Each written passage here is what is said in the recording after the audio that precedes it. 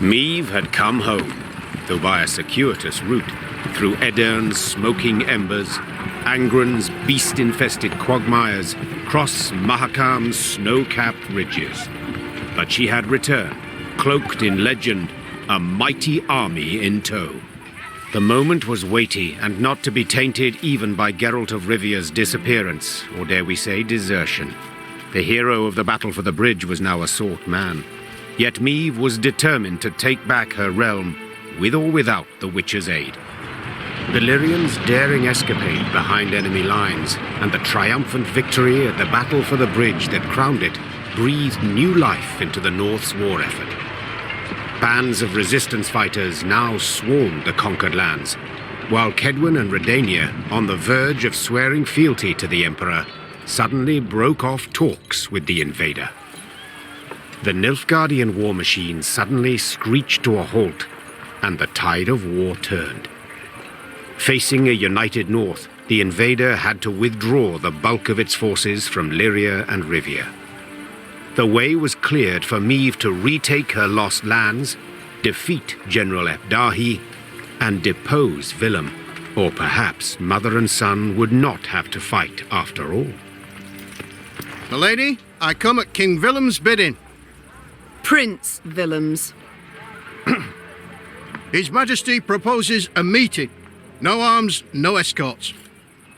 His Majesty? Whelp's barely tall enough to reach his mother's bosom. For shame! Silence. Let him say his piece.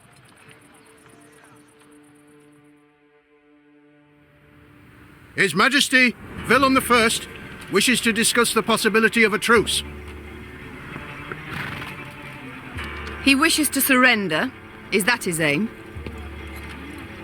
Your words, not mine, Your Grace. I've a few more on the tip of my tongue, but save them I shall for later. Willem I's chosen the site for the parley in... Willem I will choose nought. If he wishes to speak, let him meet me midst the ruins of Devil's Tower. Understood, Your Grace. I'll relay your terms. Willem's emissary rode off, serenaded by hisses and jeers. Frightened by the clamour, his horse reared and kicked. The rider forced his mount to obey with cracks of his crop, striking many more times than was necessary. The fool. Nag'll toss him off first chance it gets. Soon as he loosens the reins. No great loss, I wager. But tell me, your thoughts on this reunion? Sounds a ruse to me. But I know that won't stop you. Whence this certainty? Come now, Meve. At the end of it all, he's your son. You still care about him, it's obvious.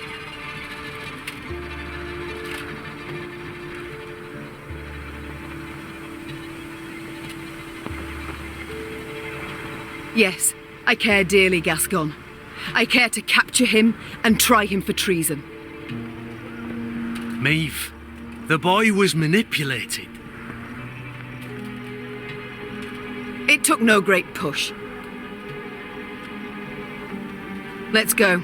They await us. Meve rode out clad in golden plate, her banners waving proudly overhead.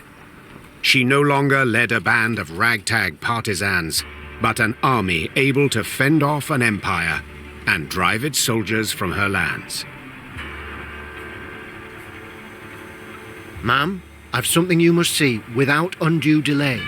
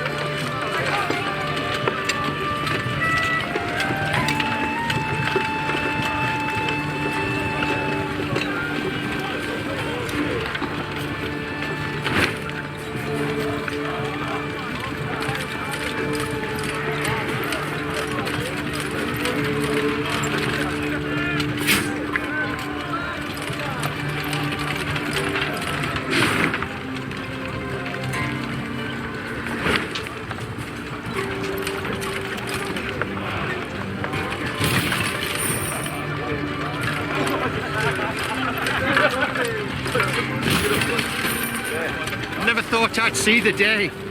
The Queen's returned. Know this, Your Grace. Blackclads have shut themselves up in our cities. They give no hint of surrender, show no sign of giving ground.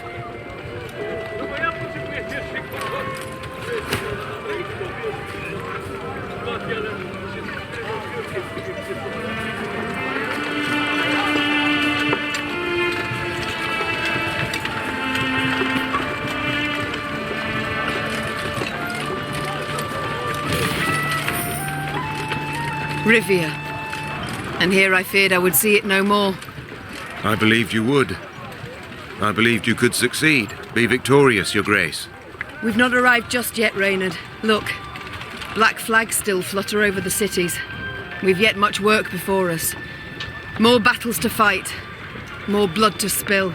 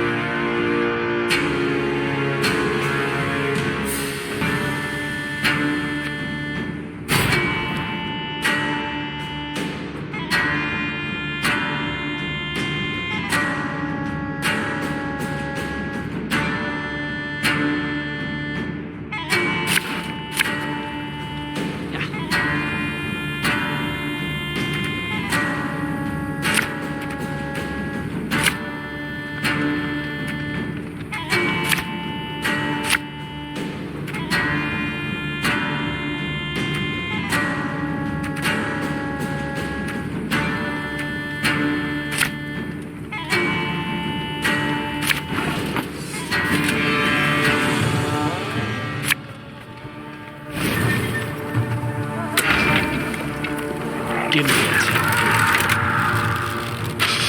I smell a leak.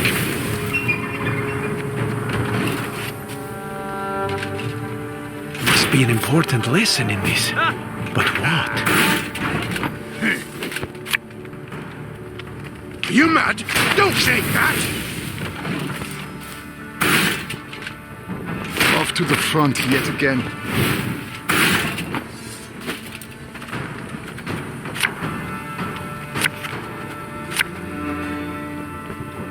Again and again and again.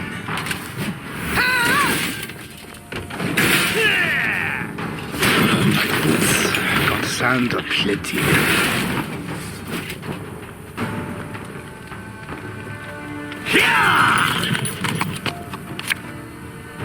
Our ballista, your command.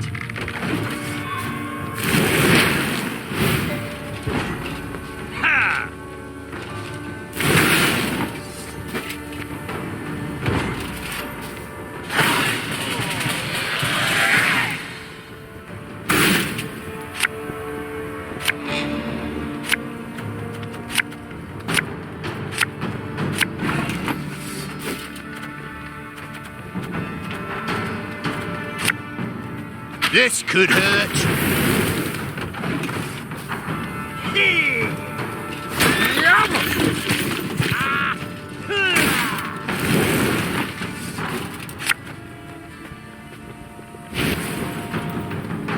Watch your heads!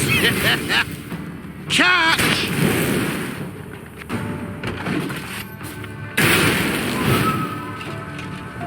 Quiet, or the Commissar will hear.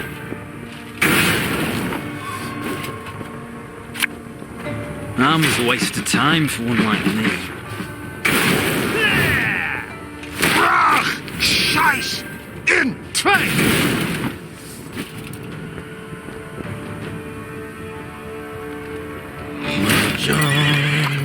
John.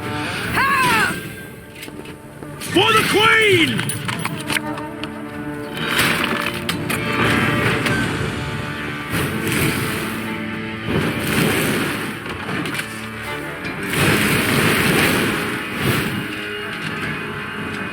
Yes.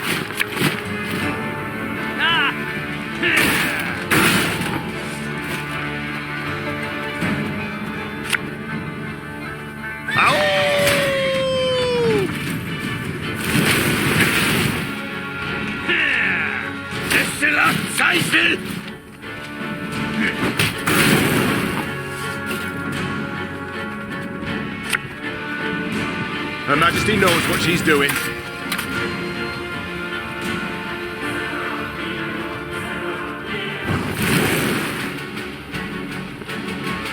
This harvest will be reaping black-clad hands.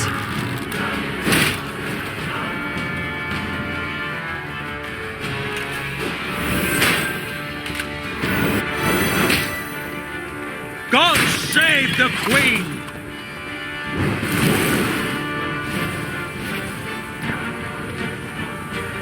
Make love, not war.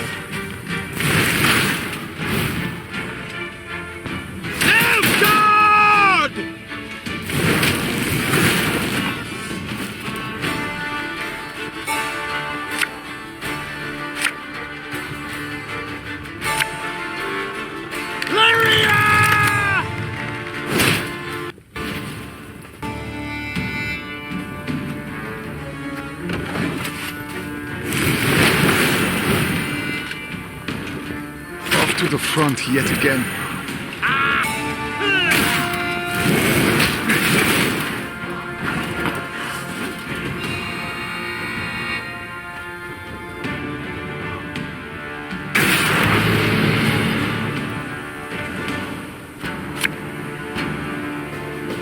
My spirit's willing and how, but these damn boots are killing me.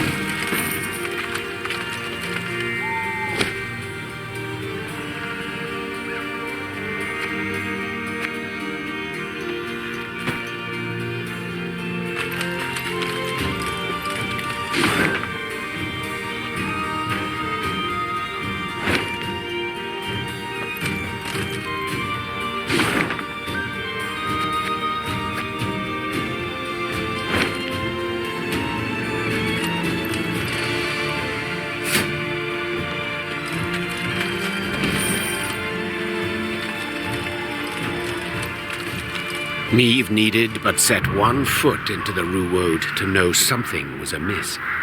The sickening stench of rot hung in the air. Flies swarmed in thick clouds, and crows cawed in a deafening cacophony. What had caused this murder to amass? Well, Meve's scouts soon found out, Your Majesty, reported a certain Sergeant Nademur. not far from here, past the bend, there's a cutting and it's full of bodies. Our boys and the blackclads alike. Bodies mutilated, horribly so, guts ripped open, entrails strewn about, heads lopped. Somewhere, like Yes? branches embrace him, grip them tight, as if the trees, they strangled them. Hearing this, the Queen ordered a halt to their march. They would go no further, she thought, till they knew what had killed those men. Luckily, witnesses were soon found. A haggard band of resin burners emerged from a nearby dugout, black with dirt, covered in dried blood.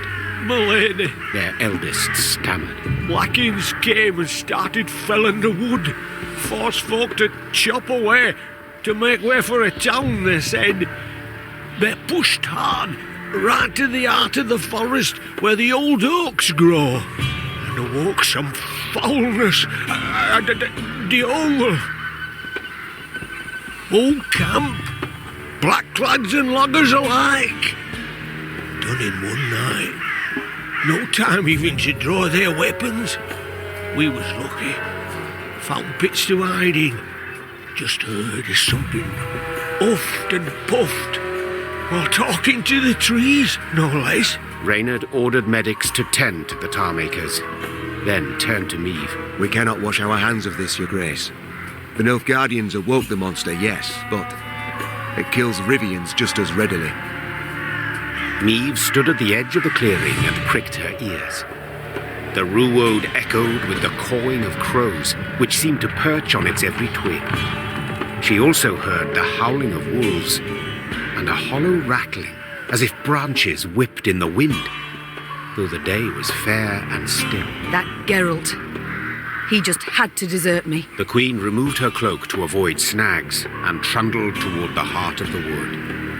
Her soldiers followed, clutching cocked crossbows to sweaty cheeks.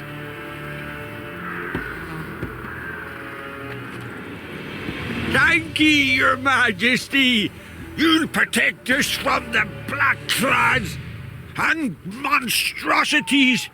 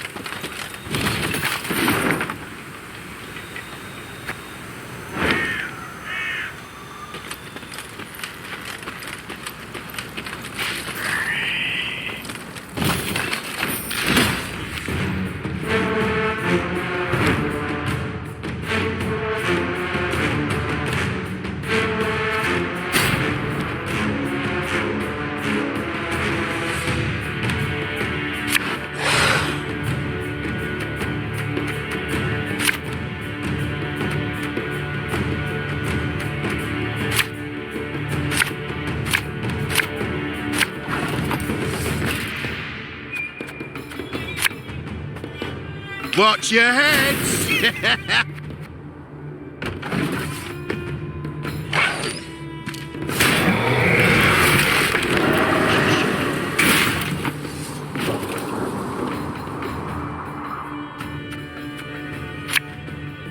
We'll catch 'em all!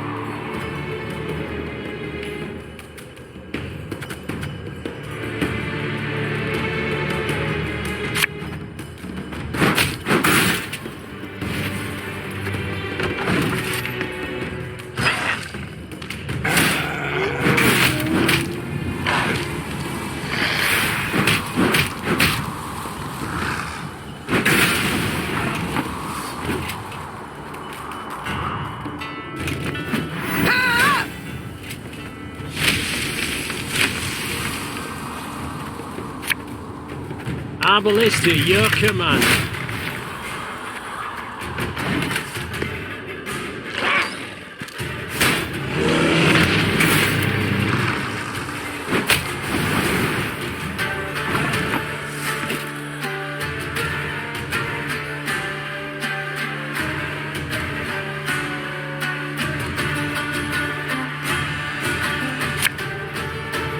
Again and again and again.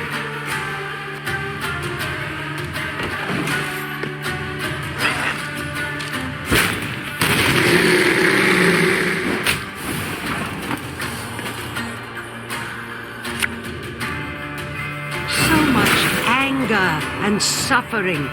For what?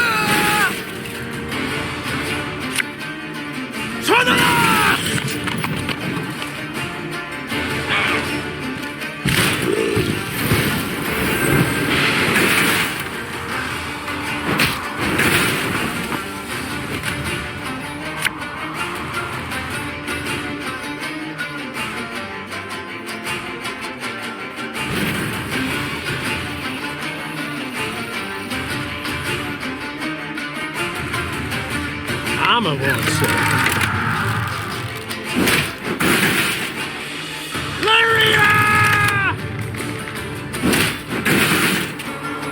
One more.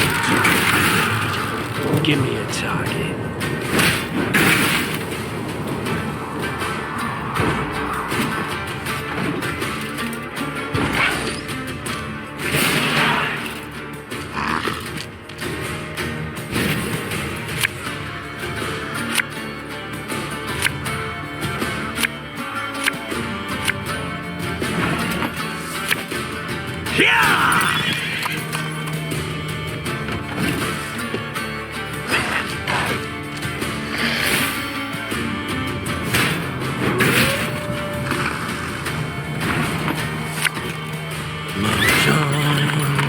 John.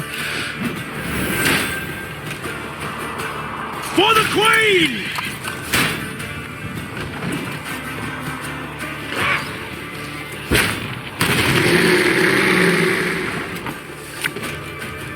The chase is on!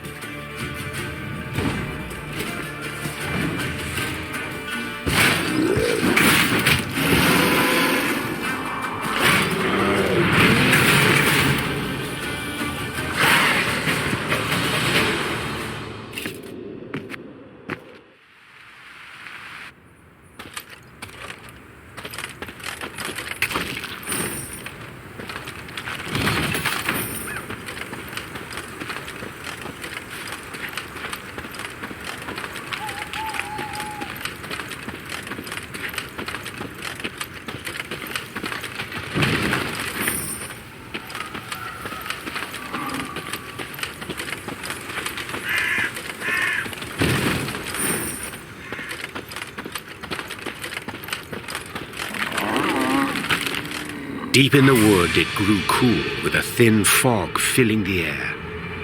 Meve pushed past a large branch of hazel and froze. Before her stood a tall figure, nearly human in form, save the moss-covered deer skull in place of its head. Empty eye sockets burning with naked flame, the monstrosity hurled itself at Meve with a roar. Rally to me! Cried Meve, raising her shield. Everyone! Anyone, to me!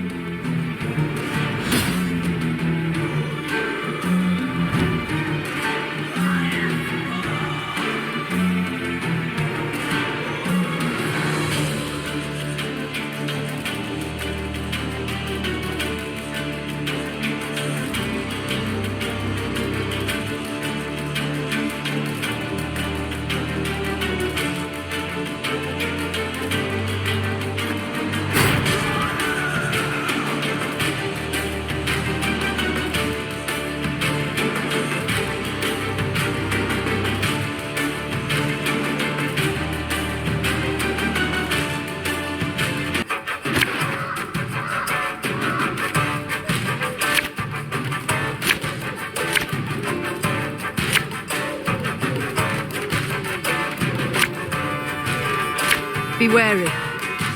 We know not what this thing can do.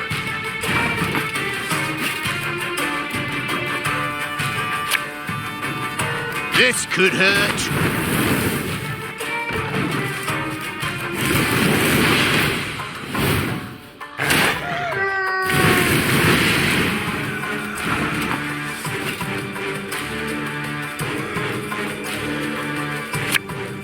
Watch your heads!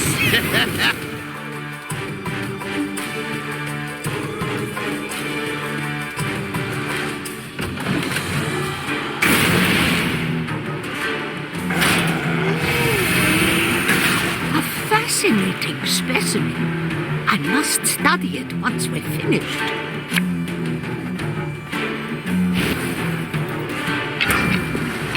We'll catch 'em all! Our ballista, your command.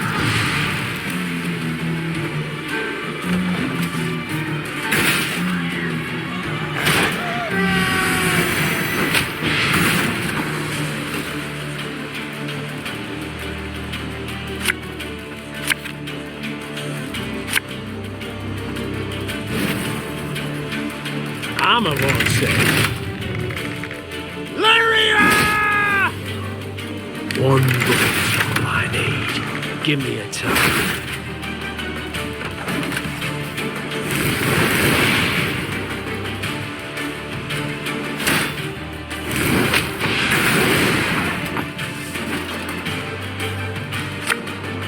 The chase is on!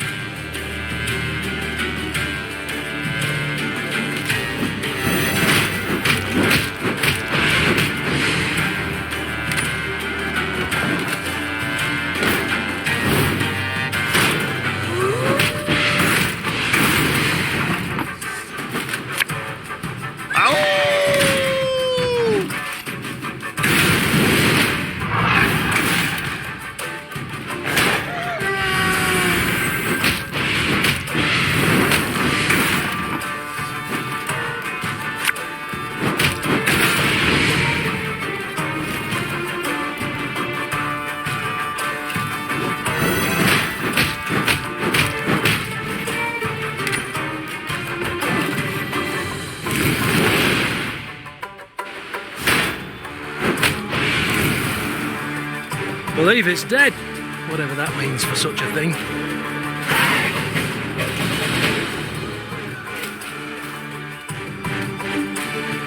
Attacked from all sides, the monster teetered and swayed, fighting off their blows with ever greater difficulty.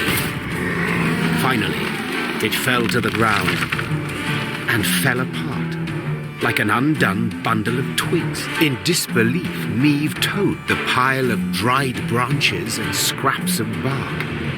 She saw no blood, no entrails, as if no monster had ever stood there, as if it had all been a dream.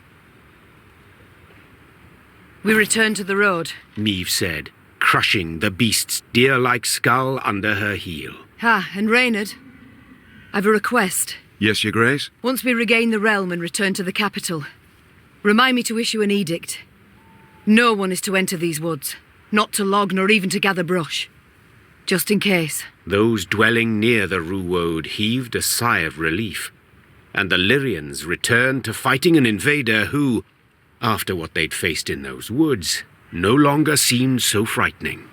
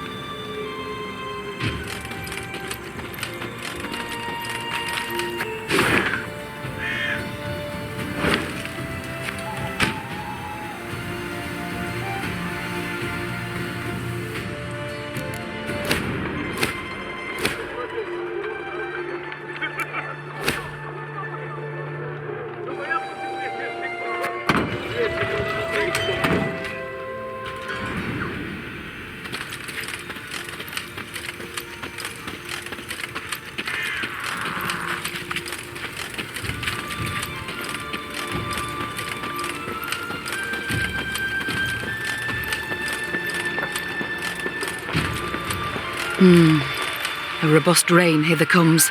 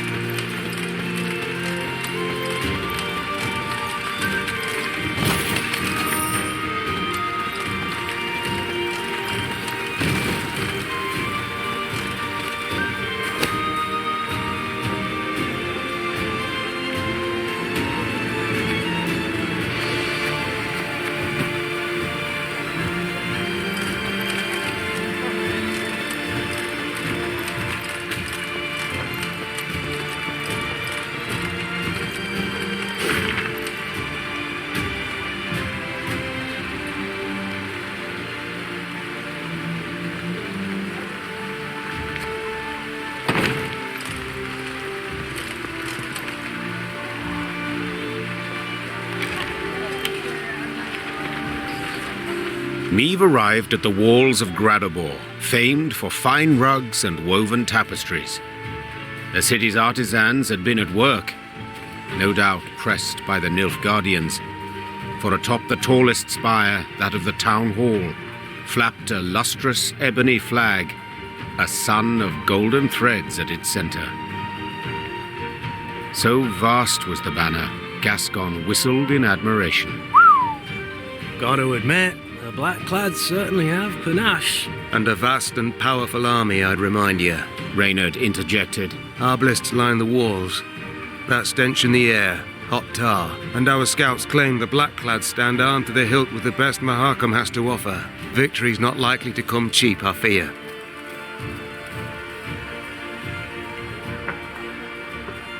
No cost is too high, said Meve, a hardness in her voice. Reynard, Gascon, ready our men to attack. The Lyrians needed no more encouragement. Since arriving, they had reveled in anticipation of taking the city, then ripping the banner from its spire.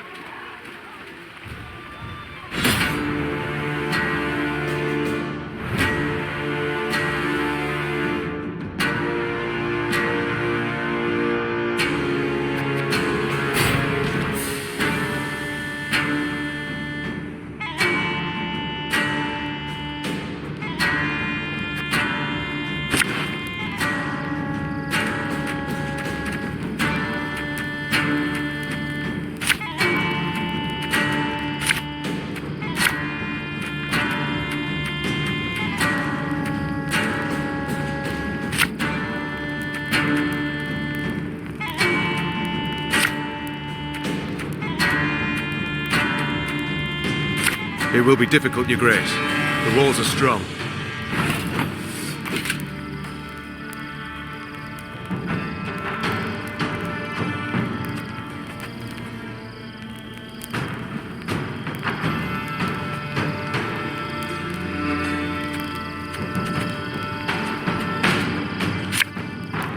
Watch your heads!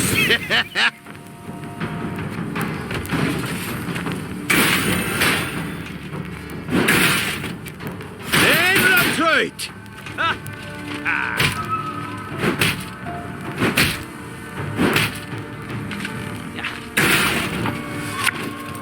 Catch!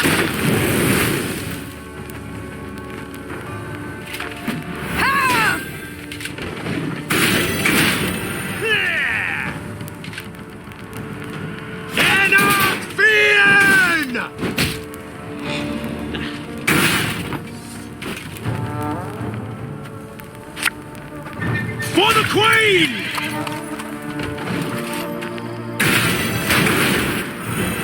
The gate! Someone's opening the gate! Forward, march!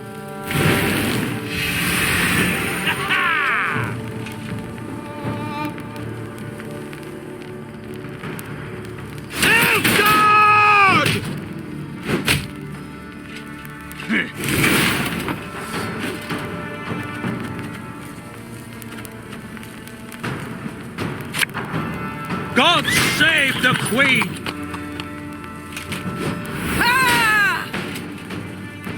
To the last!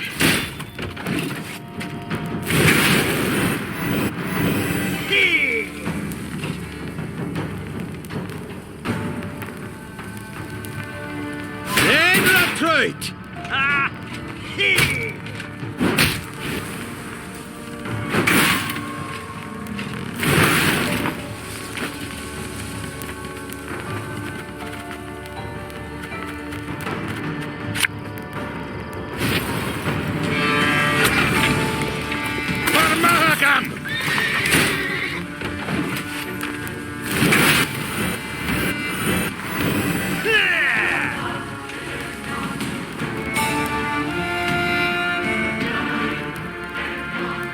Wise choice.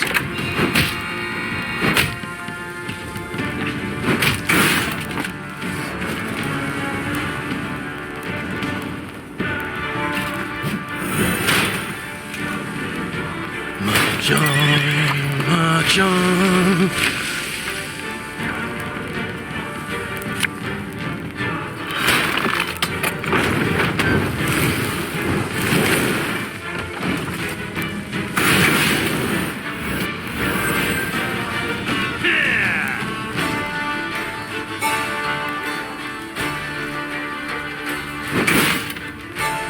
Igor.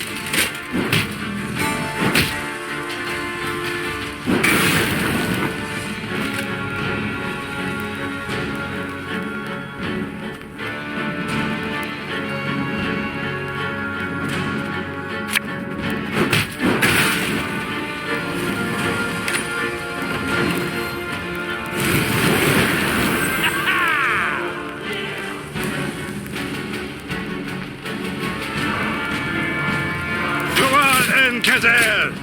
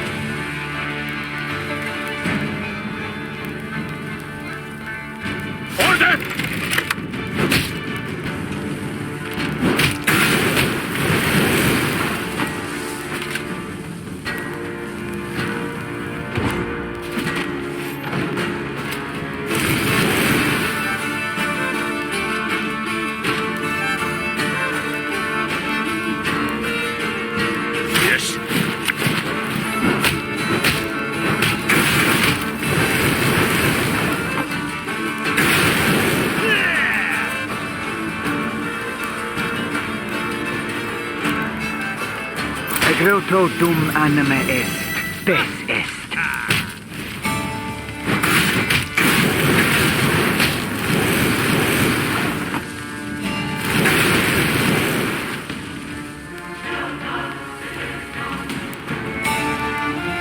Destillat Zweifel!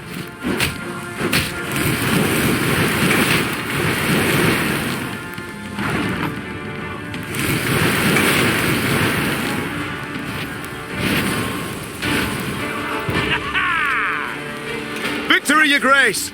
The city is ours!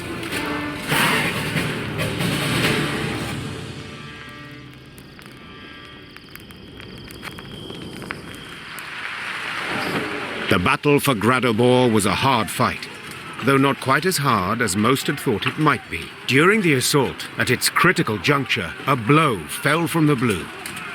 The unlikely heroes, merchants and burghers brought together by the city's guilds. A wave of them, all riled, swarmed the blackclads at the gates and opened them wide to let Lyria in. Onward! Follow me! As fighting died down around the city, Meve rode for the town hall on a personal quest. Nilfgaard's vast, garish banner rippled overhead. With its halyard cut, it plunged like a great black bird, stricken. It was the last any would see of the golden sun over Gradobor. 3 cheers! Hip, hip, hooray! The Lyrians were victorious, though not without aid. Meve met with the merchants who had roused the townsfolk, inspired them to rise up and fight. Many of my soldiers, dozens, perhaps hundreds, owe you their lives today, said the Queen. For that I am deeply grateful. No, deeply indebted. Should you know a way I might repay the debt, don't for a moment hesitate to ask. The merchants exchanged glances, nodded, grunted, agreed with each other without uttering a word. Then one, a clothfuller, his moustache most robust, stepped forth, bowed low, and spoke for them all. Your Majesty, the invaders brought laws what don't agree with customs we've long held. Non-humans they forced us to accept. Let them join our guilds, sit on the city council. It's right ridiculous, it is. These treacherous dwarves, why, they've been on their side from the start, so it's no wonder. But, well, the Nilfgaardian reforms, we'd like you to revoke them. Non-humans must know their place. An awkward silence ensued. All turned their eyes to the Queen, awaiting her response.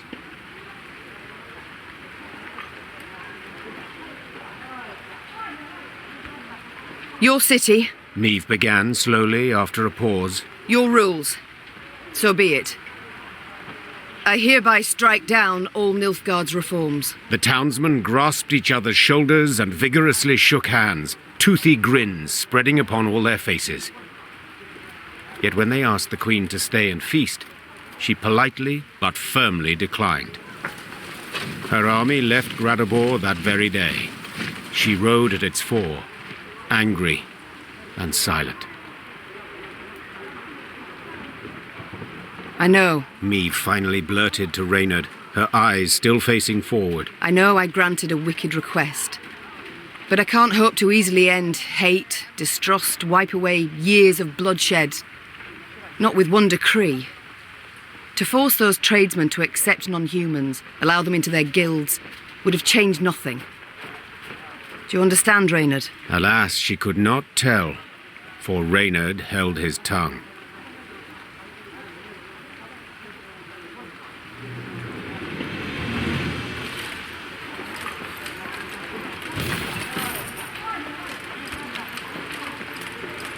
Dwarves are good to die for, Rivia, but nae to live in it, eh?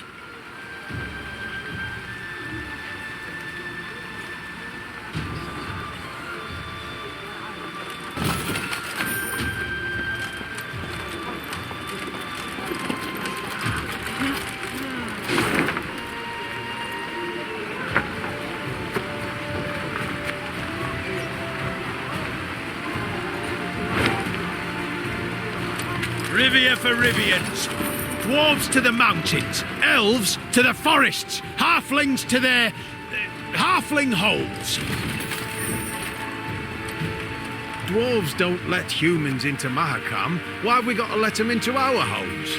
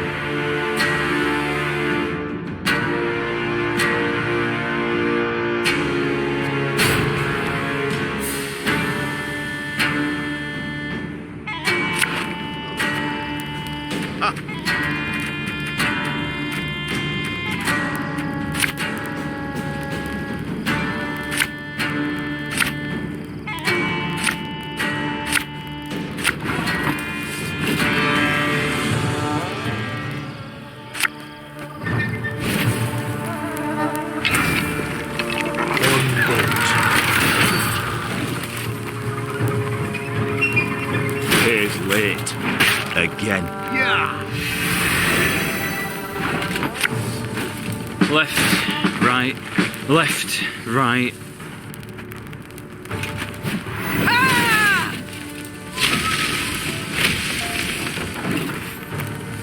Oh.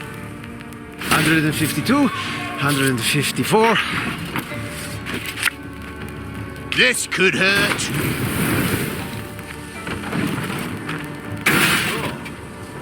Can't take it anymore.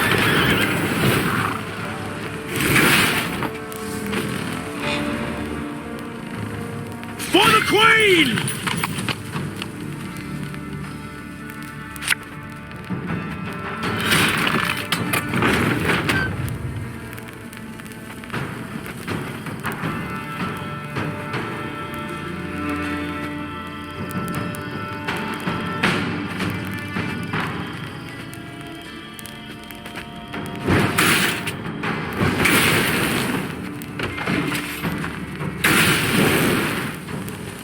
Tiny Vettles, hungry like a wolf I am.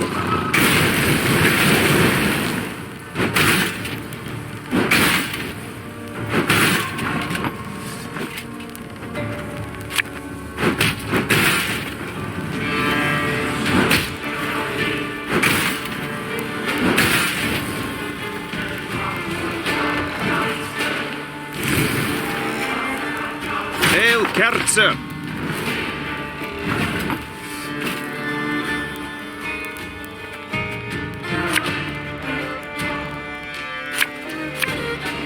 Give me a time.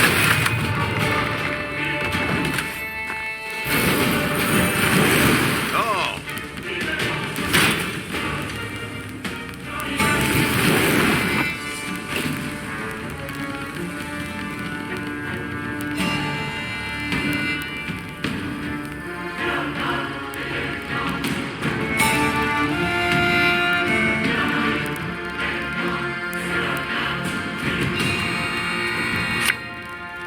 The chase is on!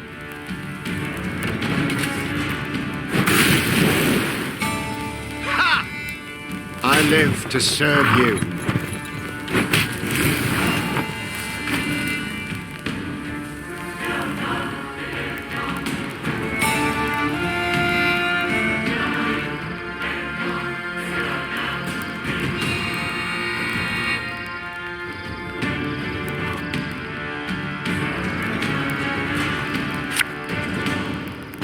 God save the Queen!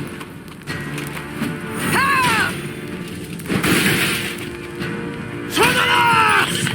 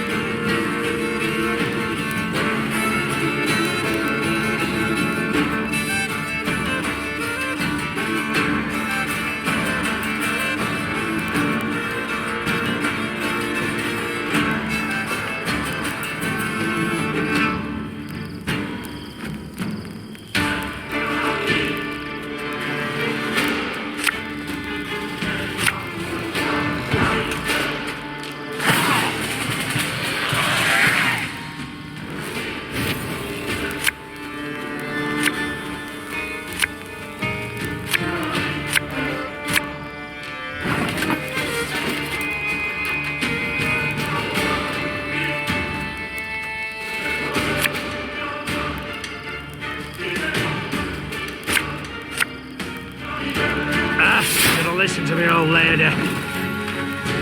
Ha! Scrubbing duty again? Oh, gods.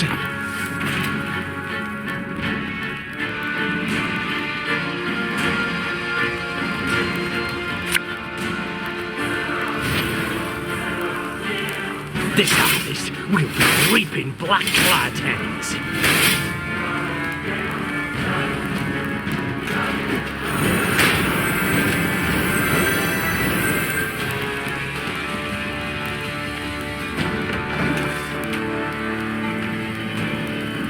Again and again and again.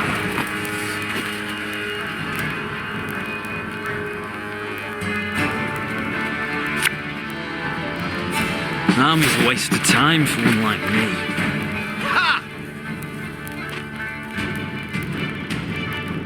Discipline, that is what you folk lack.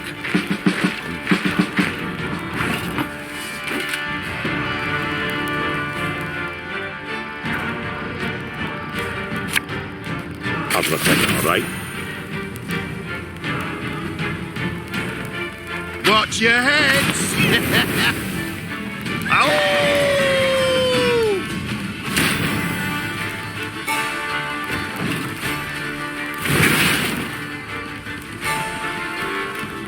Without hesitation. Burak!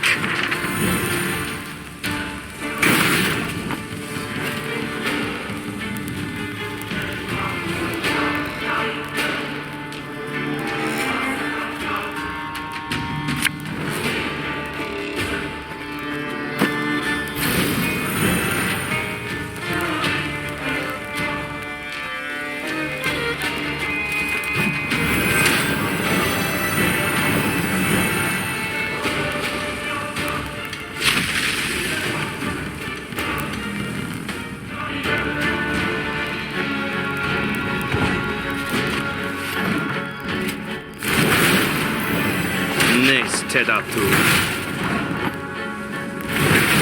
Eritwa.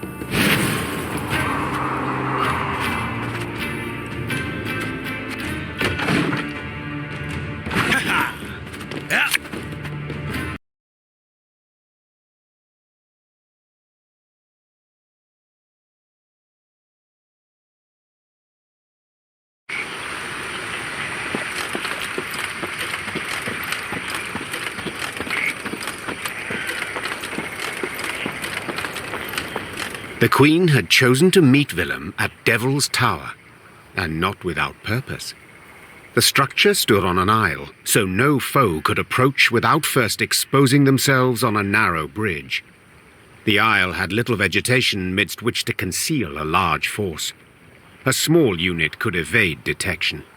Altogether, not much to fear. No escorts were your terms, began Gascon, with a hint of mischief. But better safe than sorry, I always say. What are you suggesting? Yours truly and 4 chaps behind the walls. Give a signal, any signal, and we'll leap to your side. Meve struggled with her conscience. There was no honour in Gascon's plan, but prudence, certainly. In the end, she nodded in agreement, though not without compunction.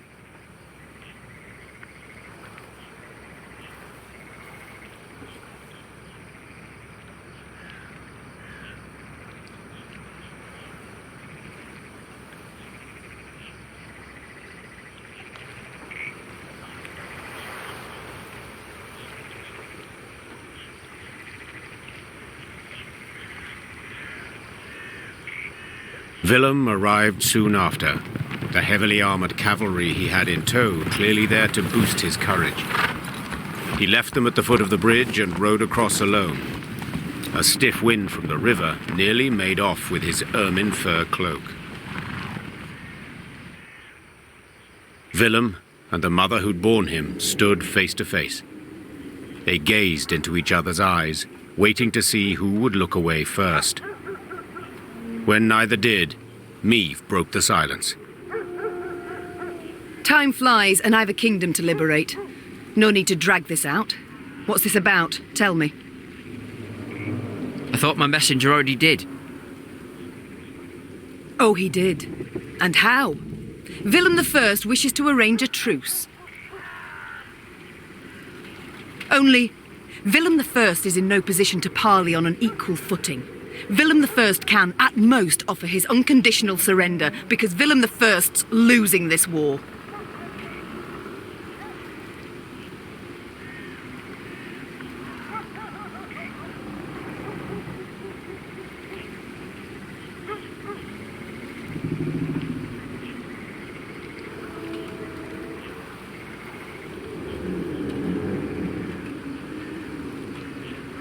Yes, Mother, I am.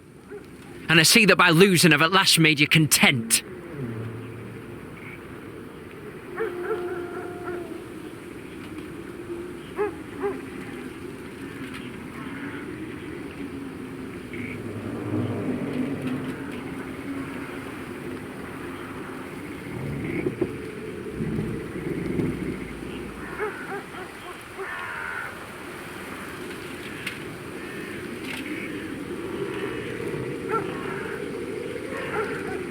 Willem, we do not meet as mother and son. We meet only as leaders of 2 armies at war. Can you separate the 2? Truly? I must. If only not to lose my mind. I see. Then let us parley. I'm losing, you say. And you're right. But I haven't lost yet. And have no intention to surrender. I am ready, however, to renounce my fealty to the Empire and pledge my forces to you. As long as you fulfill my conditions. Let me hear them. First, you will not rescind the reforms I've authorised already, any of them. Second, you will guarantee both my safety and that of my advisors. Third, I shall remain your heir and next in line for the throne.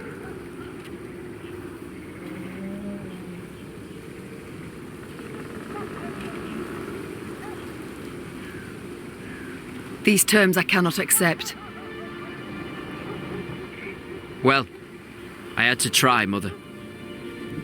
Yet I can't deny your courage either. Come here. Look me in the eye. This couldn't have been easy. No, it wasn't. I trust when the time comes, you'll show the same nerve on the battlefield. I shall seek out your banner Let the gods then settle our dispute once and for all. Goodbye, Mother. Willem bowed, turned and walked away. Meve's anger burned still in her gut, beneath a heart now heavy with grief.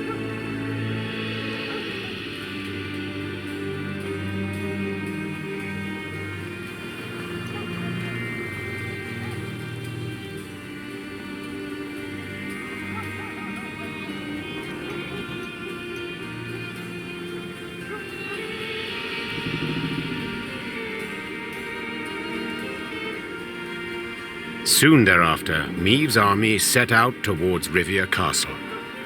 It would not be long now before the decisive battle.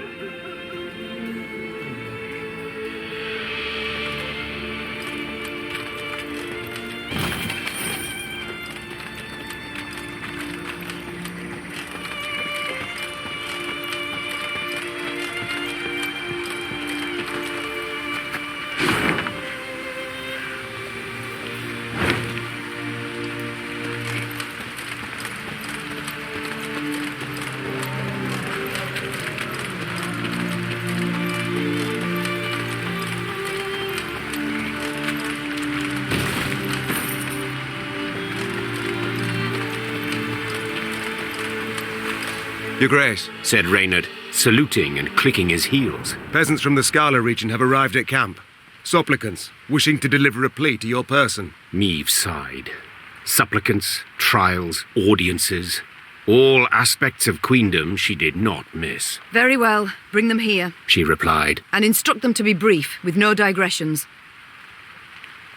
The band of commoners was led by a sturdily built beekeeper dubbed Ethelred, son of Theobald. Finding himself in the Queen's presence, he fell to his knees and waved his arms in his best impression of proper etiquette. Oh, my lady the Queen, your gracious mightiness, take pity on us tillers and toilers. Wars all around, leaving us but scraps to live off and barely that, to be honest. So we beg you, don't do it. Don't raise the levies. We can't pay more than... What? Meve interrupted. What the devils are you talking about? What? Your decree? One they nailed to our notice board. The peasant said, sheepishly pulling out a parchment and pointing to the relevant paragraph with his rough finger. We, Queen Meve, do hereby proclaim that if our throne we shall recover, the tallage, muirage and pavage we shall raise threefold. The expenses of this war for to compensate at the cost of the common folk.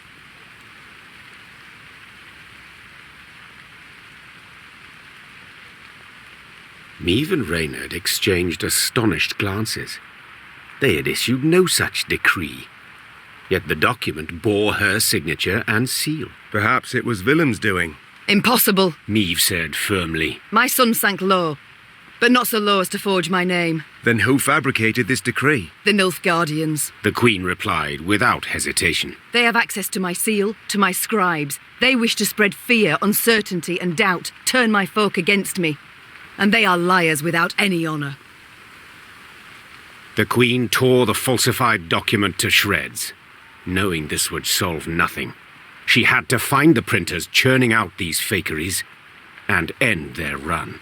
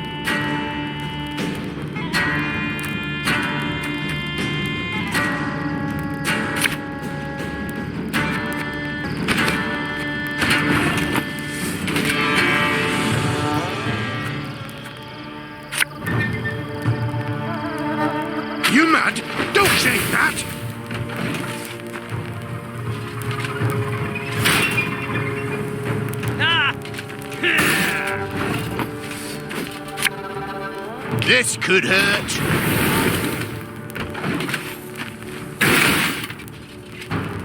$152, $154.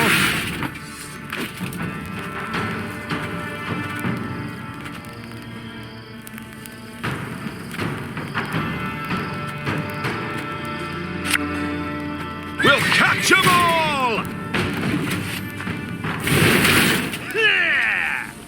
Order!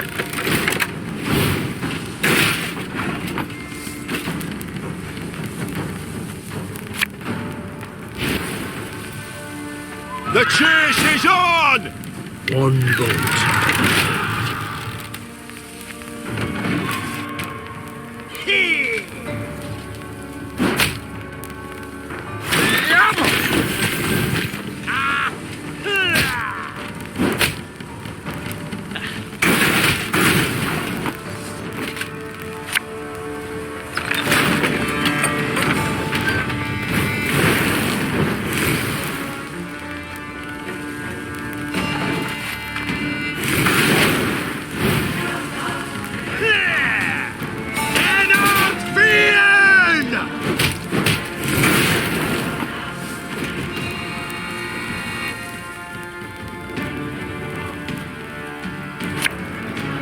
For the Queen!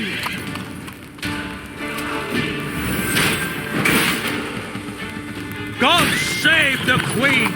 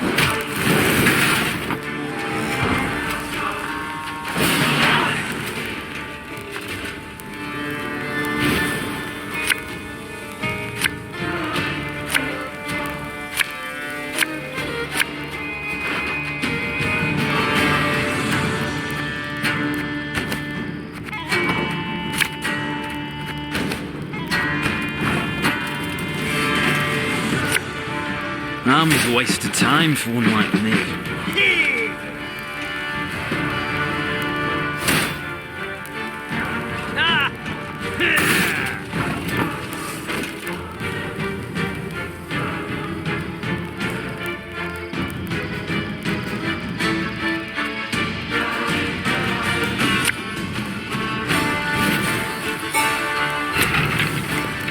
Left, right, left, right.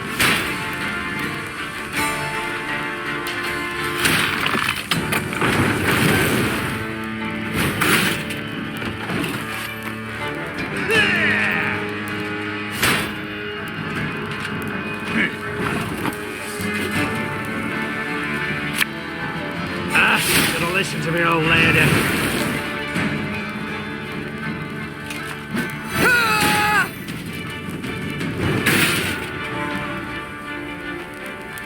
Give me a time. Watch your heads!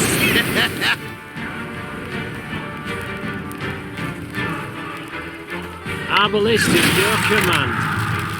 This harvest will be reaping black-clad heads. Catch! Everything all right?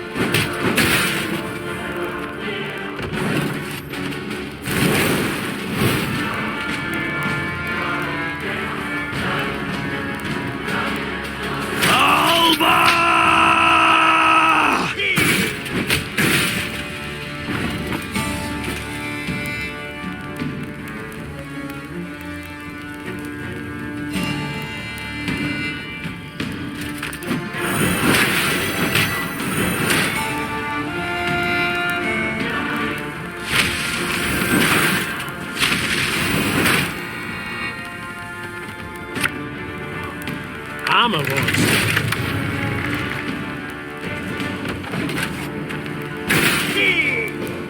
Allez, gloire!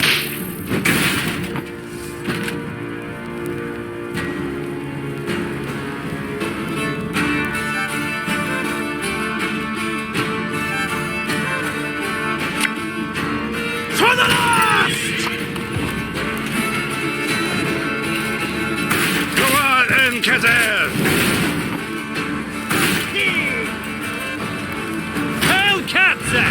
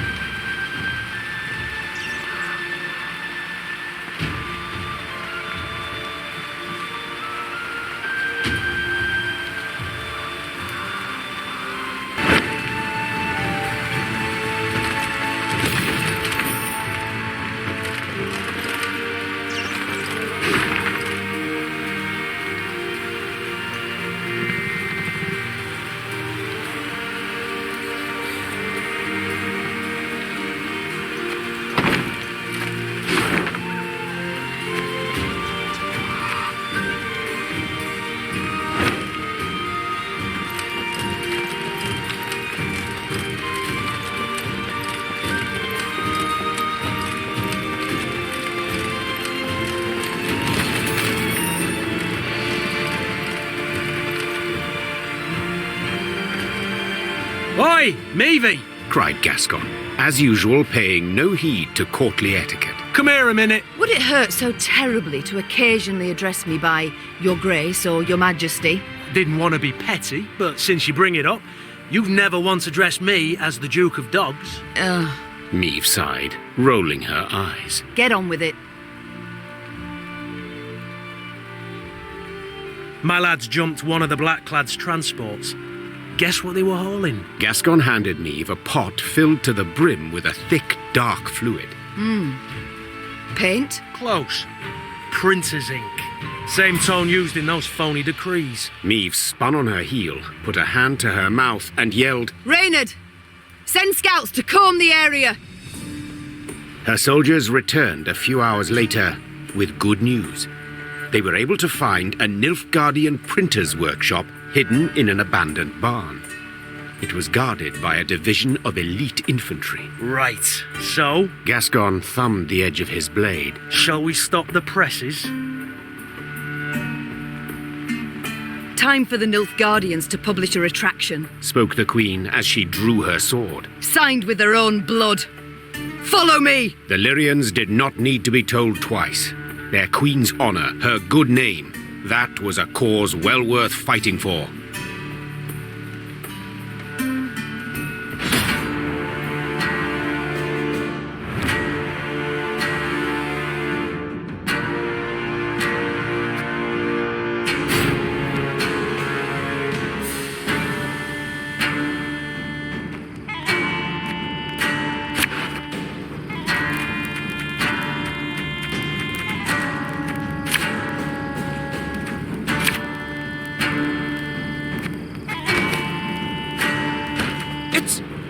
It's her! Yes, you fool her! Sound the alarm! Ordered!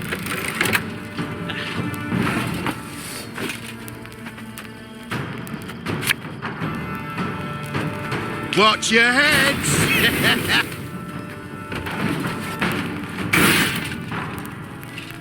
Life is mine now.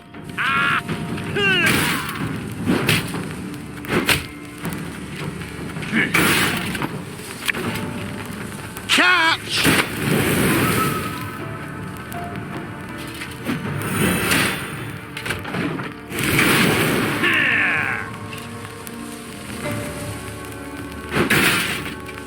Very good.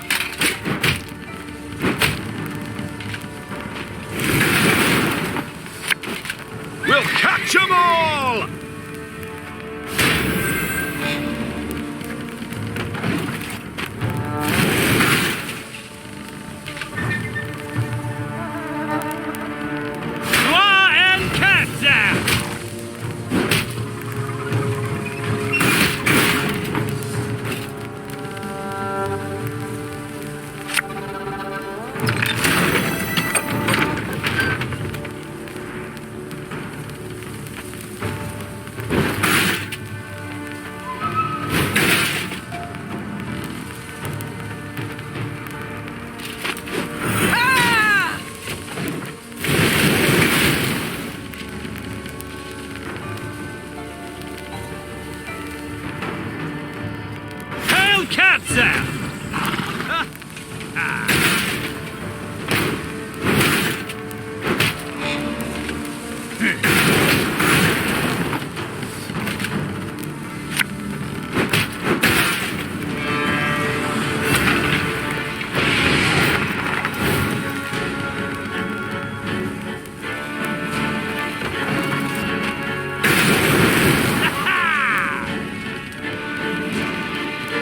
To the front yet again.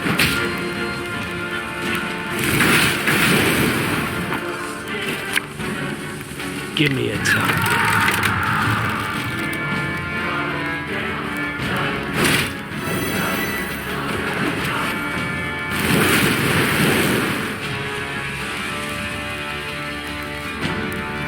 Quiet! What the colours are we here?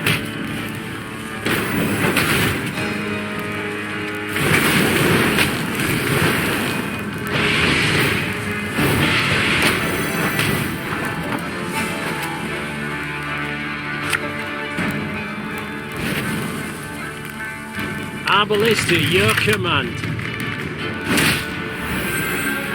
I'm a monster. Lyria! One bolt.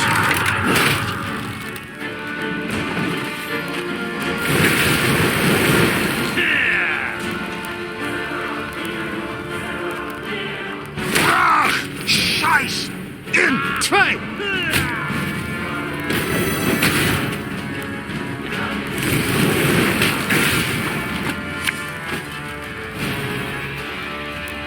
For Makakham!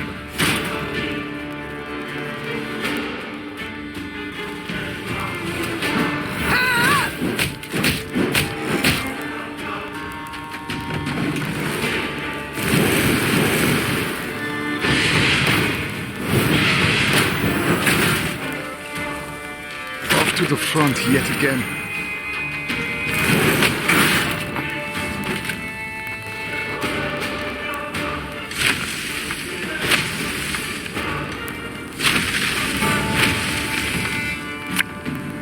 There's a time to reap, a time to sow.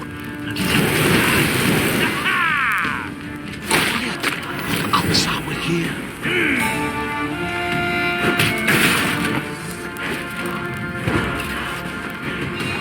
They weren't expecting us. Seems they believed their own blarney.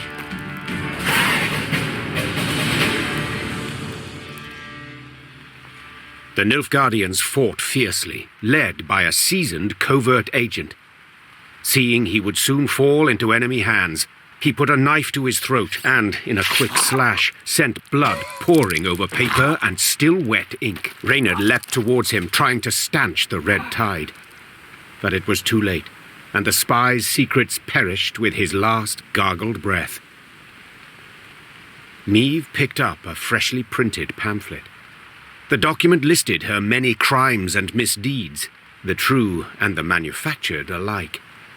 Above the main body of the text, an etching depicted her, well, in a very unflattering manner. How about a taste of their own medicine? Asked Gascon, piecing blocks of type into a scathingly foul phrase. Me and the lads will scratch out a couplet about Epdahi, spread it around the countryside, give the folk a hearty laugh at those tossers' expense.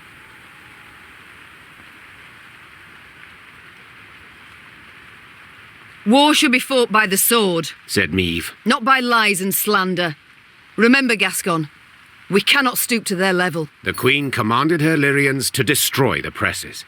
Soon, reams of paper went up in flames, and cracked blocks of type were trampled into the ink-stained mud.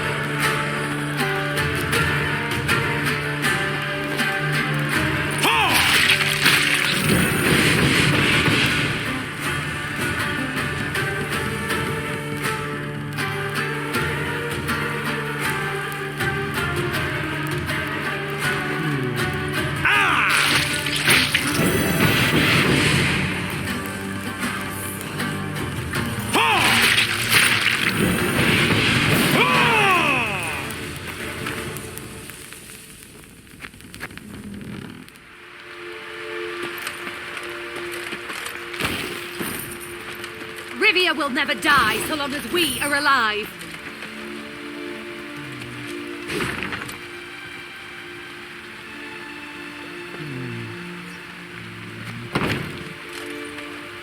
Nilfgaard will not spit in our maws!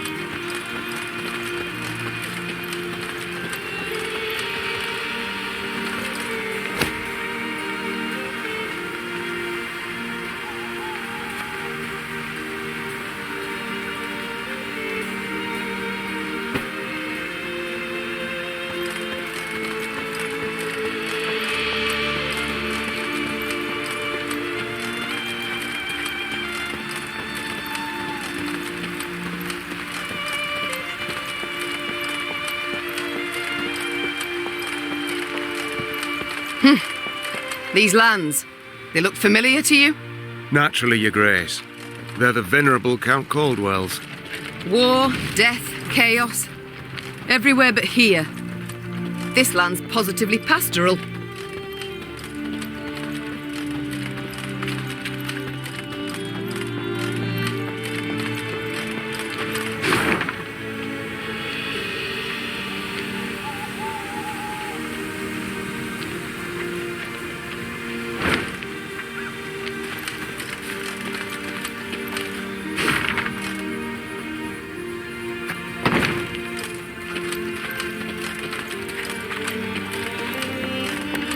The traitorous Caldwell family's residence loomed into view. Against the horizon, it looked suitably sinister. Yet the manor had changed since Meve last saw it. 2 new wings, ornate towers, a grand colonnade. And the windows now glistened with stained glass, the gilded hue of imperial suns. We must pay them a visit, Seethed the Queen. The great double doors opened with an echoing thud. Just inside them stood the heir to the estate, Dragomir, his wife and 3 children by his side, and Helena, the treacherous count's widow. Sliding the cap from his head, thus giving proof of the family's hereditary baldness, Dragomir knelt down upon one knee. Your Grace, my father's betrayal stands beyond doubt and exoneration. The young Caldwell said flawlessly and in a single breath, as if he'd practiced a dozen times. And his death at your hands was most well deserved. I ask that you not punish sons for the sins of their fathers. I ask humbly, with bowed head, allow me to stay on my ancestral lands, to serve faithfully as your loyal subject. I believe not a word slithering out of his mouth, whispered Reynard. The first chance he gets to stab you in the back, he will take.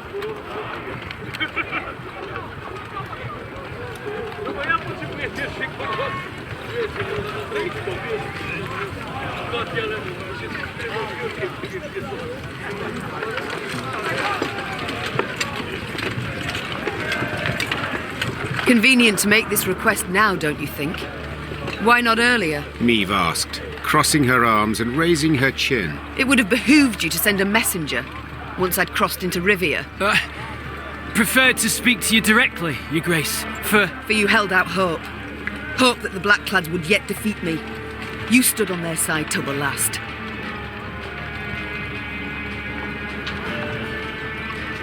No. The Caldwells I trusted once, but I shan't make that error again. You've one day to pack your chattels and go.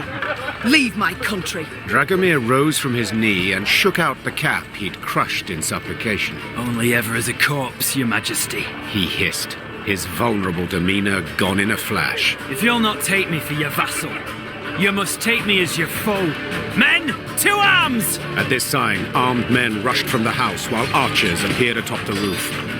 Clearly, Dragomir had expected to be refused.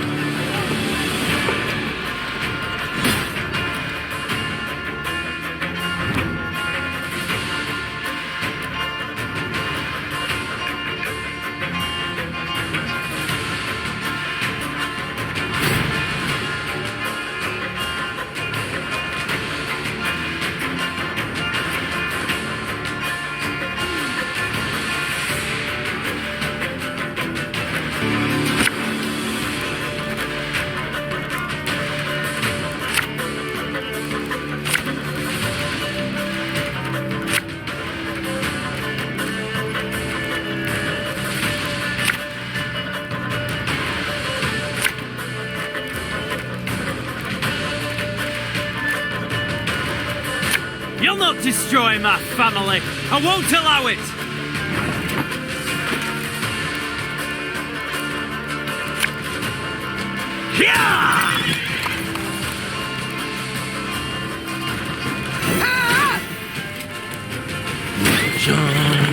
March on. Aye.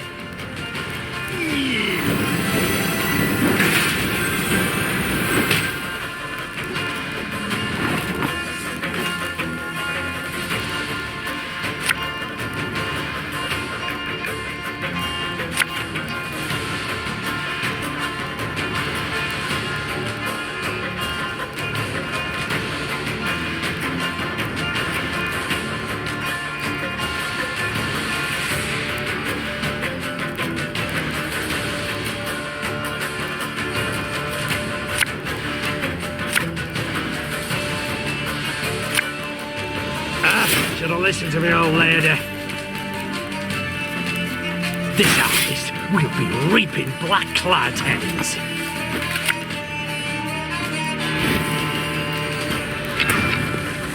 My spirit's willing now, but damn boots are killing me.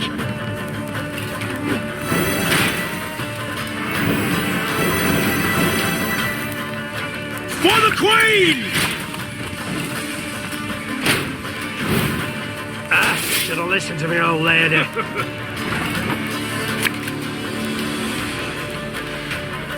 You mad? Don't say that! Long live me!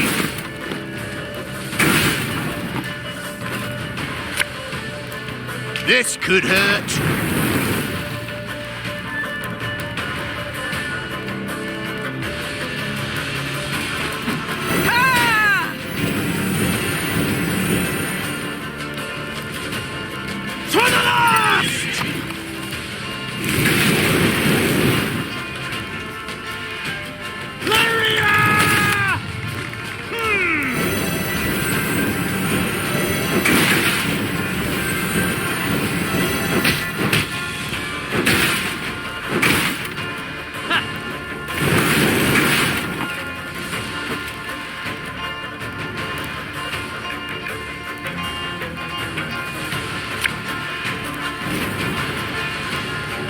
Again and again and again. Father was right about you.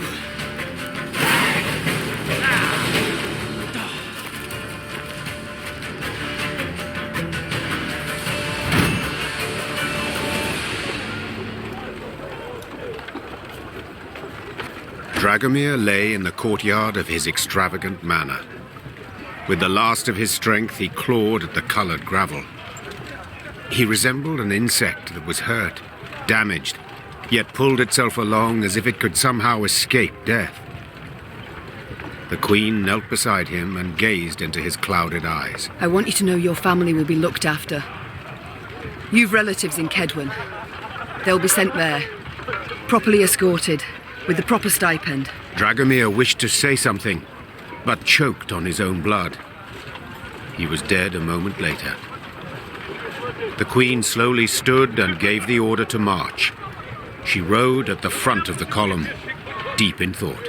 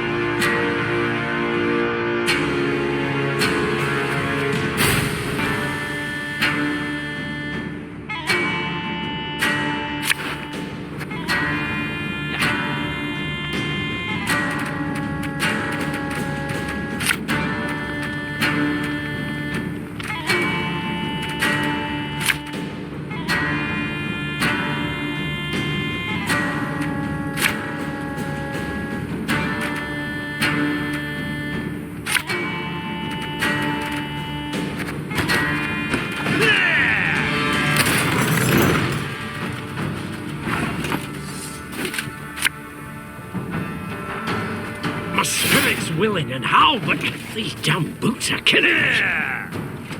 Barbarians.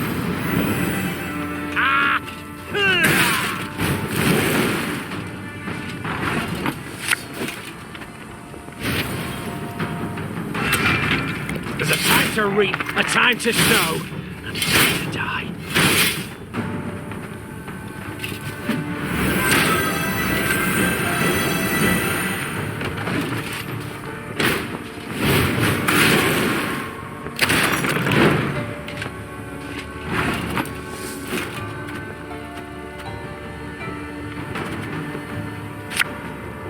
Give me a time.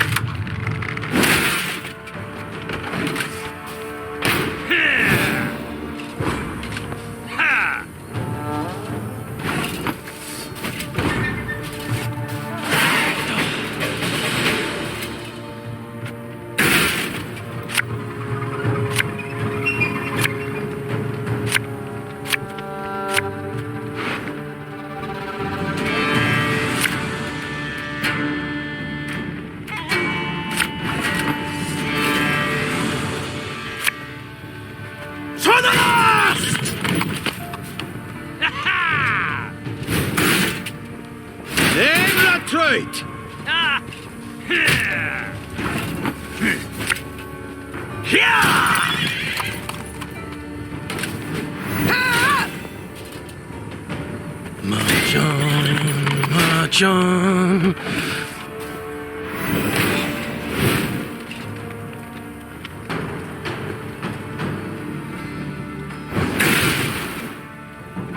I warned you.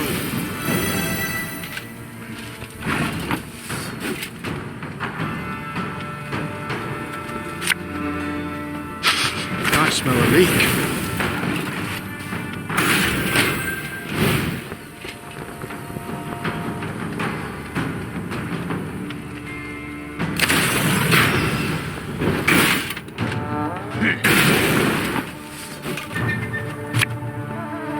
You mad?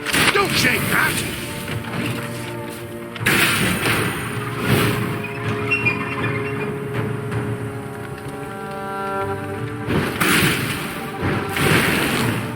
Hellcatcher!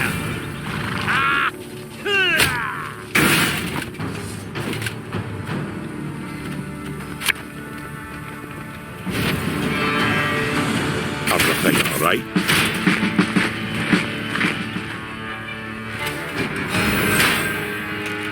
God save the Queen!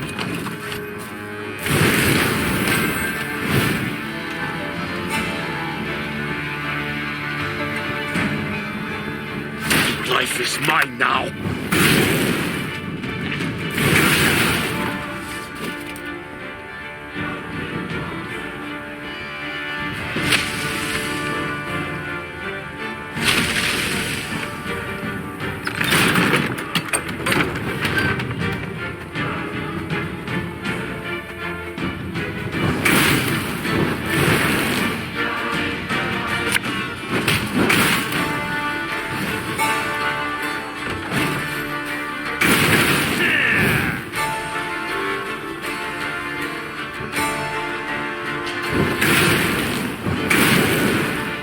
Wise choice.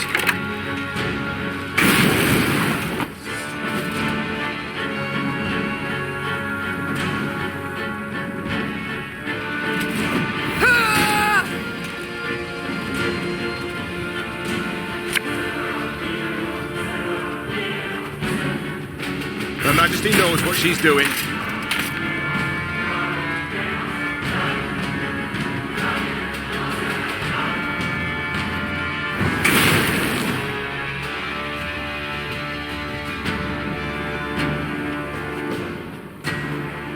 This could hurt. Water is the poison.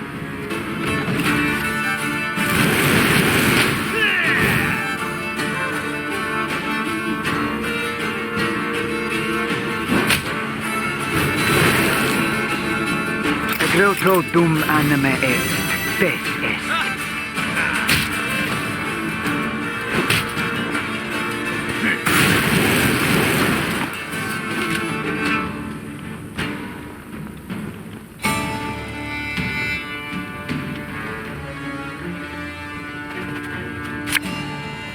Army's a waste of time for one like me.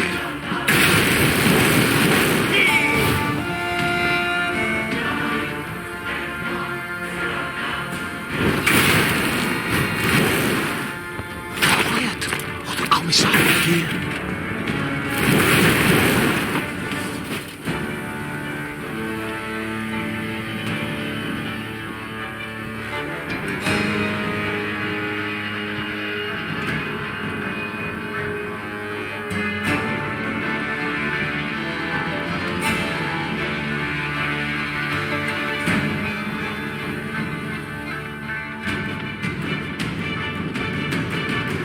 Our ballista, your command. Armor won't say. Left, right, left, right.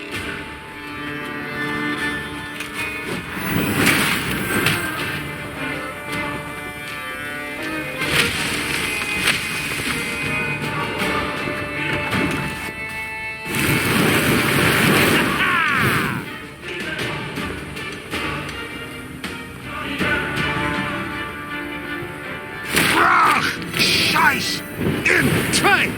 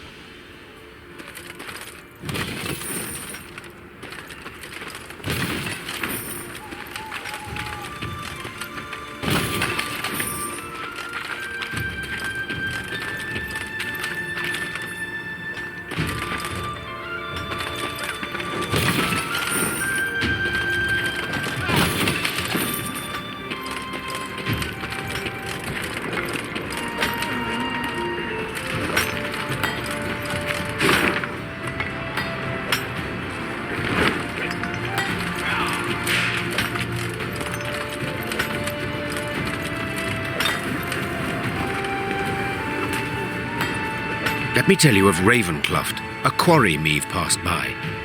A quarry with a dark history. For years earlier, its wall had collapsed, burying dozens alive. Scholars summoned from Oxenfurt were unanimous in their findings. The rock was fragile, further digging would likely cause slides. Meve had heeded the scholars' advice and closed the quarry by royal decree. Yet now, as she neared it, Meve could hear the even tap of pickaxes. She dispatched scouts to investigate. They returned promptly, their faces sullen, their cloaks blanched with a fine limestone dust. Quarry's open anew, Your Grace. Nilfgaardians. They've got folk in the pit working it. Appear to be from the surrounding villages. Interesting. Their engineers have found a way to render it safe, secure the walls. I'd say that's right unlikely, Majesty. Judging by the fresh graves we saw. The Queen then turned to Reynard, as ever at her side. Reynard, what do you advise? As a soldier, my Queen, I'd advise against any kind of assault. The terrain's hard, unsuitable for a fight, and we've little to gain from a victory. As a man, however... Yes? To leave our folk in chains, in that death trap. 'Twouldn't be right.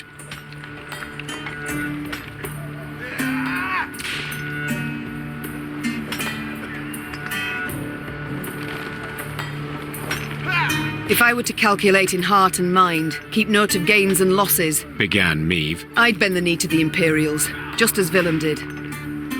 But bloody arithmetic won't dictate my course, for I do what's just.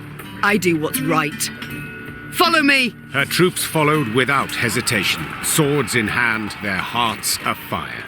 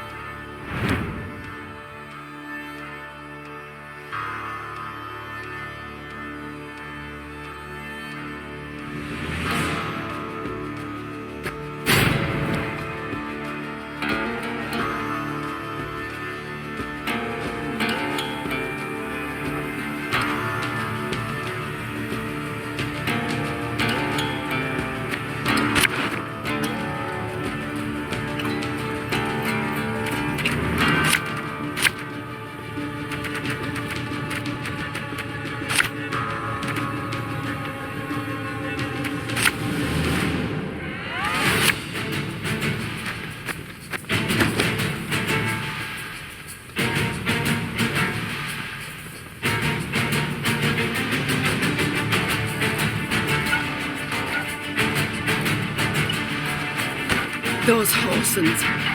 Forcing my own subjects to fight us. Life is mine now.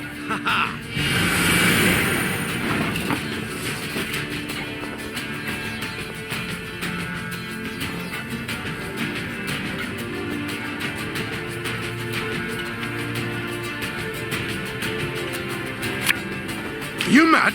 Don't say that!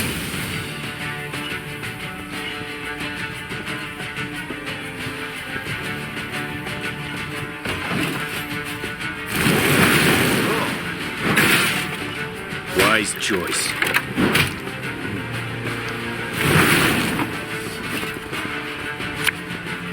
This could hurt.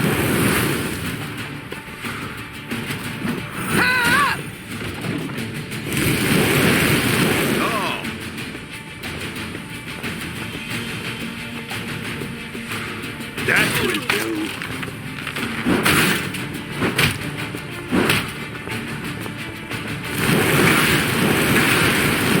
Your Grace, if we begin killing the overseers, the labourers will turn against them.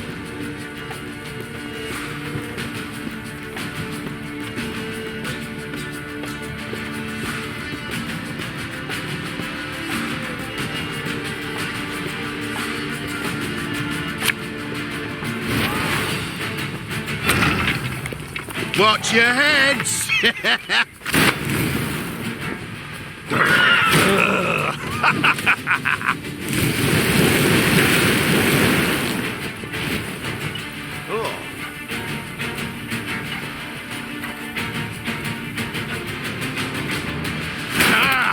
This one's got spirit.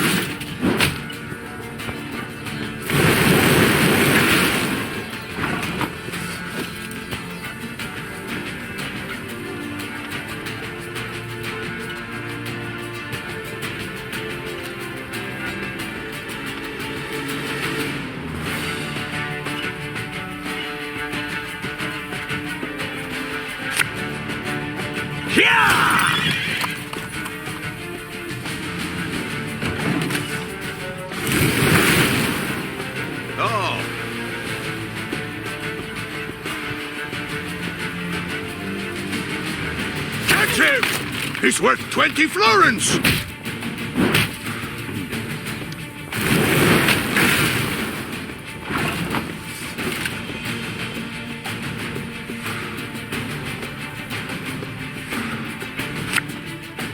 My spirit's willing and how, but these damn boots are killing me.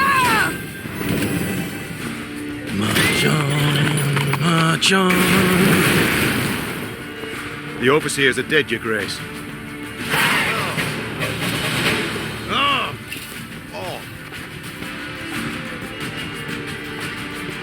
The Lyrians handily dispatched the Nilfgaardian overseers, more trained in the ways of the whip than the sword.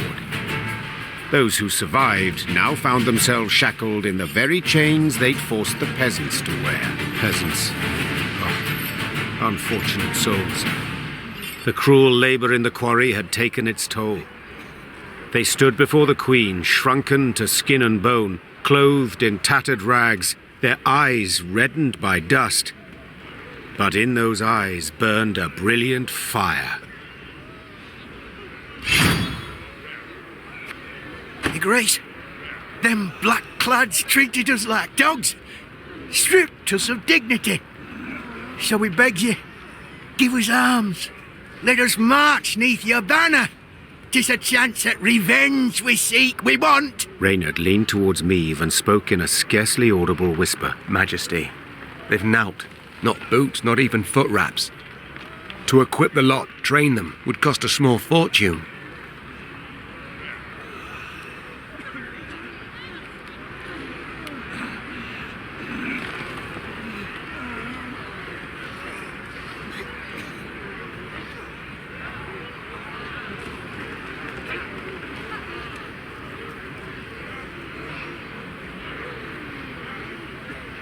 "'Tis true.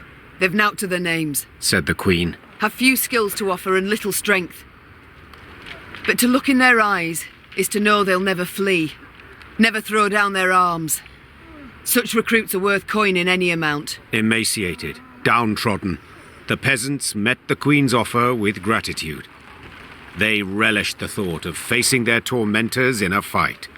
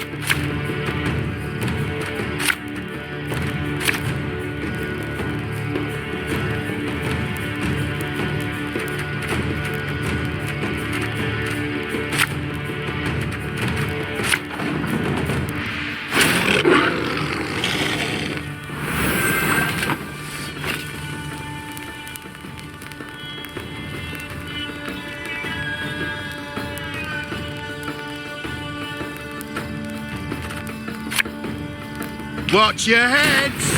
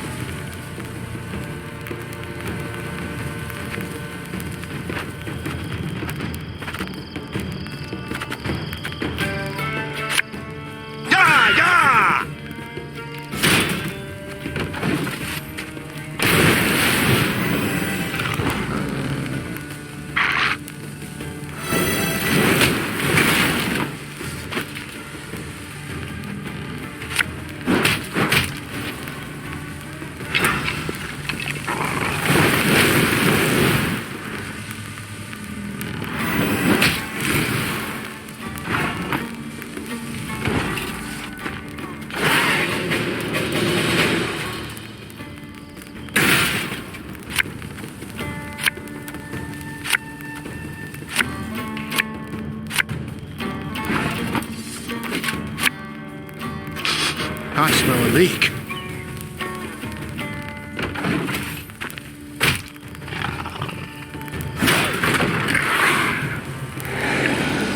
There's a time to reap, a time to sow, and a time to die.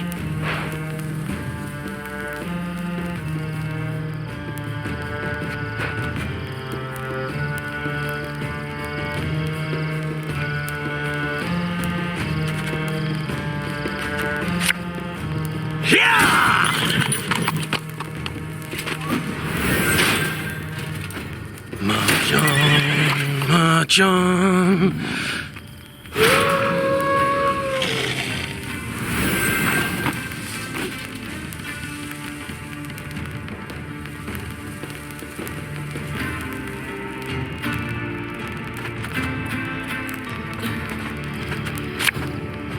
For the Queen!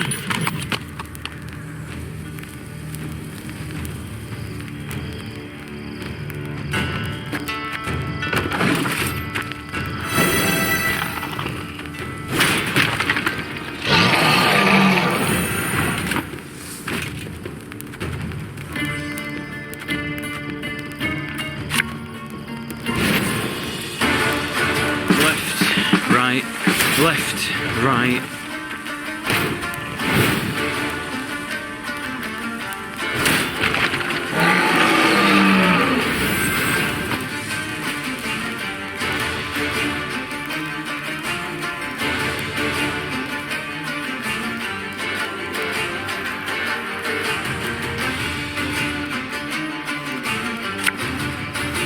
Again and again and again.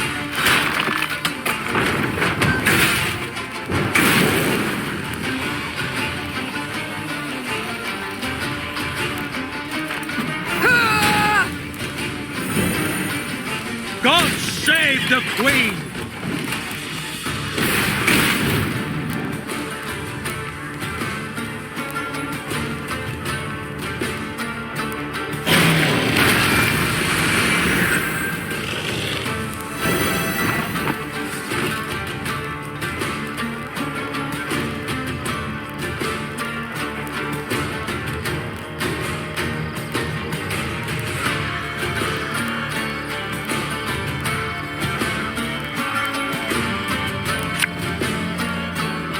Armor was.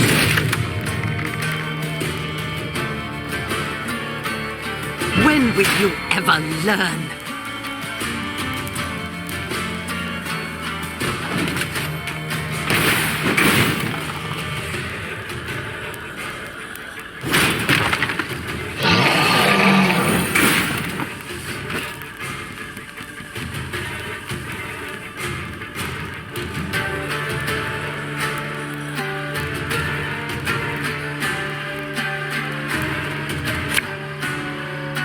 We'll catch 'em all!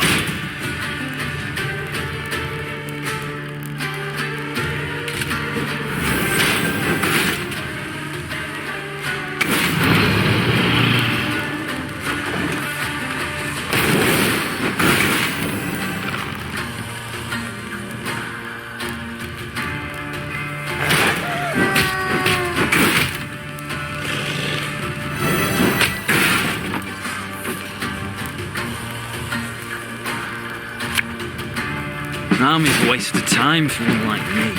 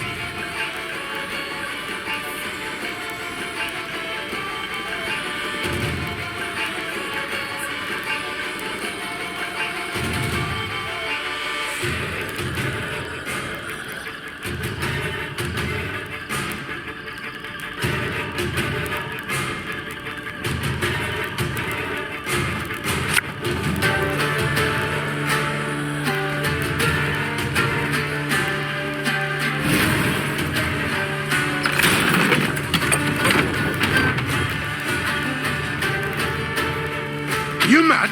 Don't shake that!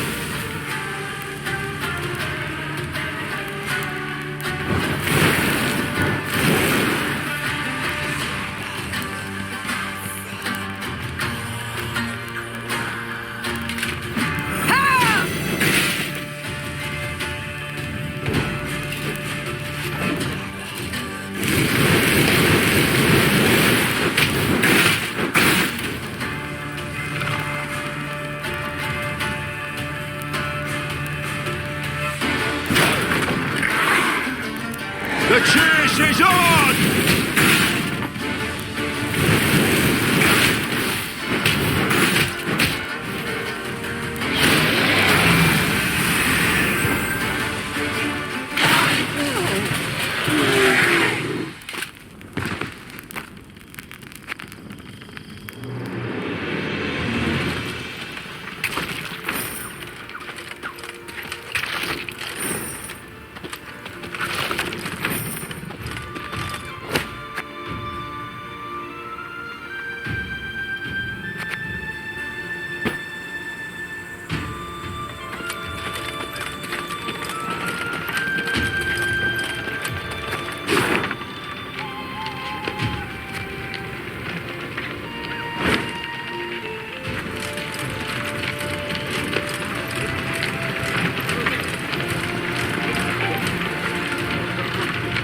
Meve now reached Willowhain, a settlement she knew well, for it lay near Waldenrad, where in peacetime she would go to escape her queenly duties and enjoy the thrill of a hunt. Pheasant, grouse, and partridge in abundance.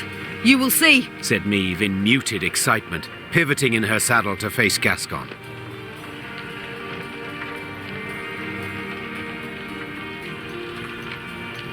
Alas, it appeared the war had ravaged even these woods. Where life had stirred and grown tall before, only resinous trunks remained. And the village itself had lost its quaint allure, surrounded now by a double stockade, a golden sun fluttering above it. Bastards couldn't even let the damn trees be. Gascon seethed. A dismal scene. Her once cherished wood, and it weighed heavily on the Queen's spirits. Waldenrad had been a place removed, where she could rest and forget the weight of her crown. Reynard's voice roused Meve from her sad reverie. A Nilfgaardian garrison holds the village, he said. We ought to drive them out, avoid any surprise later from the rear.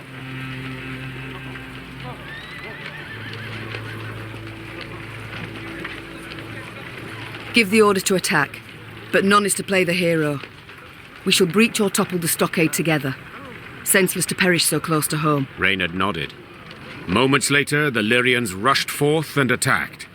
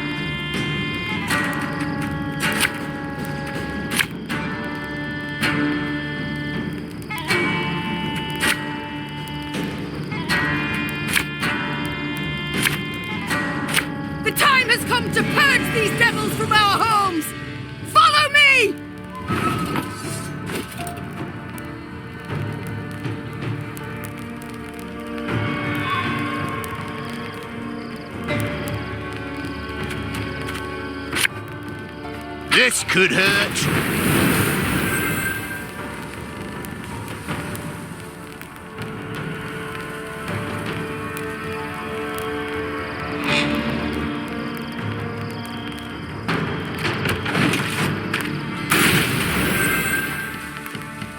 Life is mine now.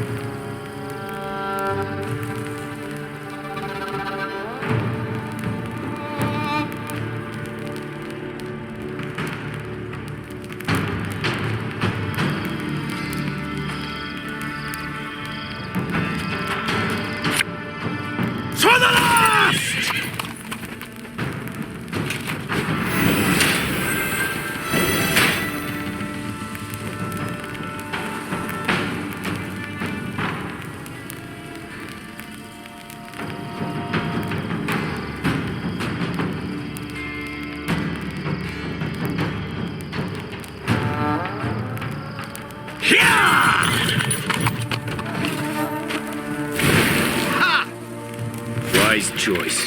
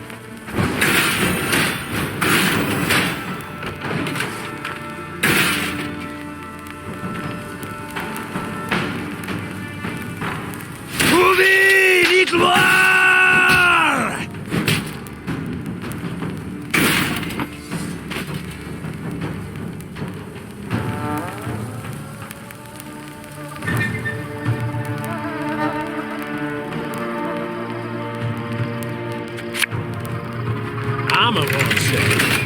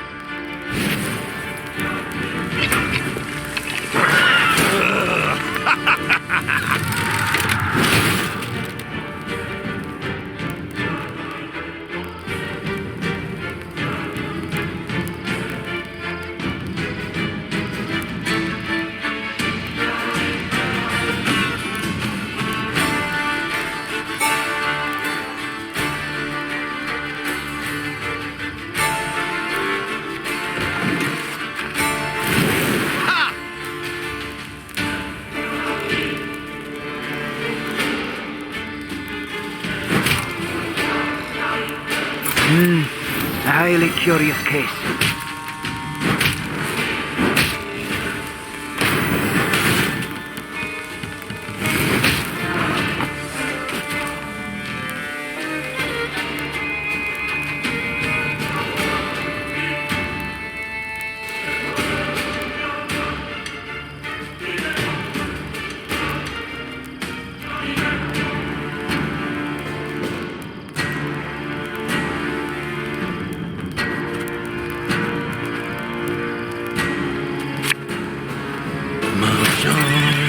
March on.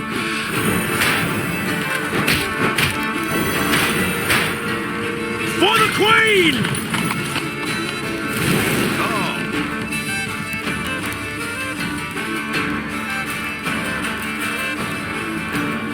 Egreto dum anima est, spes est.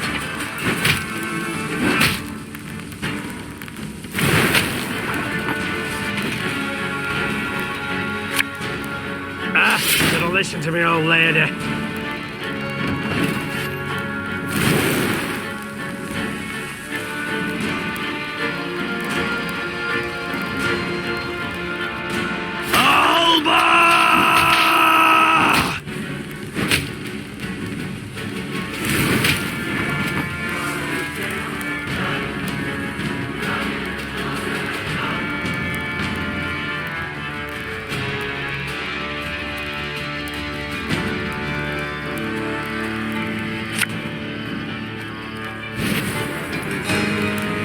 This house. we'll be reaping black-clad heads.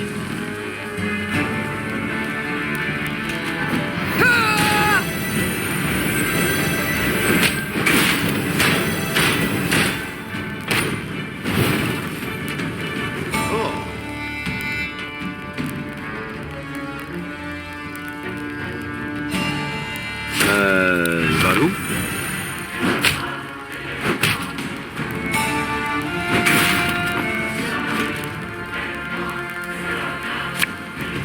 God save the Queen!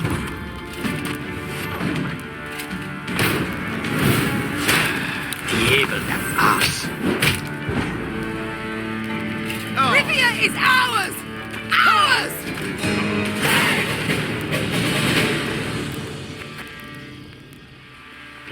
When the battle dust had settled, Meve instructed her soldiers to gather Willowhane's inhabitants. Upon spotting their armed liberators, the common folk cowered in terror. No longer need you fear. The Queen shouted. No longer must you worry about homes and loved ones. The war's nearly done. Of a sudden, a villager dropped to his knees and raised his hands to the heavens in supplication. Crocker! Guide my queen! Meve broke off oddly, baffled by the man's outburst. And then it dawned on her. The Rivians of Willowhane had been driven away. Taking their place, Nilfgaardian settlers brought in to transform the near-subsistence plots of local peasants into great estates producing for the Empire. Reynard managed to grasp the essence of the Nilfgaardian peasants' frantic pleas. They wish to stay. They've come to love the land. They pledged to renounce their emperor, swear allegiance to you as their rightful ruler. Meve had stopped listening. She turned to survey the hamlet. The walls of the huts freshly whitewashed, tools neatly arranged, flower beds well tended.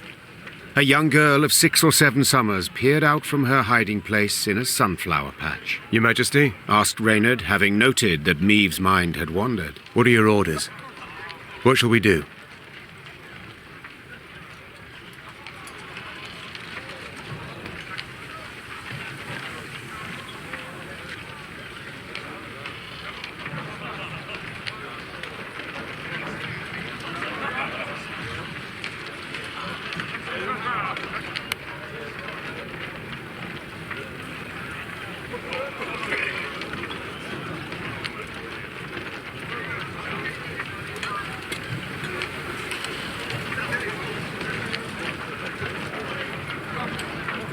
They can stay on 2 conditions.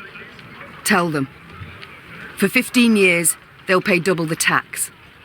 And if any of the previous inhabitants return, they're to be given their huts, lands, and any crops produced in their absence without delay. The Nilfgaardian settlers accepted the terms with relief.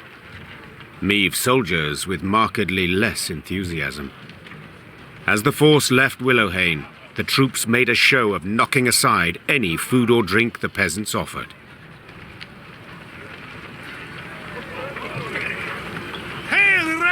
Meve! Here i Gloire! Gloire and Lyria and Rivia!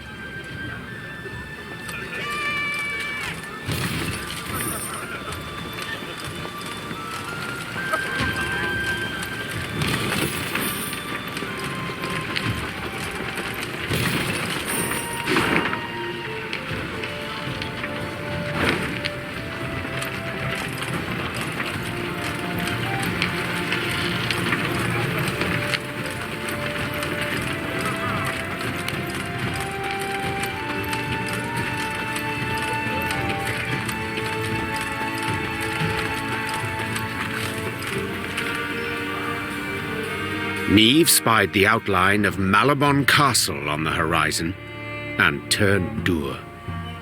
True, no golden suns waved atop its towers, yet that did not mean those within supported her.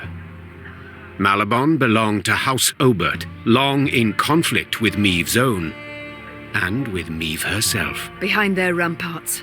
Do you see them, Reynard? Asked Meve, shaking her head. Countless ballistae, collecting dust, while war rages all around.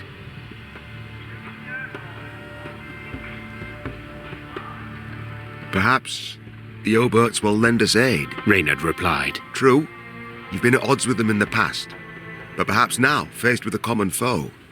A common foe? Snorted the Queen. You mean Nilfgaard, to whom they opened their gates? Caldwell, whom they supported? For they were convinced the Empire would win this war, and resistance pointless. Yet you have shown all the North the Blackclads can be defeated.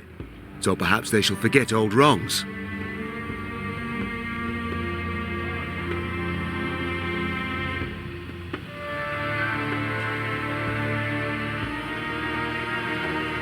The things I do for the good of my realm. Meve sighed. So be it. Reynard, send a runner to the castle. Tell the Oberts their queen seeks a word. Moments later, the castle's heavy iron gate creaked open. Meve rode into the cobblestone courtyard, where Margravine Greta, head of the house, greeted her. Although, greeted is perhaps not the right word, for Lady Greta granted her only a barely perceptible nod. What can I help you with, Meve? The war, my dear. The one being fought outside the walls of your castle. Greta smiled to herself, then intertwined her brittle, ring-covered fingers. I'm afraid that's impossible. It is a vassal's sacred duty to serve her liege, and my liege is King Willem. Greta calmly retorted.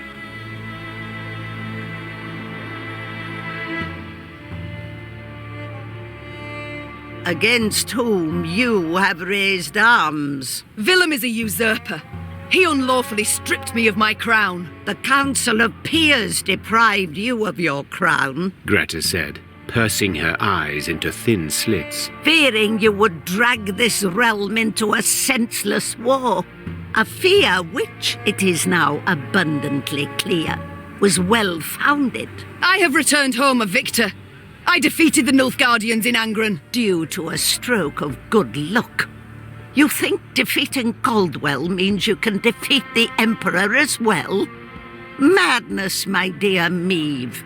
And my men will not die for madness. Leave my home. Begone from my lands.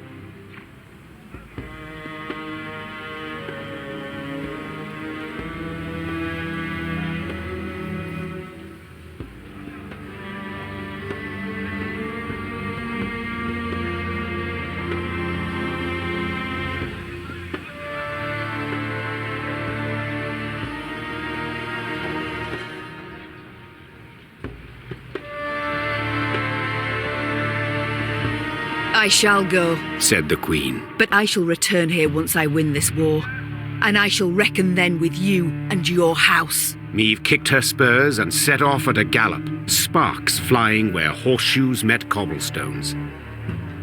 For long afterwards, she silently mouthed a litany of curses aimed at the Oberts and their old Margravine.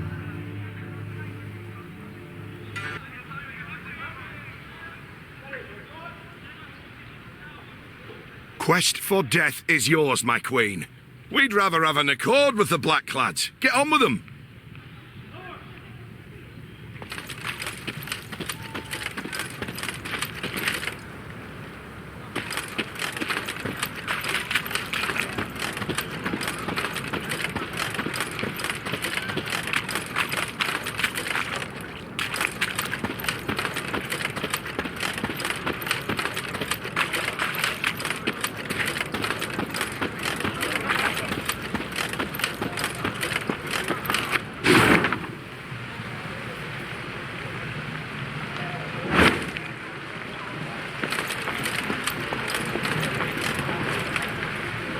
Meve's force reached Cavaldon, a small, run-down town. The Blackclads, they've a strong garrison in place, proclaimed her scouts upon returning from a foray. And they stand prepared for a siege. Their stores overflow, and we see ballistas, scorpions. Cavaldon can be taken, began Reynard hesitantly. But not without losses. Considerable losses. A retreat? Is that what you advise? I fear the soldiers wouldn't take to such a course. They're eager, Your Grace. They've a fire in them. Order a retreat and you could devastate morale.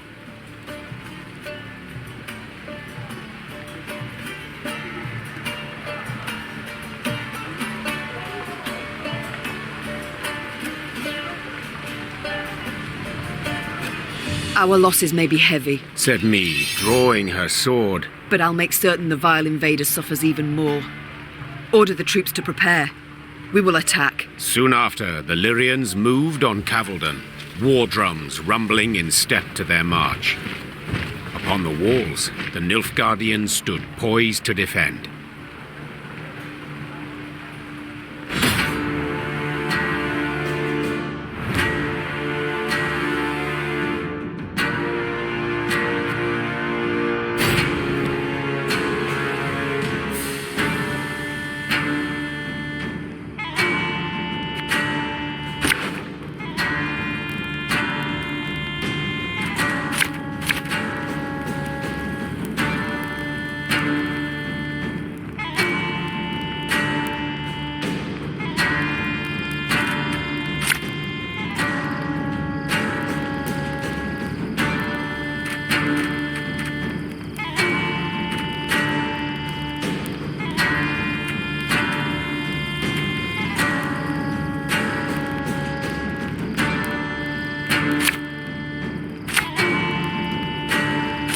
I won't leave a single city to these invader scum!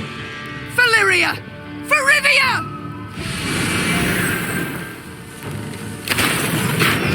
My, now that is some fancy weaponry. Bet it's still got that new war machine smell.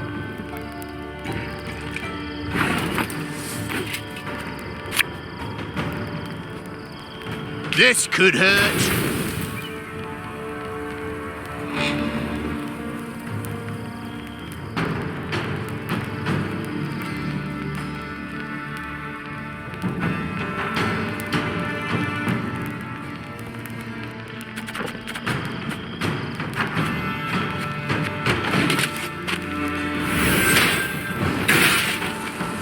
Life is mine now. We must bring down their walls! Crush them!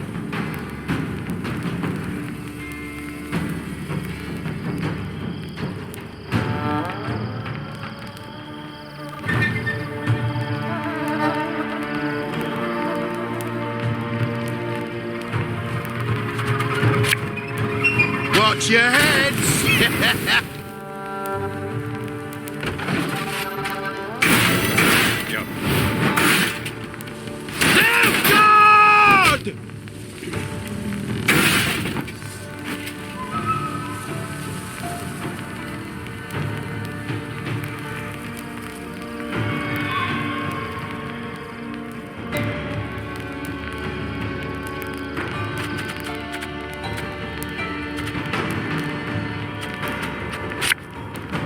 My spirit's willing and how, but these damn boots are killing me.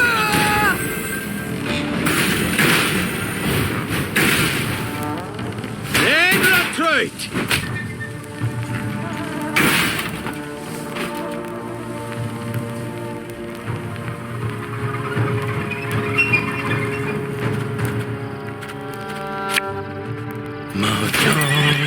March on.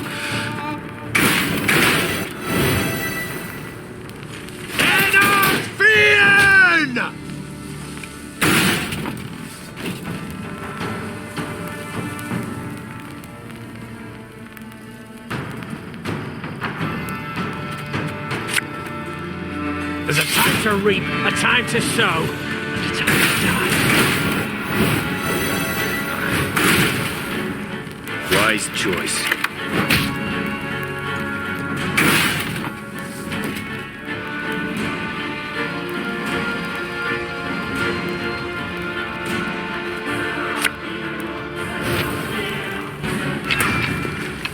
We'll catch 'em all!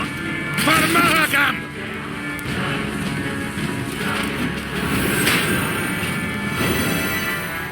For the Queen!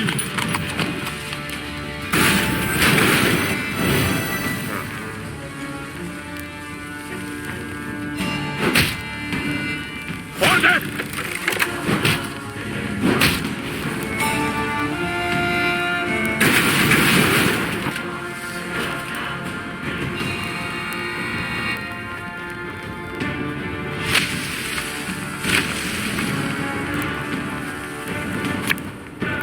The chase is on!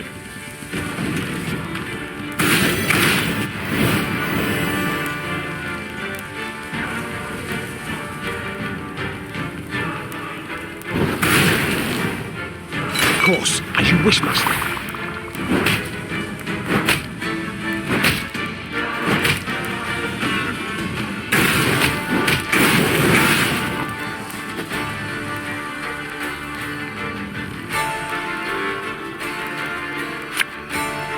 Left, right, left, right.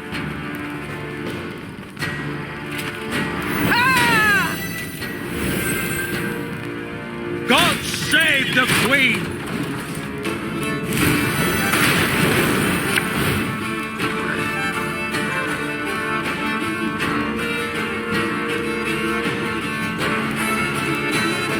My prescription, a bit of bloodletting.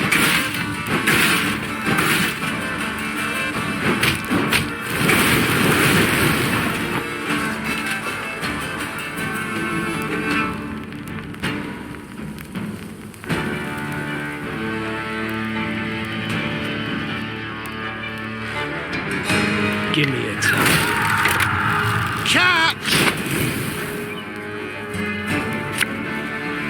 Make love, not war.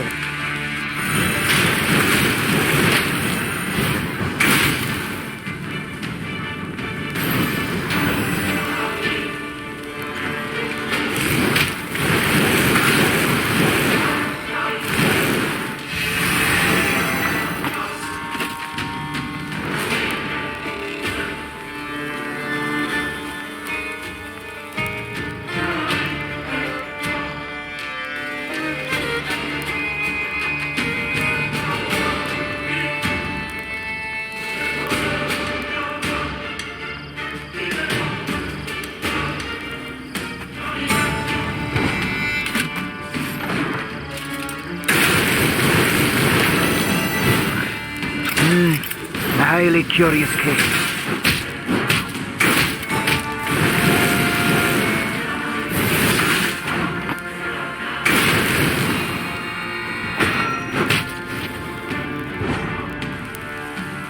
We did it, Your Grace. The city is ours.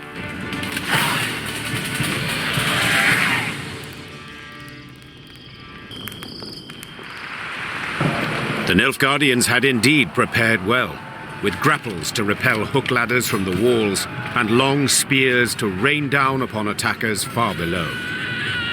Meve managed on the fourth attempt to breach the defences, but did so scrambling over the corpses of her own men. The Queen was in the field tent when Reynard arrived with surprising news. To be heard over the groans of the wounded, he had to raise his voice. Your Grace, a delegation of townsfolk. They seek an audience urgently. Dozens of burghers stood before the tent. Between them and the Queen, a man knelt in shackles. His face was blooded as if he'd endured a vicious beating just moments before. Who's this? Our blacksmith, Todor. Snarled a priestess in a frayed robe. He betrayed you, Your Grace. Soon after the Nilfgaardians arrived, within hours in truth, he offered his labour and strength. They didn't even need to ask. Forged arms and armour for them, all for imperial gold. Meve gripped the beaten man's beard, tugged upwards, and looked him in the eyes. Did you forge the hooks and the tips for those spears? I did, Your Grace. It was fine work, growled the Queen. Damned fine. Show him mercy, milady! Cried a withered old man in a flour-spattered apron. When the black-clad bastards captured my son, they were eager to hang him. Todor spoke for him, saved his life. He helped me too! Hollered a woman in the crowd. I were hungry. He shared what little he had. The townsfolk began shouting over one another. Some told of the blacksmith's noble deeds. Others labelled him a traitor, deserving of a cruel and violent end. Meve turned back towards the field hospital, pondering the case, then spotted her soldiers' corpses laid out in rows. Had it not been for Todor, there might not have been so many.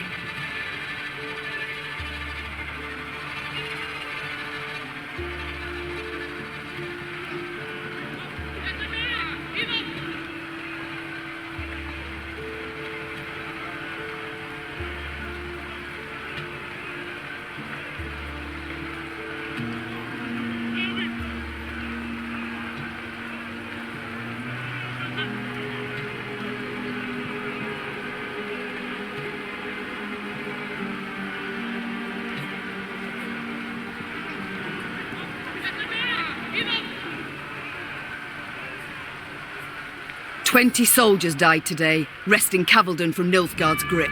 Said Meve, her tone cold and unforgiving. 'Twas your iron that felled them. 'Twill be your blood that pays the debt.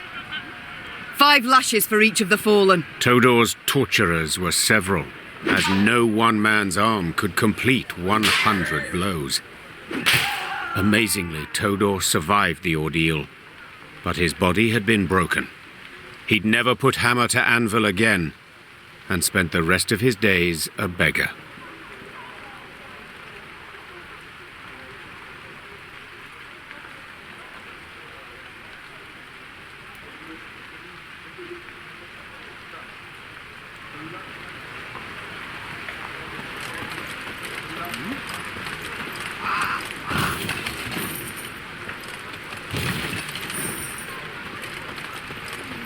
Freedom will cost us dearly. Dearly indeed.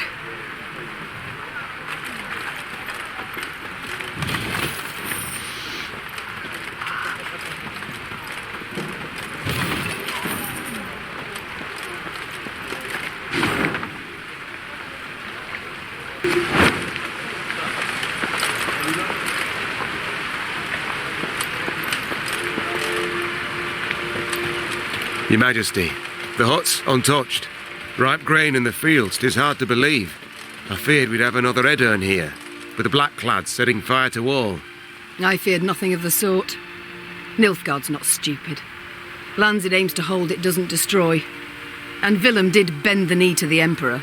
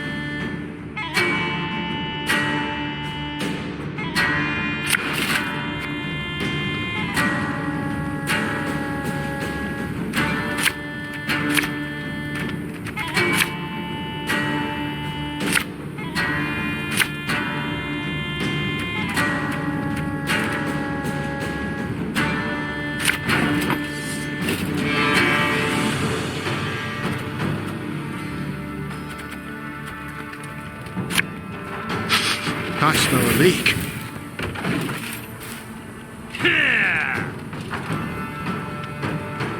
Catch him! He's worth 20 florins!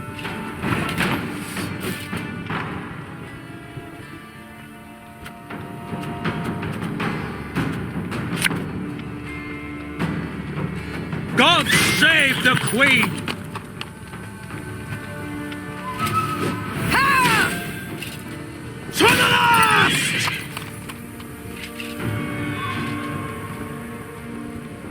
Scrubbing duty again? Oh, gods.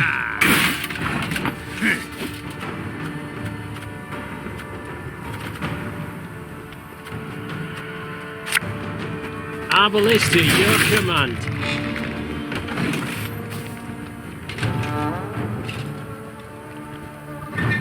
New orders? No? Ah.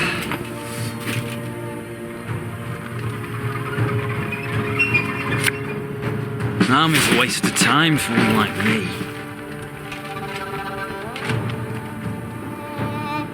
Must be an important lesson in this. But what?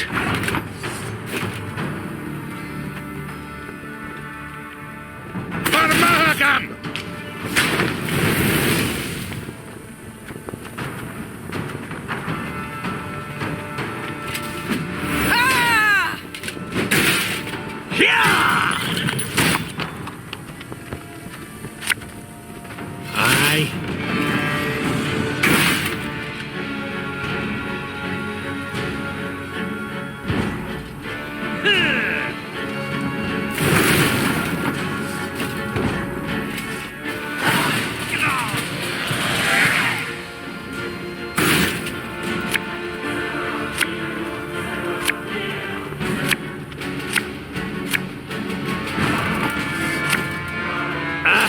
listen to me, old lady.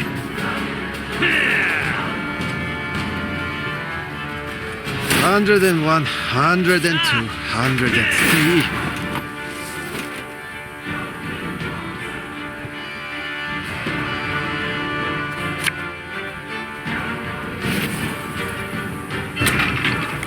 This house with reaping black-clad heads.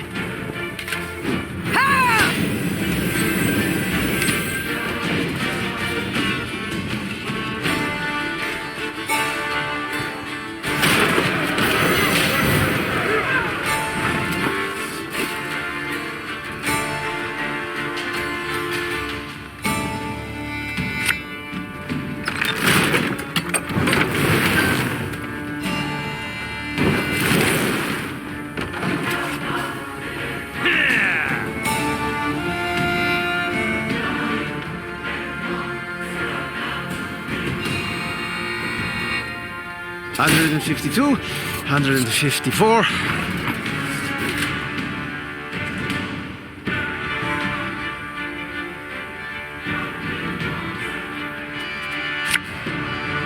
I'm a one, sir.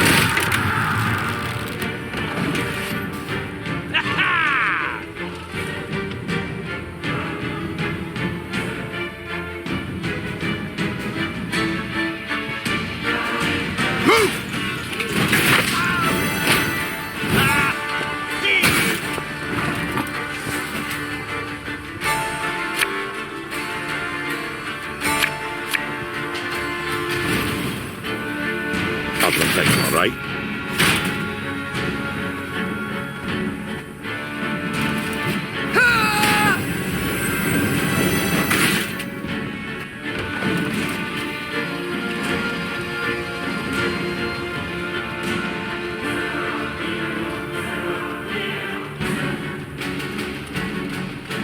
Fight for the Emperor and you might be free!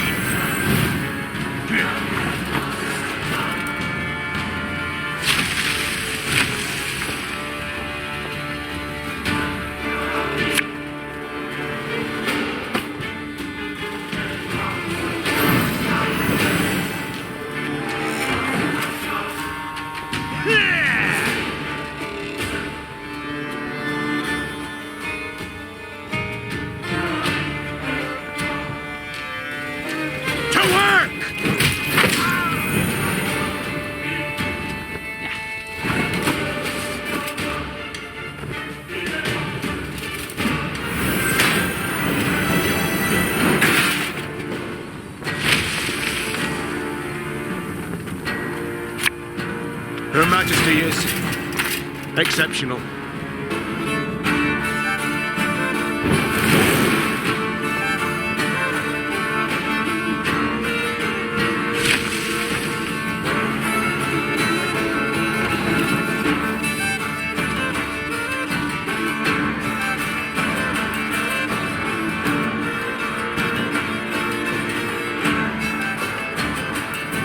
Obedience or the lash!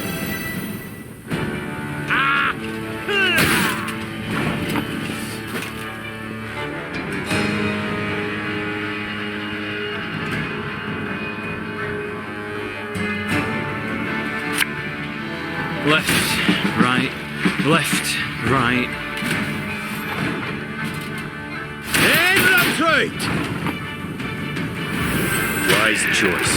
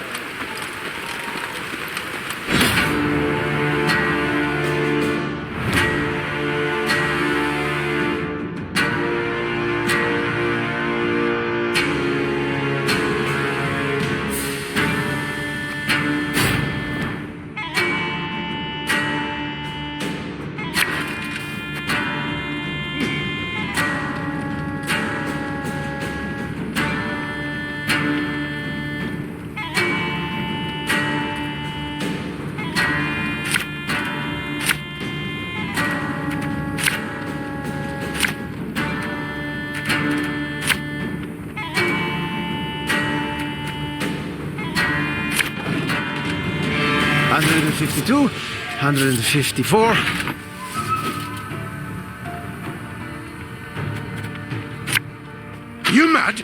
Don't say that!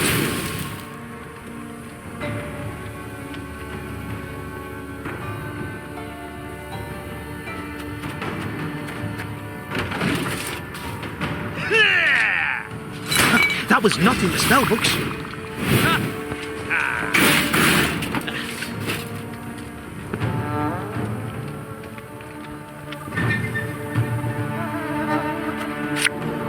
Army's a waste of time for one like me.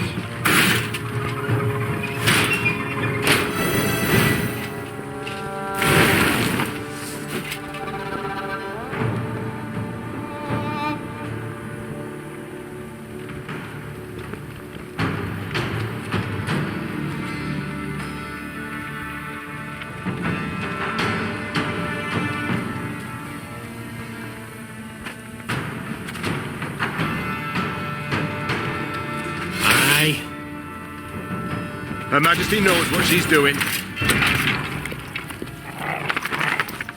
I'll protect her, all right?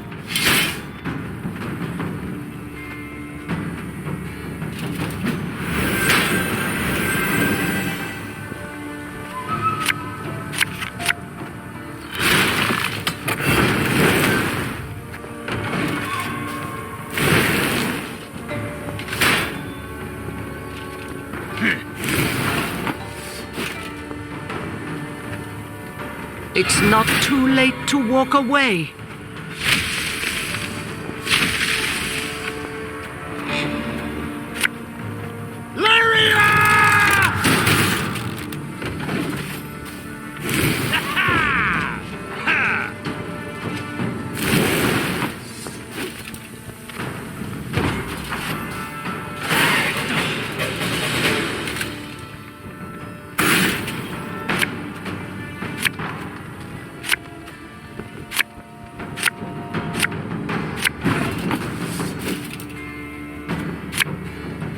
For the Queen!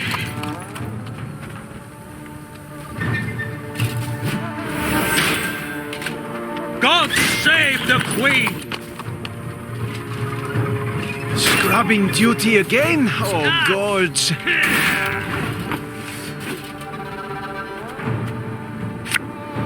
the last!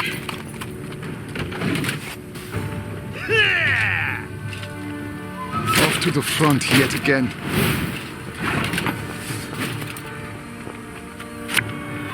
This happens, we'll be reaping black-clad heads.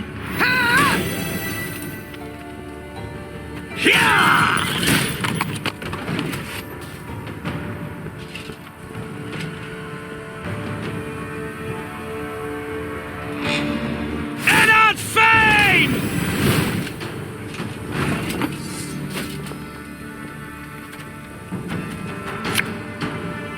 One bullet's all I need.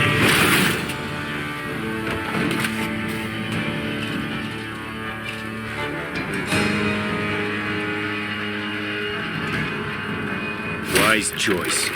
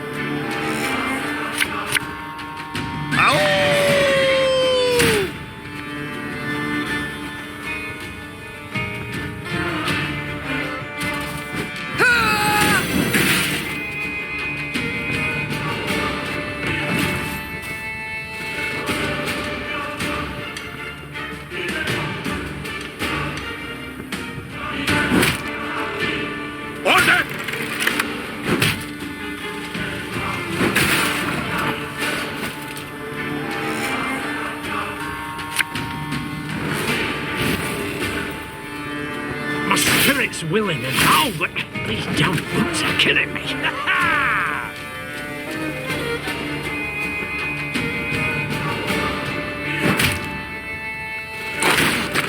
What are we here?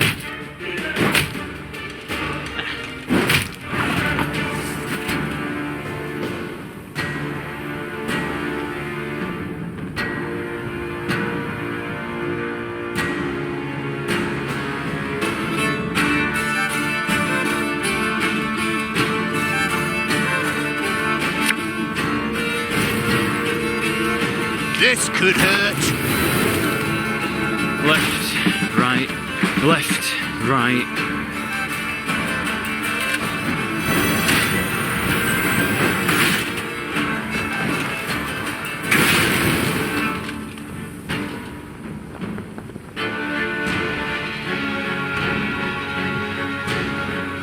Life is mine now.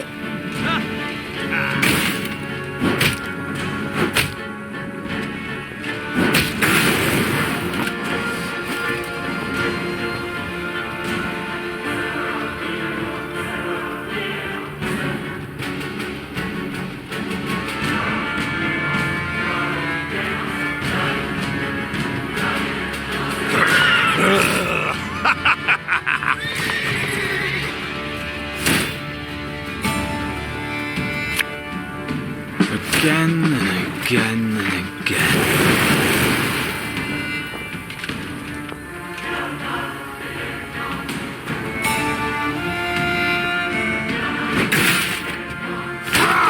Scheiß in Zwei!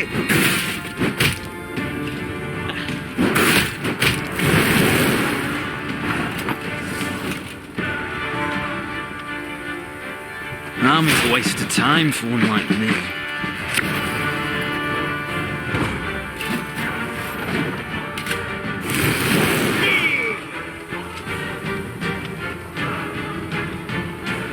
Off to the front yet again.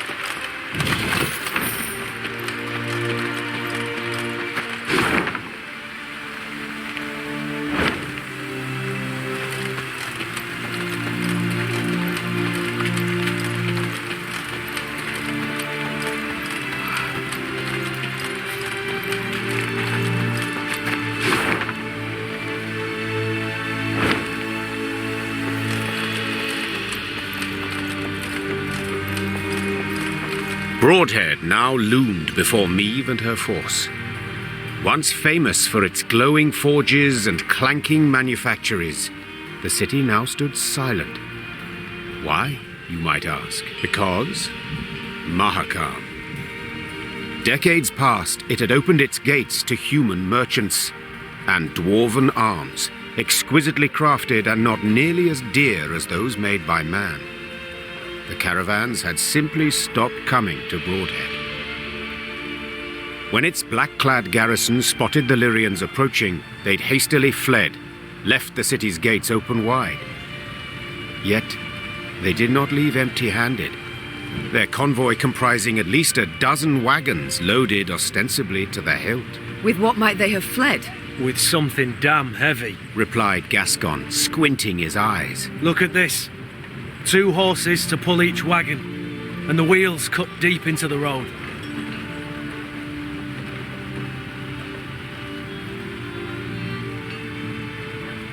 What they've taken from my city, began the Queen. they've taken from me. And I will have it back. Follow me! Meve spurred her horse and galloped off in pursuit of the fleeing caravan. When the Blackclads realized they had no hope of escape, they planted pikes and feet, bracing for the assault.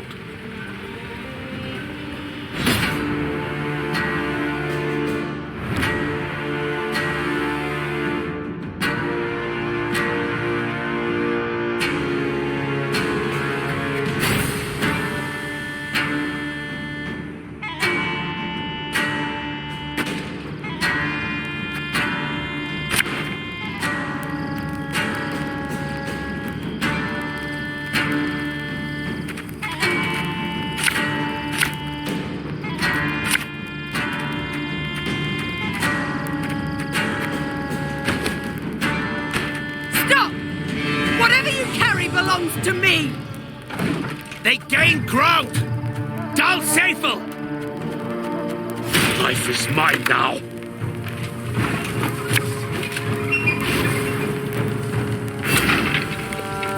Again and again and again.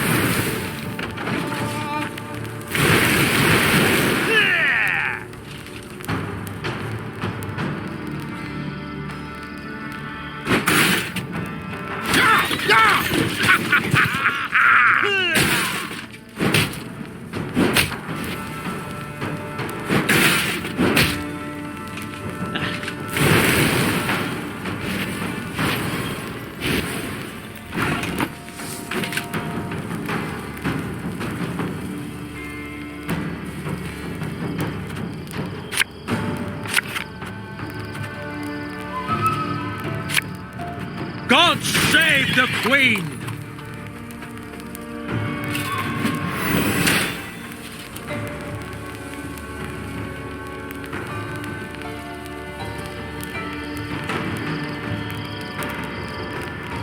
To the last!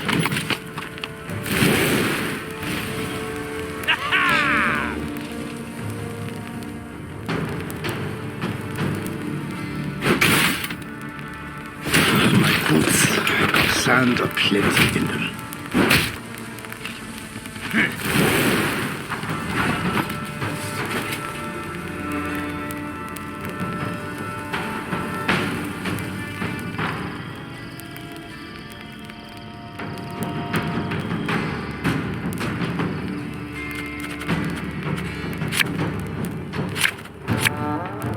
This harvest, we'll be reaping black-clad heads.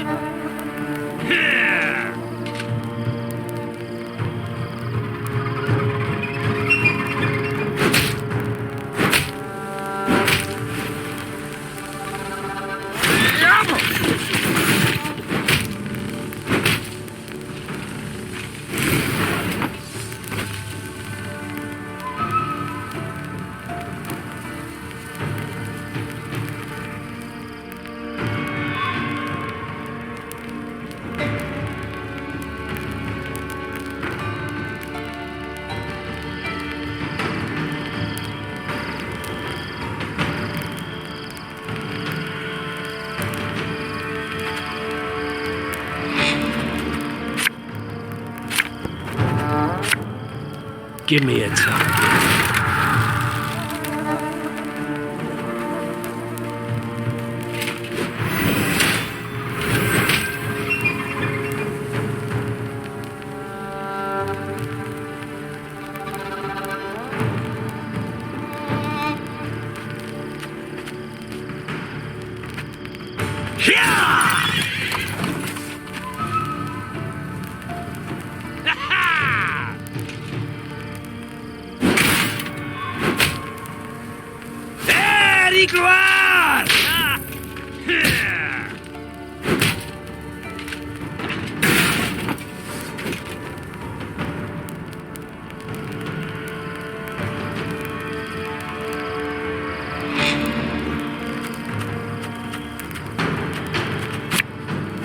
My spirit's willing and all, but these damn boots are killing me.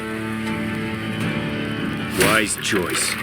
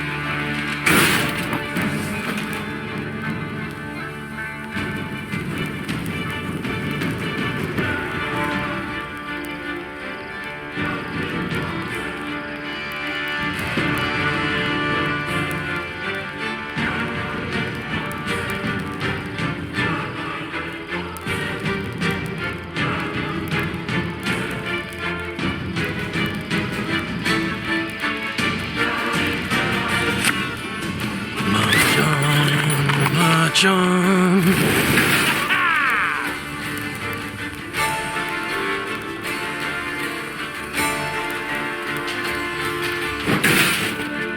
Trouvez gloire!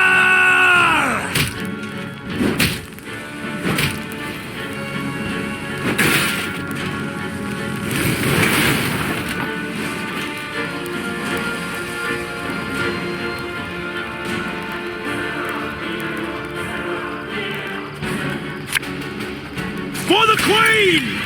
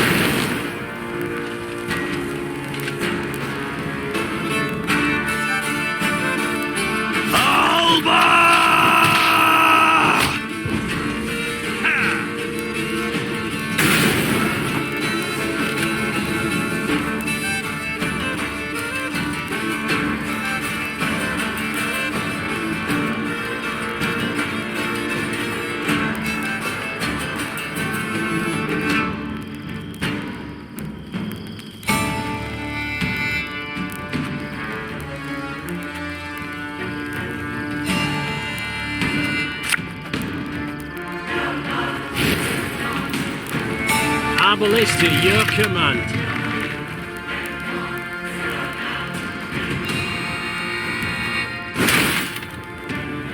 Armor wall, sir. Lyria!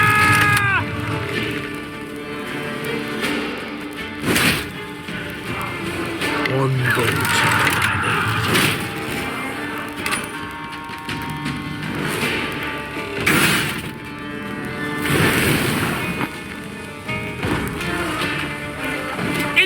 I refuse to die for these scraps!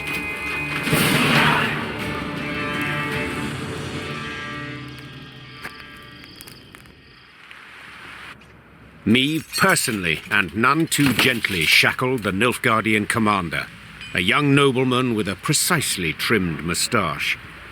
Like many noble Imperials, he spoke fluent common. The wagons. What's in them, Captain? Scrap, Your Majesty. The Imperial promptly replied. Noting the Queen's confusion, he elaborated. To be melted down and recast into arrowheads and spear tips. Our engineers originally planned to use the foundries in Broadhead, yet these proved too primitive. We were ordered to remove the scrap, take it elsewhere. Any pride from the victory vanished in an instant, and Meve swelled with anger, but also with shame.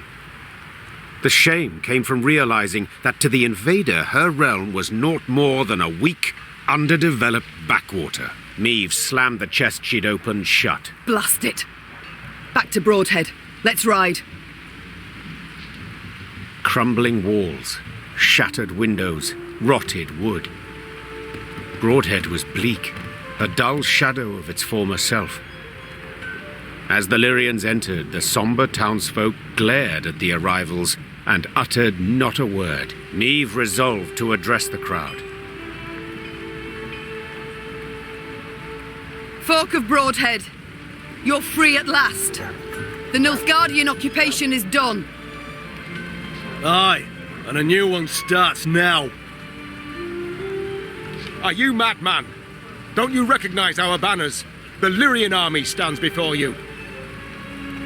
Oh, I recognise banners.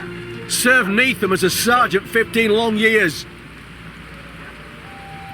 And then I came back to my own town. Know what I found? Hardship and squalor, your grace. All had gone to shite. On account of damn dwarves. Been flooding Rivia with their metal goods for years now. Us smiths don't so much as light their pipes in their foundries no more. You call yourselves the Lyrian army. Colours and banners confirm it. Well, what about your arms? Weren't forged in us fires, but in Makakham's. By us worst foes. Hell, I even see some at knobheads in your ranks. So what freedom's it you're giving us, your grace? Freedom to beg in common, not in Nilfgaard's mongrel tongue? Beg? What do you want about, man? There's no levy on goods from Makakham. But without it, us workshops don't stand a chance. And ye, your grace, you wear their armour, bear their arms, and bring bearded bastards to our doorstep.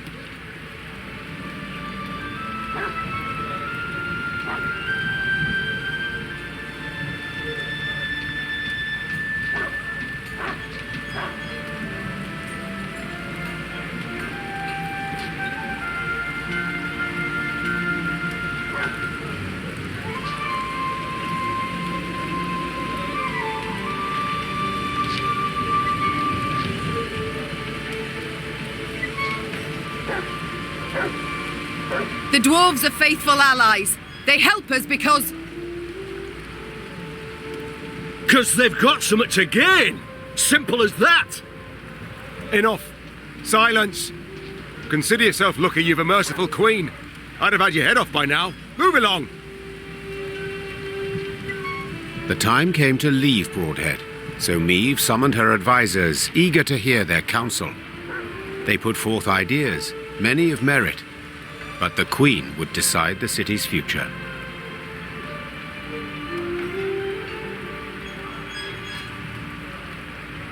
Meve knew she couldn't abandon the folk of Broadhead, leave them embittered, unsure of how to go on. The time's come to bring hammer down on anvil again.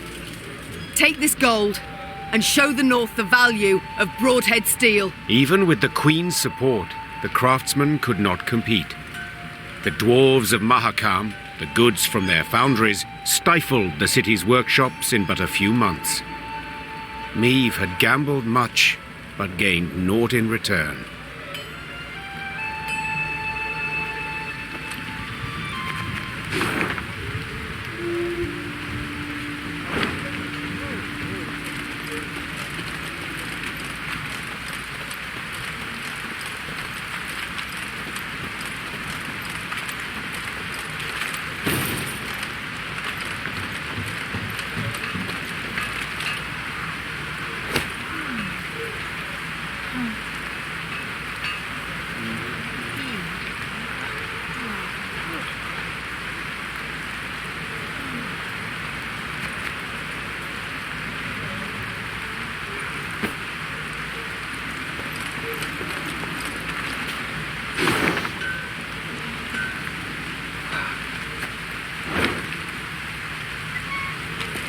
The wind howls like a ghastly apparition.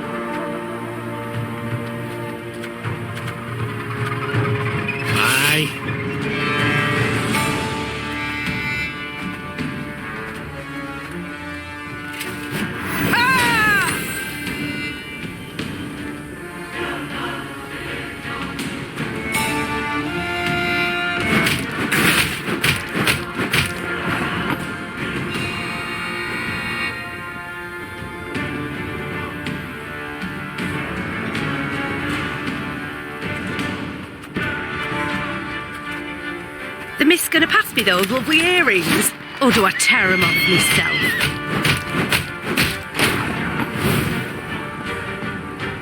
There's been a mistake. I'm no mage.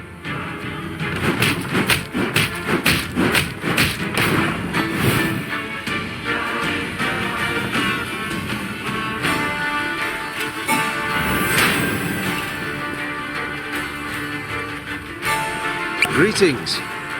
What is it?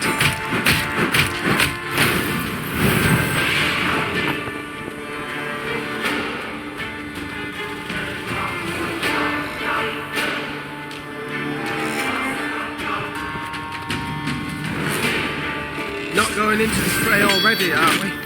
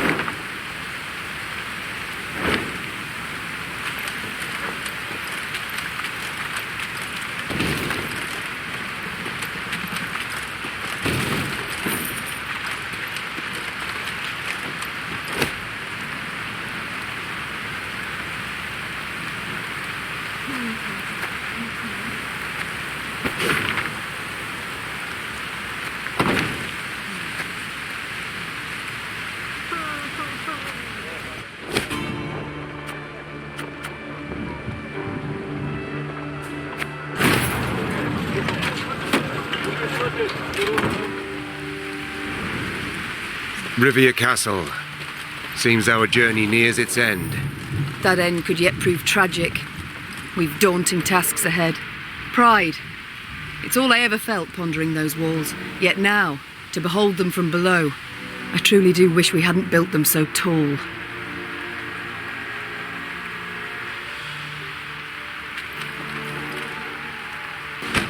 The castle of Rivia now loomed before the Lyrians.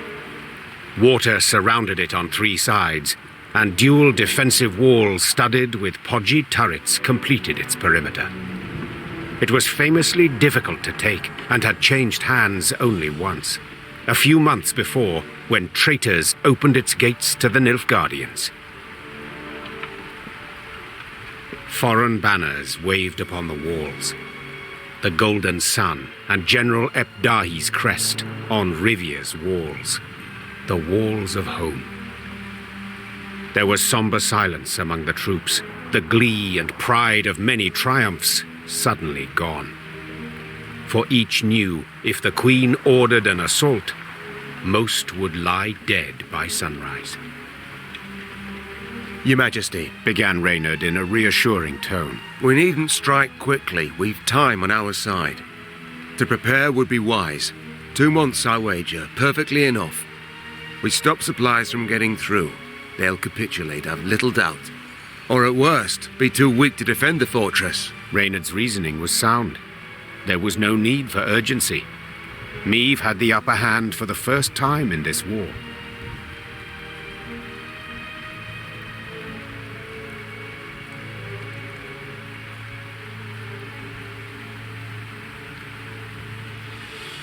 These invaders have grown fond of Rivia Castle, said Meve. So let them stay and rot. Reynard, erect road barricades and guard posts between city and citadel. Gascon, seize all boats, barges, anything that floats. Stop anything from entering from the lake. Move! Soon Rivia Castle stood isolated from the world outside its walls. All roads leading to it were blocked, impassable. Fishing boats, a cordon, embraced the fortress on Loch Escalot. The lanterns on their bows glowed like fireflies in summer.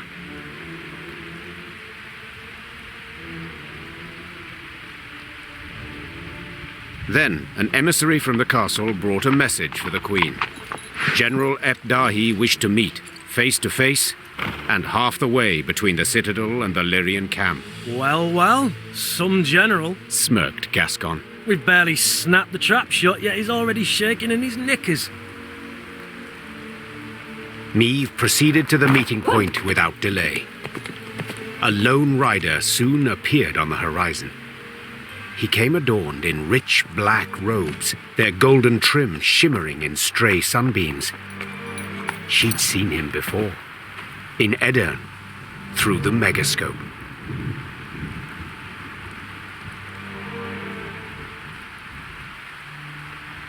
You came as I requested. Good. Very good. I couldn't possibly refuse such a courteous invitation, especially as compared to your previous missive. The art of diplomacy, you've improved your grasp.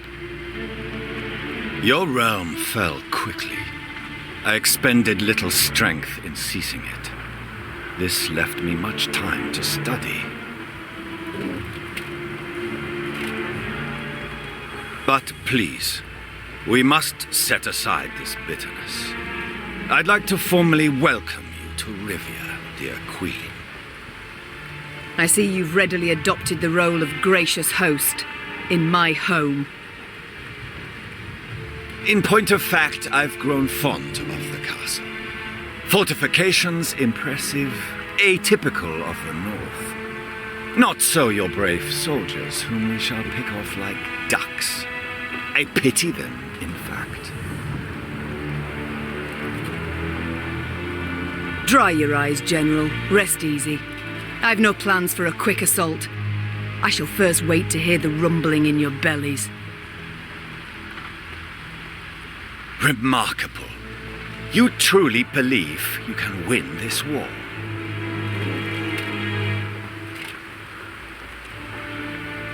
I've not been in the north long, but have discovered something all the same. You don't grasp complex ideas. You know Nilfgaard is large, but your minds don't fathom its enormity.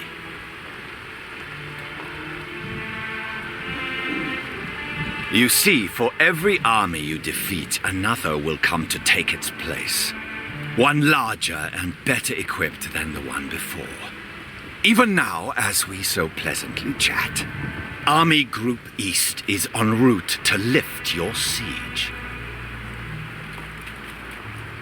Due to arrive tomorrow. And you know what will happen when they do. They will crush you against your own castle's walls, like the maddening flea you are.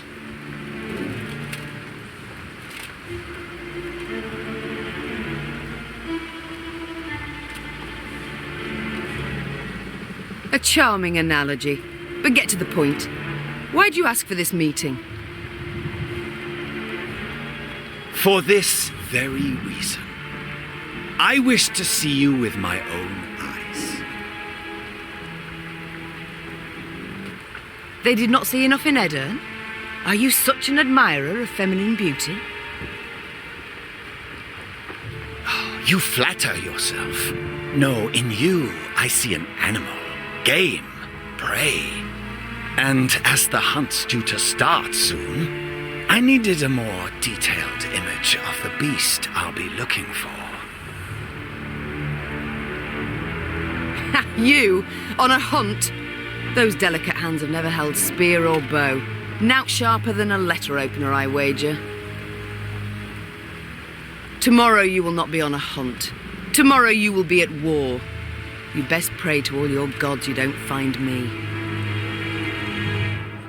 Without awaiting a response from General Ep-Dahi, Meve pivoted and turned toward camp.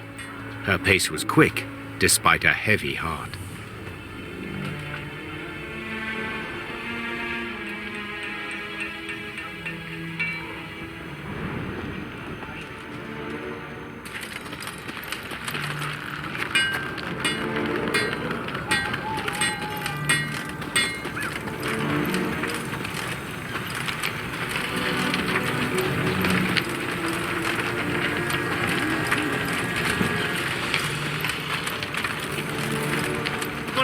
one hell of a night! Ah! Ah! Ah!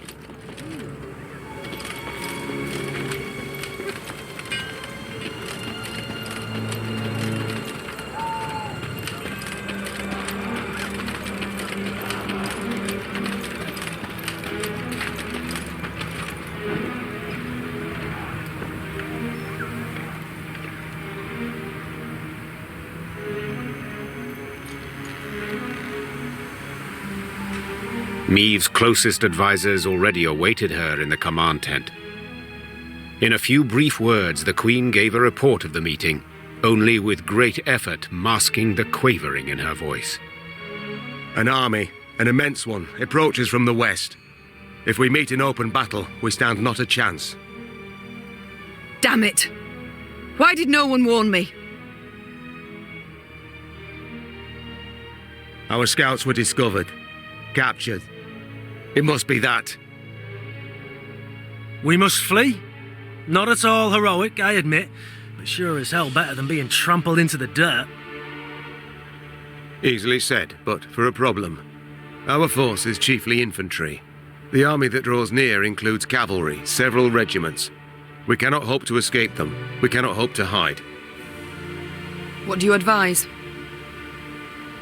We've two options. Capitulate, Out of the question. or take the castle. Tonight. Suppose for a moment it's possible. Tell me how and at what cost.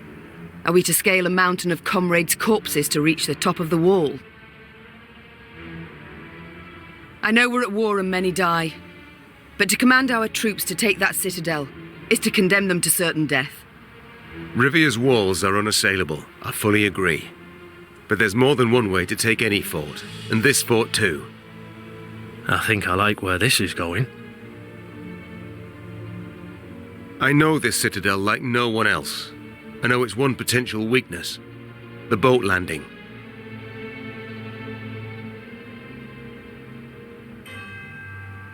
Wait, that narrowest of piers between the two turrets? The one where the fishermen would land?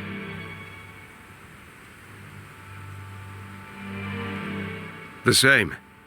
As I'm sure you recall, Your Grace, at that narrow pier's end stands a narrow door leading straight into the fortress.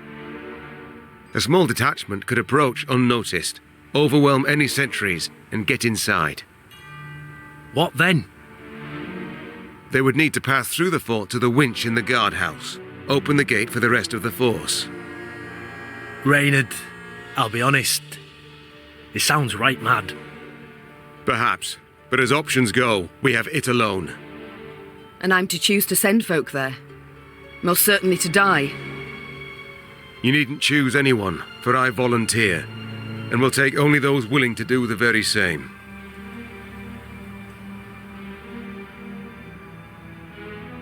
Bloody wretched plan. And you've a better one, do you? Of course. I'll go instead. Beg your pardon? I don't. Face it, Reynard, you couldn't sneak past a corpse. Sound like a bloody tambourine in that armour. Apart from which, you're Meve's right hand. So you ought to be by her side when the fighting starts.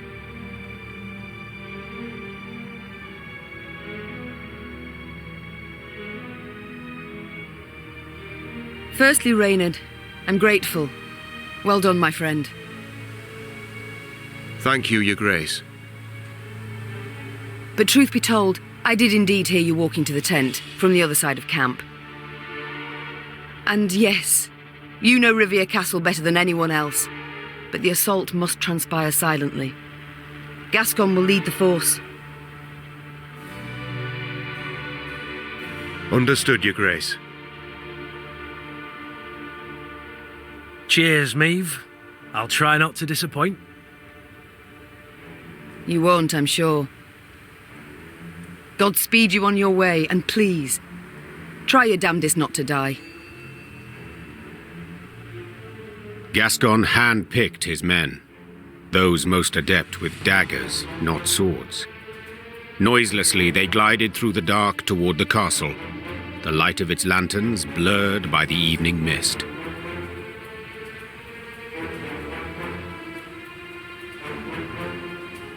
Meve watched anxiously as the boats glided away, her heart pounding in her ears. All depended on this mission. The fate of her realms, perhaps all the North, the lives of her troops, and her own.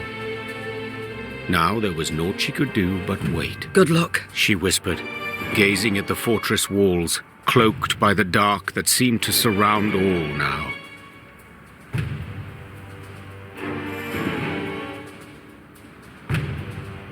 The Lyrians prepared for battle, their silence absolute, in darkness, illuminated only by the pale light of the moon. Meve was restless. She paced nervously in a circular pattern, awaiting the signal they'd agreed upon. Blast, it's taking long. Much, much too long. Finally, a torch's faint glow appeared atop the towering walls. It disappeared, then glowed again, and one more time around. Meve leapt in the air, and as she did so, barely stifled a cry of utter joy. They made it! It worked!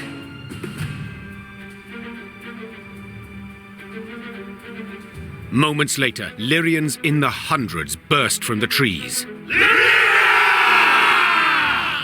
The Nilfgaardian defenders loaded their catapults and ballistae. They did so slowly, convinced the castle walls remained impenetrable. Then they heard chains, grinding and clinking, and the sound sent shivers down their spines. Bewildered, they watched the main gate rise as the attacking force rushed forth. General Ebdahi dispatched an elite unit to take back the winch at once. Yet he saw this was in vain and all was lost when Meve rode into the castle courtyard. Meve had begun the day known as a great warrior. Yet by night's end, legend was the cloak she wore. Her shield stopped powerful blow after blow as her blade found gaps in her foe's black armor. At first, Nilfgaardians scoured the fray in search of the Queen, hoping to prove great heroes. Soon, she was their chief scourge, and they began to flee before her blade that sung their death. Retreat! Retreat! What was this extraordinary vigor that surged through Meve? Naturally, she wished to liberate her castle and realm, drive off the invaders, defeat the arrogant General Ebdahi. But in that moment, above all else, she longed to fight her way through to the guardhouse and bring Gascon's party relief. Follow me! Move! Move! Meve had expected the worst, a bloodbath, piles of corpses. Yet all in the guardhouse was eerily quiet and calm. The door to the winch room lay shattered, true, but this was the one sign there'd been any sort of struggle. What happened here, she thought. Cautiously, she entered, looking, searching for any trace of Gascon and his fighters. Instead, she spotted Willem, curled up in a corner, clutching his bloodied belly, his fingers not enough to stop all the holes. Meve tore off her cloak and went to stem the bleeding. Willem, what happened here? My wrongs. I sought to right them. Wheezed the prince. Please, forgive me. The young prince choked on this last word, did not manage to utter it, before his eyes went dull. Moments later, her men entered the room to find the queen kneeling, pounding the wall with her fists, her eyes flooded with tears. Willem lay motionless beside her, covered by her cloak. Gascon pushed his way through the other foot soldiers. He knelt beside the queen and whispered what had happened. His unit had not managed to reach the gate in time, but Willem had. Upon seeing Lyrian forces converging on the fort, the prince had rushed to the guardhouse and opened the gate himself. By the time Nilfgaardians closed it again, it was too late. The Lyrians were through. The queen rose, her fists clenched, her shoulders rigid, her knuckles white. Her face betrayed no sorrow, no despair, just rage, hot as a forge, immeasurable. Now's not the time to mourn. Seethed Meve, struggling to stay calm. Now's the time for war, for slaughter, revenge. With victory today, we'll recover our home, return to our kin and set our blades aside at last. Yet until victory is ours, they must drink. Drink greedily of Nilfgaardian blood! The Lyrians were at the brink, near their breaking point. They'd followed Meve for thousands of miles, over snow-clad peaks, through forbidding swamps. They'd fought, survived countless battles at her side. And though their gazes were now weary, she knew they'd follow her into fire. Your Grace, the Blackclads, they've holed themselves up in the upper keep. We went to breach the wall, alas to no avail. Meve nodded, twirled her sword, then leapt upon a mount. Her eyes spoke pure determination. So we'll bloody well try again.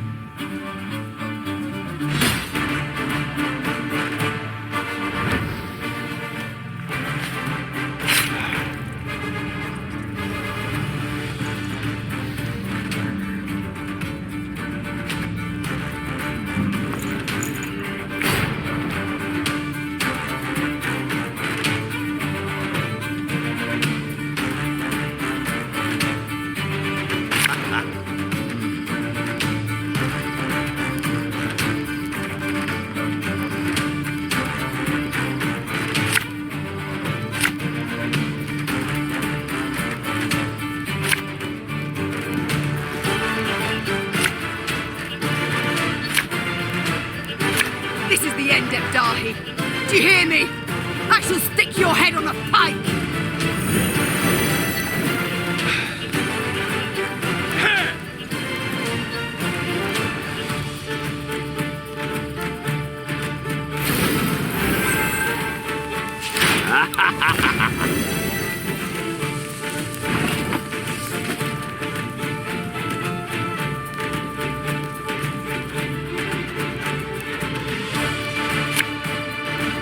As you wish, my lord.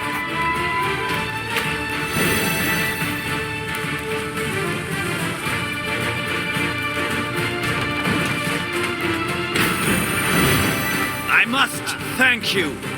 Your fortress has superbly solid walls.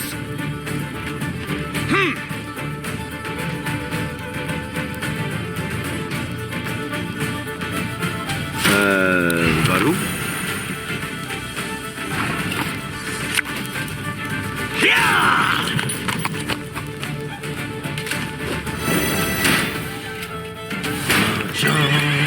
March on.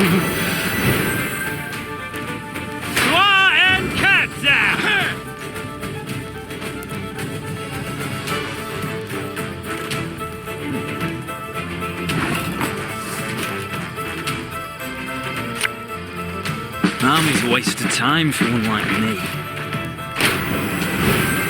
Enough! I do not need to hear this. Kill her!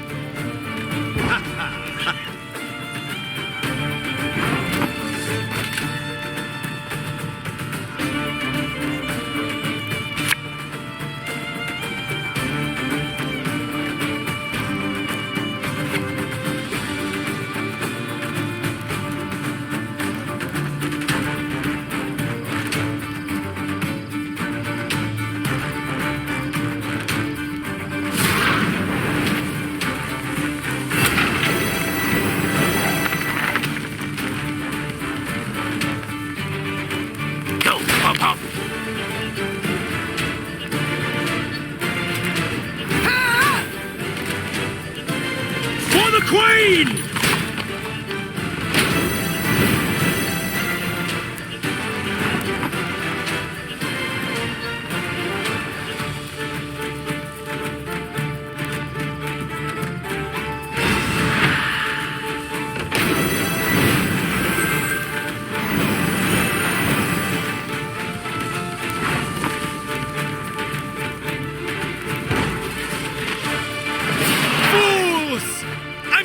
surmounted by fools!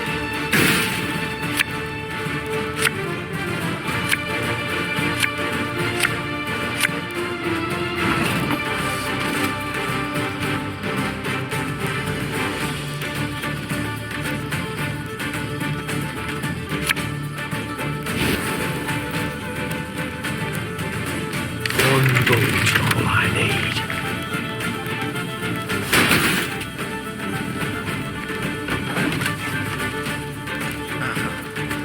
Move in, Igloire!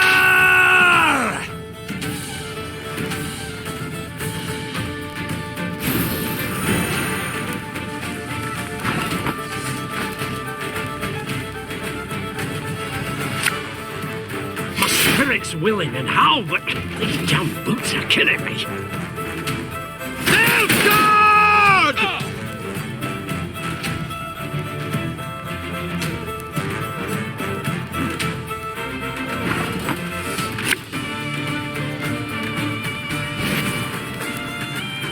There's a time to reap, a time to sow, and a time to die.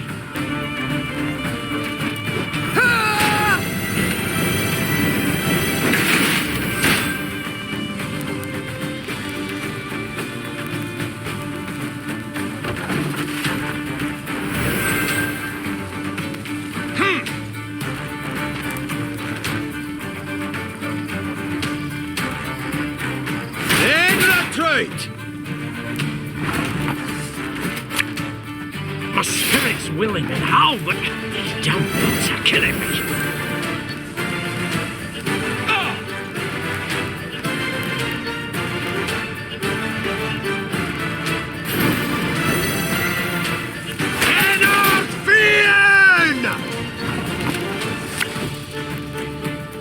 There's a time to reap, a time to sow, and a time to die.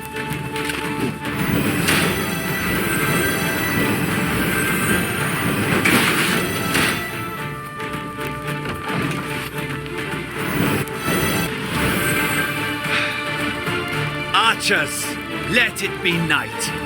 Obscure the sun with arrows.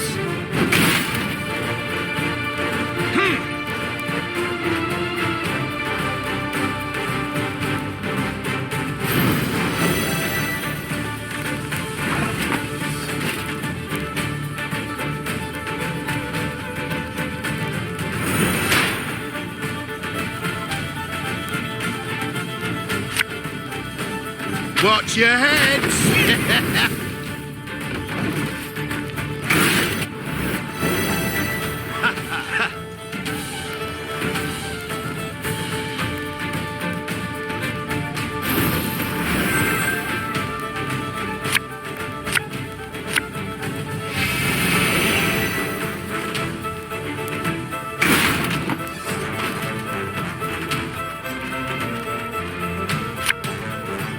Arbalist at your command.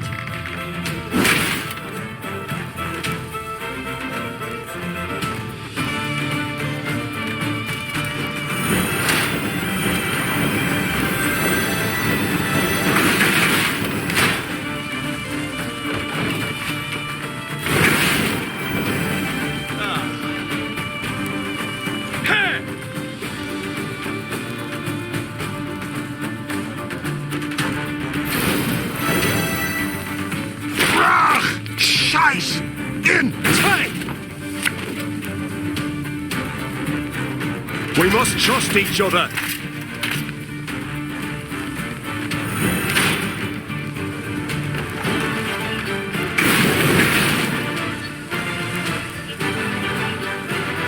Off to the front yet again.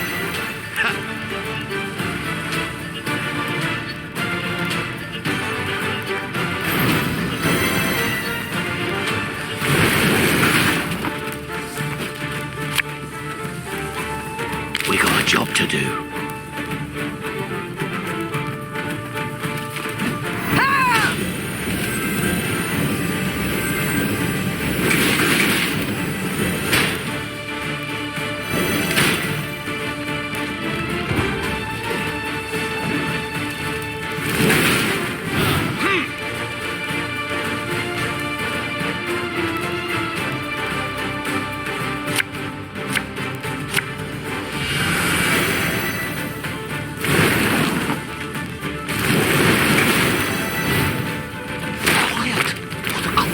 here.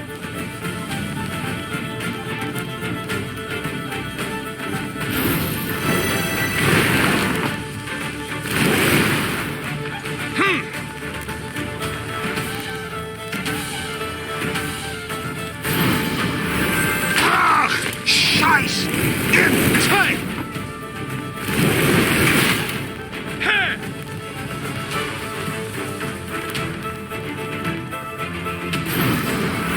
Off to the front yet again. Barbarians.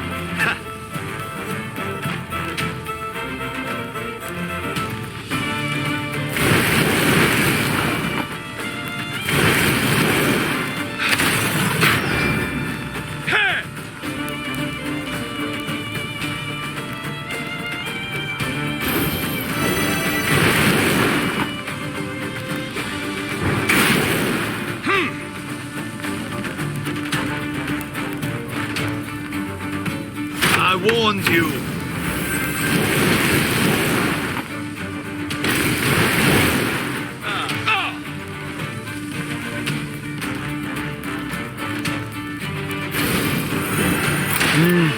A highly curious case. Where is he? Tell me where!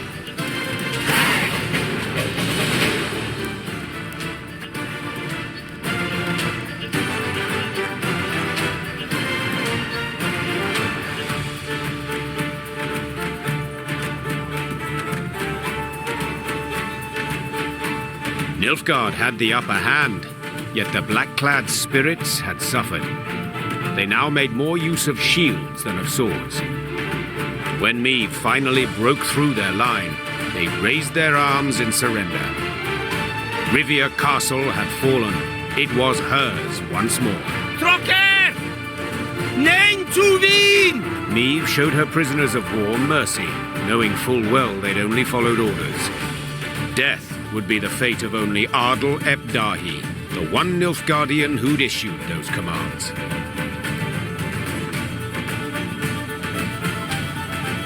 Alas, the general had disappeared. A prisoner revealed ep Dahi had fled as soon as the Lyrians had surged towards the upper keep. He had glided down to the lower castle in a wicker basket for transporting food. Curled up beneath potato skins and other scraps, he'd scurried away not unlike a common maggot. Meve cursed her luck and leaned back against a merlin. Dawn was yet a few hours off, but the horizon had already begun to glow blood red. The Nilfgaardian reserves now drew near, too late to prevent the castle's fall. I'll get him, muttered the queen, more to herself than anyone else. I swear on all that's sacred I'll catch the bastard. But now we've a pressing matter to see to. Preparing the defense. That night the war turned, with the battle for Rivia Castle as its fulcrum. Meve's great victory, not only retaking the stronghold in a single evening, but also fending off a further invading army, proved the Nilfgaardian Colossus had feet of clay.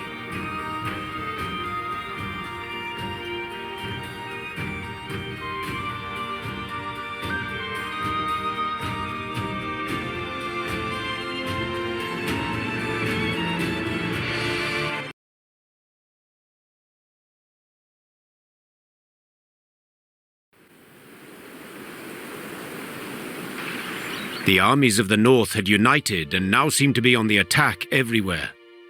Imperial forces, while still far more numerous, lay stretched over thousands of miles. Their position was untenable, and Nilfgaard's commanders knew this.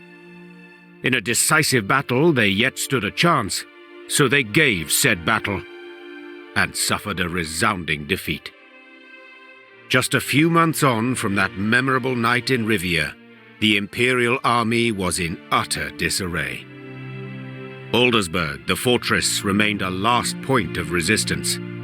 General ep Dahi and what had survived of Army Group East had dug in there. This place, where Nilfgaard had triumphed grandly in the war's early days, would now bear witness to its impending defeat.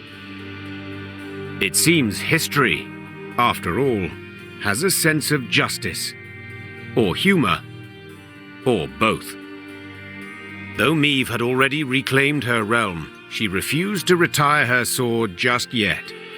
For King Demavend had requested her aid in purging Aedirn of the invader. How could she refuse? She owed the king a favour, firstly. Yet she also had a burning desire to settle the score with Epdahi. Demavend's envoy and I spoke, Your Majesty. The king has Aldersburg surrounded. He awaits and won't begin the assault till you arrive. Good. I truly hate to miss it. Tell the troops to prepare. Gear and ire. Of course, Your Grace.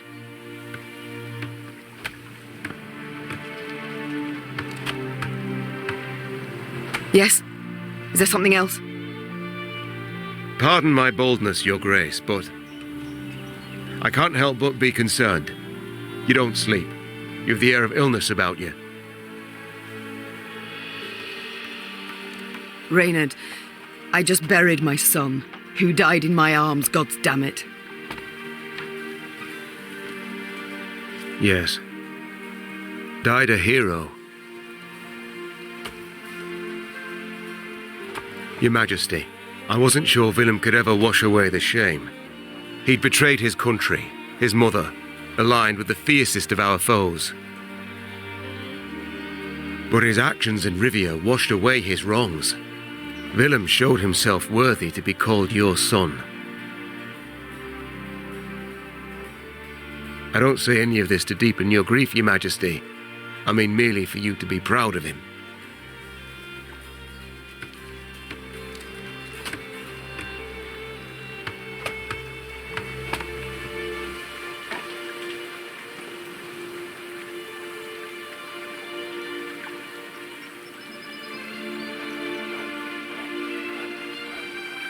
Do you know why Willem died? Well, he opened the gate for us, and... He died because I ignored him, neglected him. It's why he betrayed me as well. Why he was in that castle with our foe. He is worthy to be called my son. I just don't know if I'm worthy to be called his mother. We've talked enough. We must march on to Aldersburg.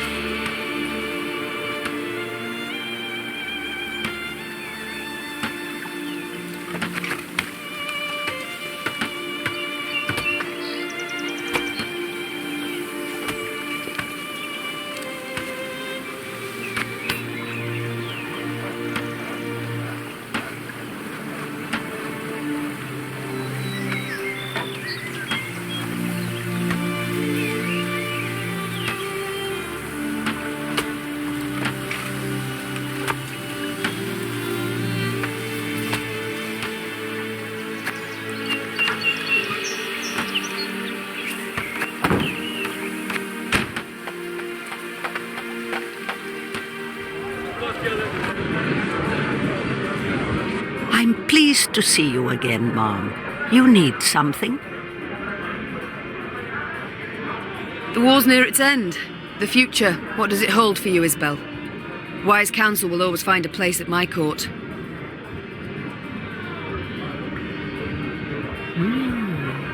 A tempting offer, Mom. So be it.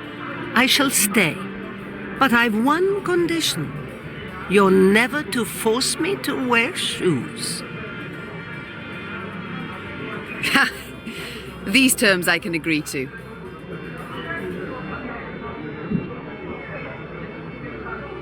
Duty calls. I must go.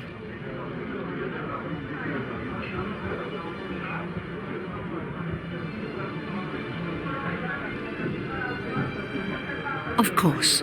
Should you need me, I'll be here. Your Grace, I wished once more to express my gratitude for your show of mercy. I showed mercy, true, but felt much more. Anger, pain, now resentment. You hurt me, Reynard, wounded me to the bloody core. I don't know what else to say on the matter, so let's not speak of it. As you wish, Your Grace. The war nears its end. What next for Reynard Odo? Whatever you command, Your Grace. Ah. Is something amiss, my lady?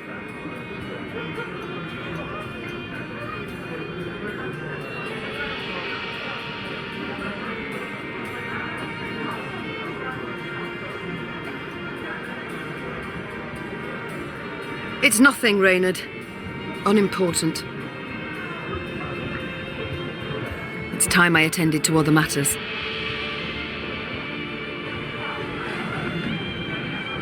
Huh? What is it now? The war nears its end. Sadly. Sadly, why? I survived. Again. Rebuild your land, Queen. Enjoy your life. Me and my men, we'll be moving on. Arnulf, in Lyria and Rivia, your past matters not. Nor does your shame. Stay. What about after? What do I tell my ancestors when the time comes? I yearn to sit at their table, lass, and drink mead in their company, so go I must. So long, Arnulf. Meve, I must say it again, I'm sorry. And I thank you for forgiving me. No need to say any more, Gascon. But you've got to know. Every time you bring it up, I'm tempted to change my mind. Now let's turn to the task at hand. So, what awaits you now? What will you do? Been contemplating it of late. Thought I might go back to the life of an outlaw. Not that I'd expect you to approve. You're quite right, I wouldn't. It's why I wish to make certain you'll not feel tempted. Gascon, I hereby bestow upon you a number of estates near Scala. What? Meve? Damn it, I don't know what to say. Ha! A first? Thank you, Meve. 1,000 thanks. 'Tis I who should thank you, with all my heart. It's time I attended to other matters. Farewell.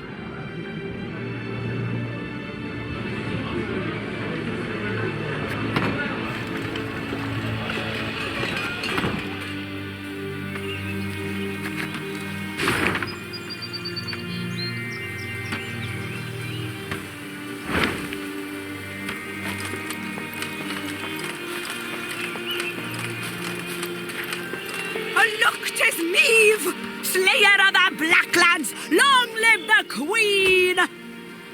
Just watch and wait. I wager you'll chase the Emperor himself off the throne.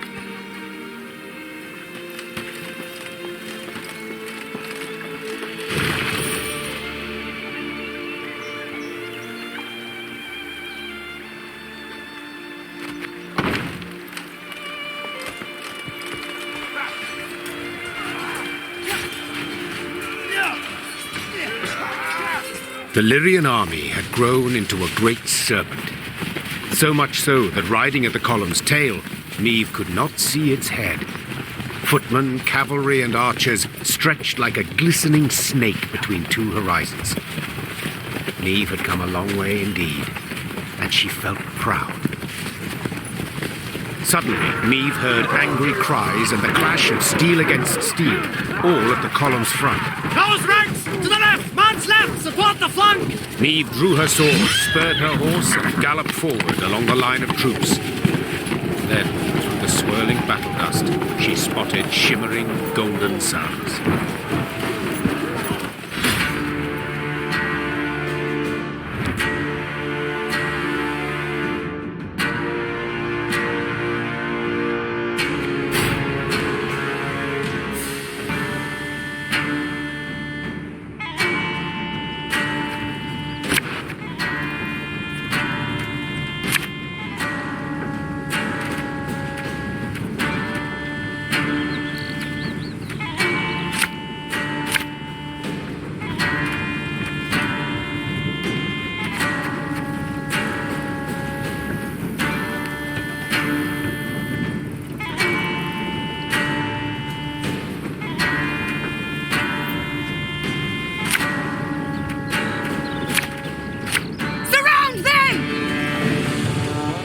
New orders?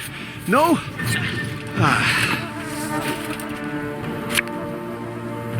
As you wish, my lady.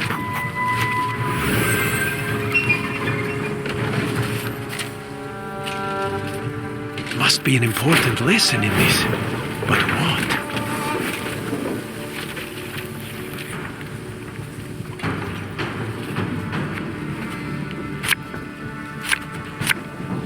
There's a time to reap, a time to sow, and a time to die.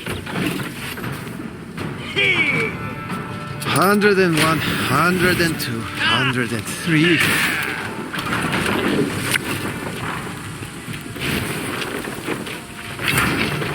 Aye.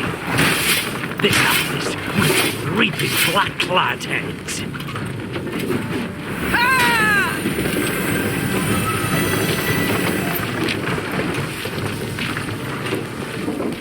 152, 154.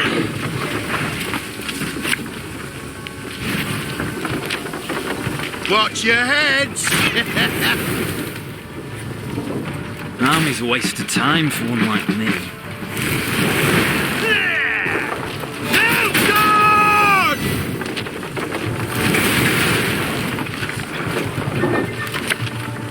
For the Queen!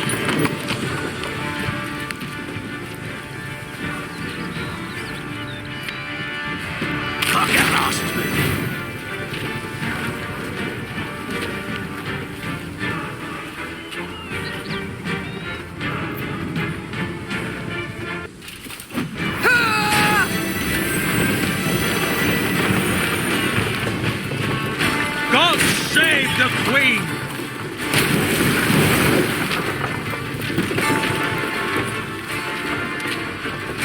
In retreat!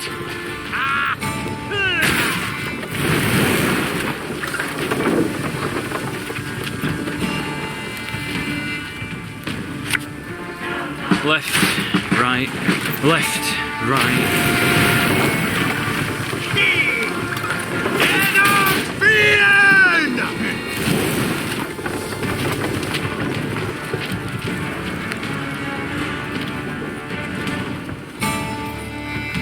No time for that! We must trust each other.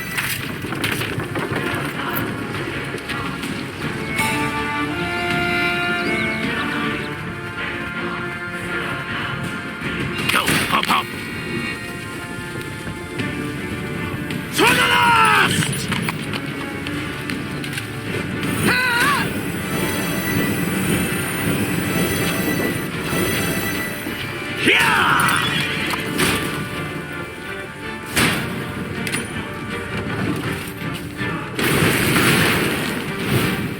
Quiet, or the commissar will hear.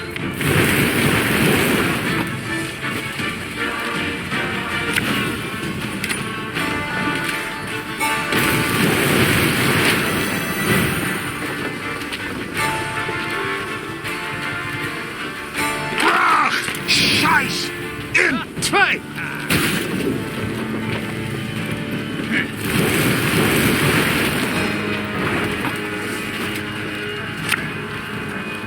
Aye.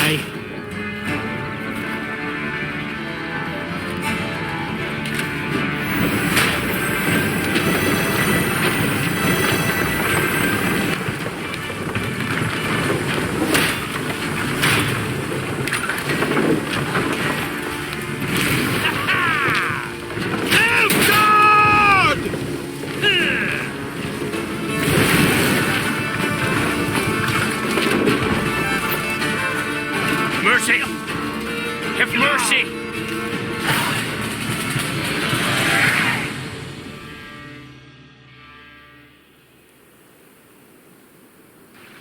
Normally disciplined, determined to an extreme, these Nilfgaardians quickly broke rank and ran. Deserters! Leaderless, Your Grace. A scout reported. Headed south, they was, towards the frontier. Chained prisoners now sat along the dusty road. Meve stopped in front of one. He was ragged and unshaven. Flies had taken an interest in his poorly bandaged hand. Spotting the Queen, he lowered his head and quivered with terror. I know you take us for savages, Began Meve, her gaze passing over several scraggy black-clads. but fear not. We shan't flay you alive nor eat you for dinner. And when a truce is signed, you'll be sent home, where I most sincerely hope you'll stay this time. As the Queen mounted her horse, she barely concealed a grimace. Her thighs were sore and chafed, her hands raw from the reins. But she bit her lip and rode on, for the prize was now very near.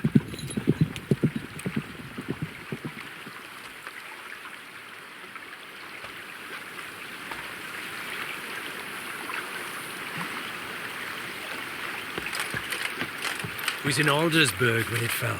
Broke my heart, that did. But not complete. Now we'll take it back.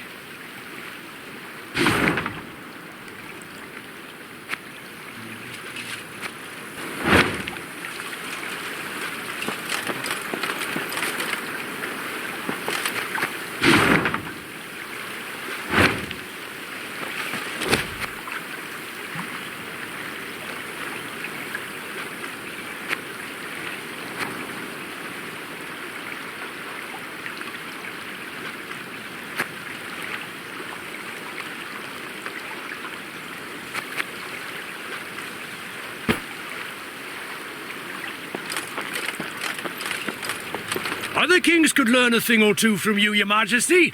Fight on!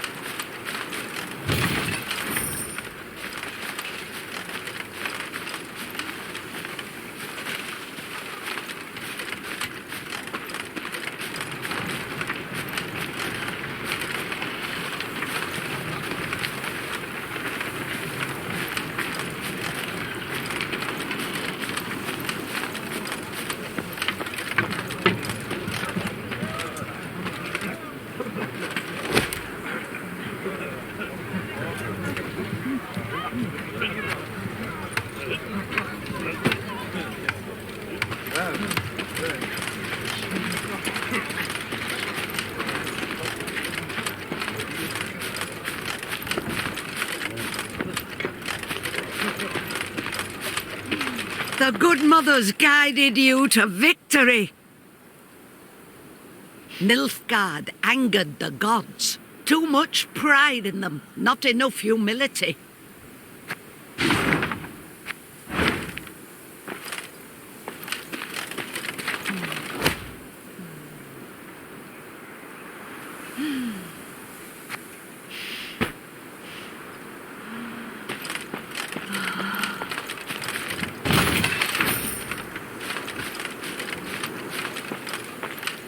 Meve was listening to a scout's report when screams suddenly burst from the prisoner transport. In a moment, Meve bore witness to a truly macabre sight. The Nilfgaardian captives to whom she had recently been merciful lay dead, massacred in cold blood among the camp's tents. Blast it all. Seethed the Queen, looking at the bloodied corpses. Those responsible for the deed, peasants from the quarry at Ravencloft, Meve had welcomed into her ranks. The harm they'd endured from Nilfgaardians wielding whips, this was what had festered in their hearts and minds. The Rivians couldn't accept that their oppressors had gone unpunished. So they took matters into their own hands, in defiance of the Queen. There's fiends, not folk. cried the peasants, now armed and in uniform. There was old this, plain and simple. It had been justice by a mob, and Meve knew it should not go unpunished. Yet at the last, ignoring her advisor's counsel, she left the former slaves' fate for their commanders to decide. For the queen had grown weary of choosing between two evils, each one darker than the other.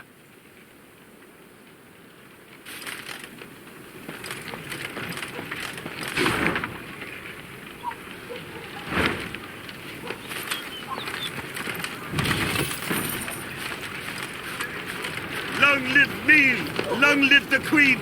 Long live our liberator!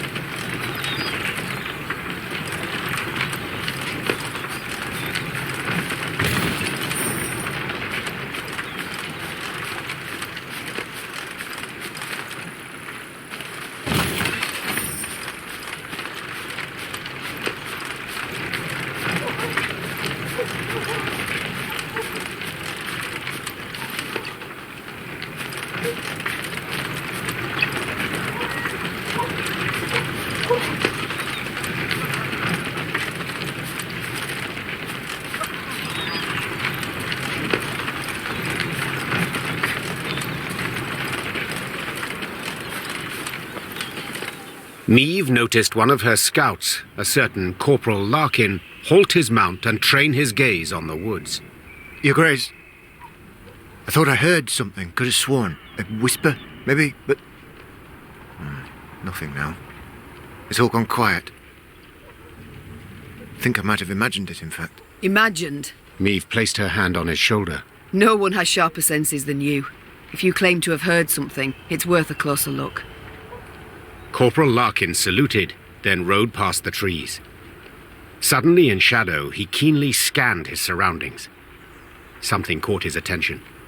He dismounted, then brushed aside ferns, exposing tracks made in the mud. Your Majesty! He shouted, quickly turning towards the road. Sound the alarm! It's Sqotch! An arrow whisked through the air, pierced his throat, and suddenly silenced him. Then the forest came alive with cries in the Elder tongue. Elves on the attack.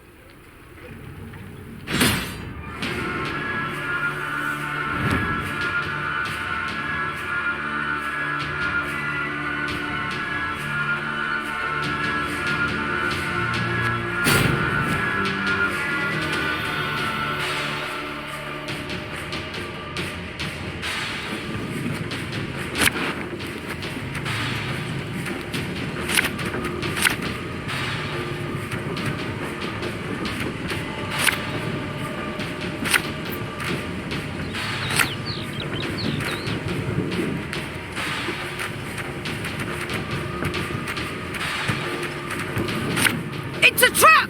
2 arms! Got business for me? Doubt I'll ever pay off these school loans. Aedirn! As you wish, lady.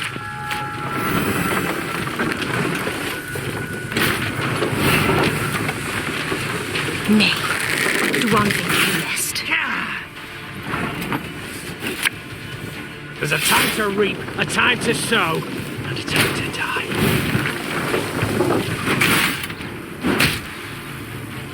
May your sword and arm be one.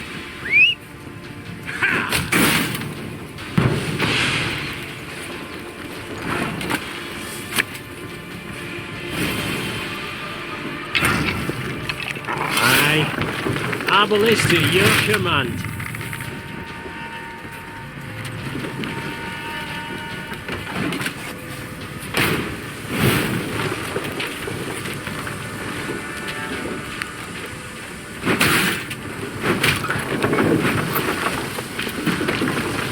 Death to humans! Watch your heads!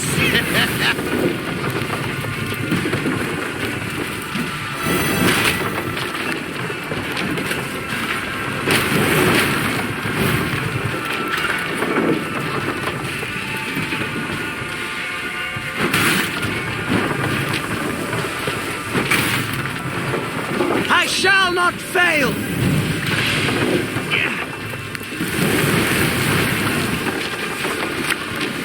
Catch!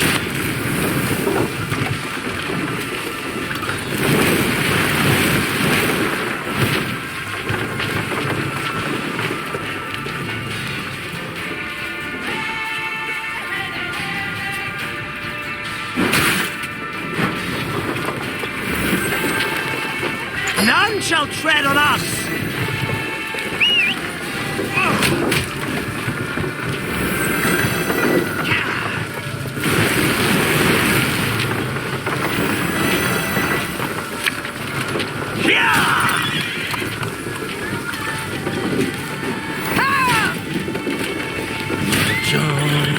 March on.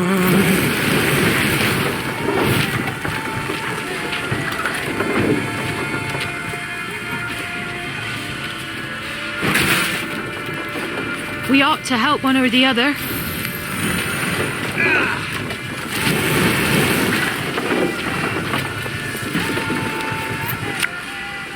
I'm a voice.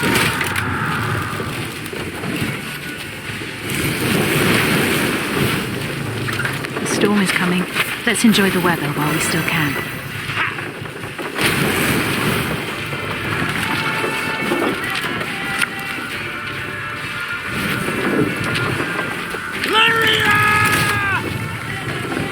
One bullet's all I need. Give me a time.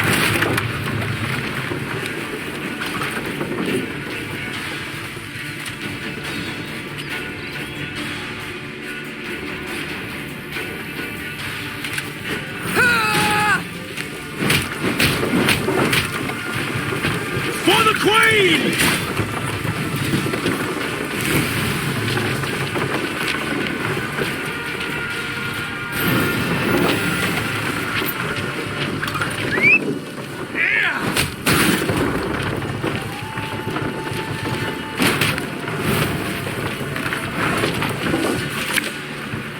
We must trust each other. Renna! Stop! We surrender!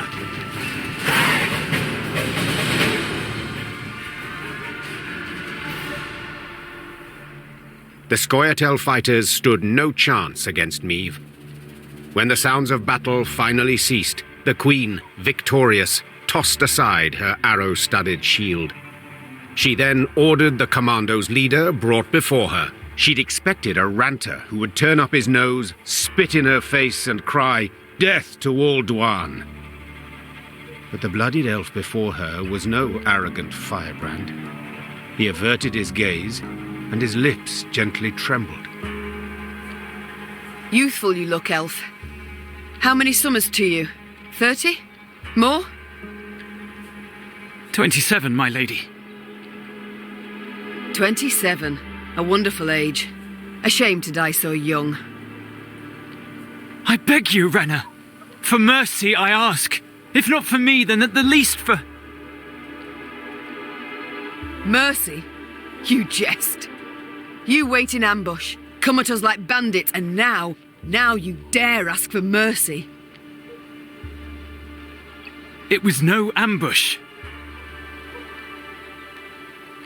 Don't play me for a fool. I know what I saw, and am no stranger to warcraft. It's not you we wished to fight. Sverre. Then who killed Corporal Larkin, Werebubs? When we saw you on the high road, we fell back and hid in the wood. We wanted you to pass. Your scout's hearing very keen. He heard something, then spotted our tracks. You must understand. We had no choice.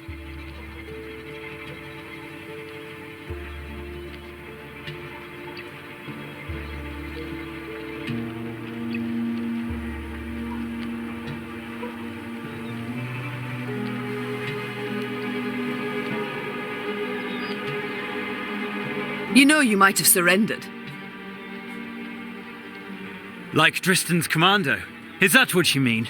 They laid down their arms before an Aedirnian general, who ordered them hanged. One and all. If we're to die, we prefer to die bows and swords in hand. Why are you here?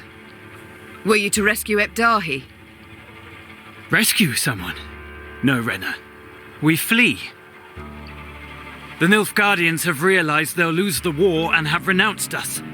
Without their support, we stand no chance. Demavend has loosed his hounds. They hunt our units one by one. He's offered 50 gold pieces for the head of each Sqoyatel. It's the same in Temeria and Kedwen, if not worse. We wished to join with your Veth's unit, flee together as far as we could. It was our last hope. Why do you tell me all this? Because you listen still. You've not ordered me killed, so you've clearly a heart. Eseth Aina Eddu. I beg you, so few of us remain, all tired, all wounded. We pose no threat. Let us leave your realm. Let us flee.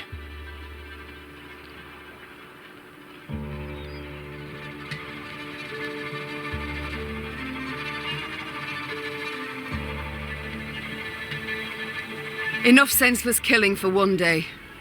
So be it. You're free to leave. I don't know how to thank you.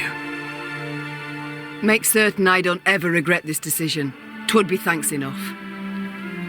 I thank you for your compassion towards me and all my folk. Meve personally unfastened the prisoner's chains as her Lyrians looked on in silence. They did not approve, this was clear. Their displeasure was palpable.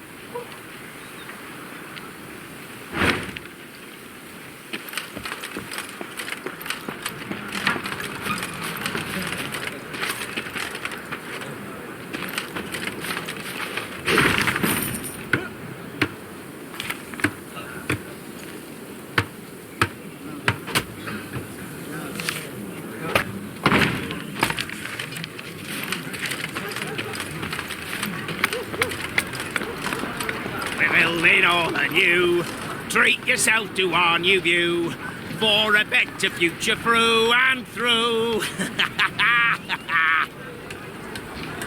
First foundations hoist the walls, then we'll revel in its halls.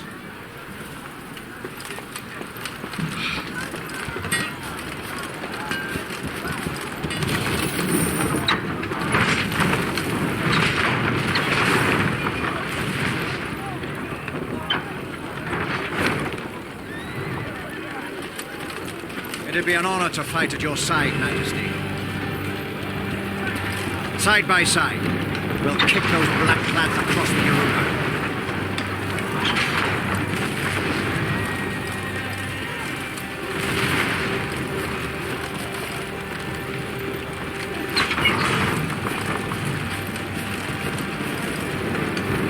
The Lyrian corps neared Aldersburg, and it could not have been on a more idyllic day. The sun shone, birds sang, trees rustled in a light breeze. But Meve saw it as she had at the war's start. Walls illumined by a fire's glow, the cries of fleeing civilians, the stench of burning flesh.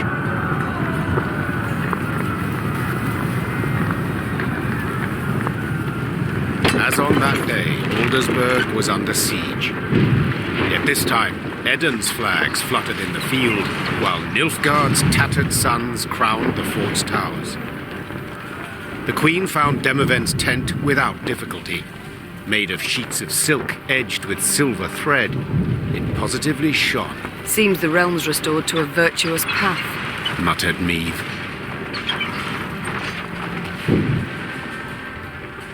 Aha!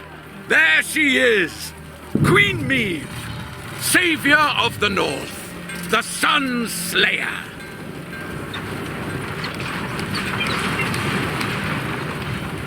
Mockery I don't appreciate. I wouldn't dare. Not my words, those. You've been painted thus in song. Master Dandelion himself wrote a ballad, The Battle for the Bridge. If you take the bard at his word, you're as fierce with a blade as any witcher.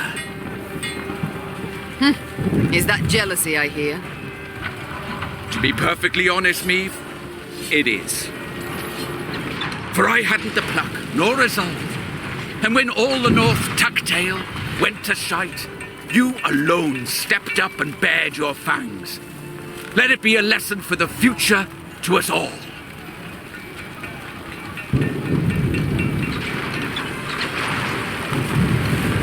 You called out the future. Tell me, how's your son? Baldwin. Growing like a weed he is. And the spitting image of his old man. Good news all, especially given the mother's profession. She's now Countess Demeretta of Gullet, a lady of the court. Your lawful wife must be thrilled. Hard to say in truth. I've not seen her in some time. Duty keeps me away, you understand. You work hard, I'm certain. Many a night, too. You might say so indeed. But enough about me. As we're chirping away like two gossips in the field, do tell me, what a villain. He perished in the assault on Rivia Castle. Oh my. Fighting for which side? The right one. Demavend, the wound is fresh, the pain immense. I'd rather we not speak of it. A lesson for the future? What do you mean? My dear, this war won't change a bloody thing, though. Nilfgaard will be Nilfgaard, the North, the North.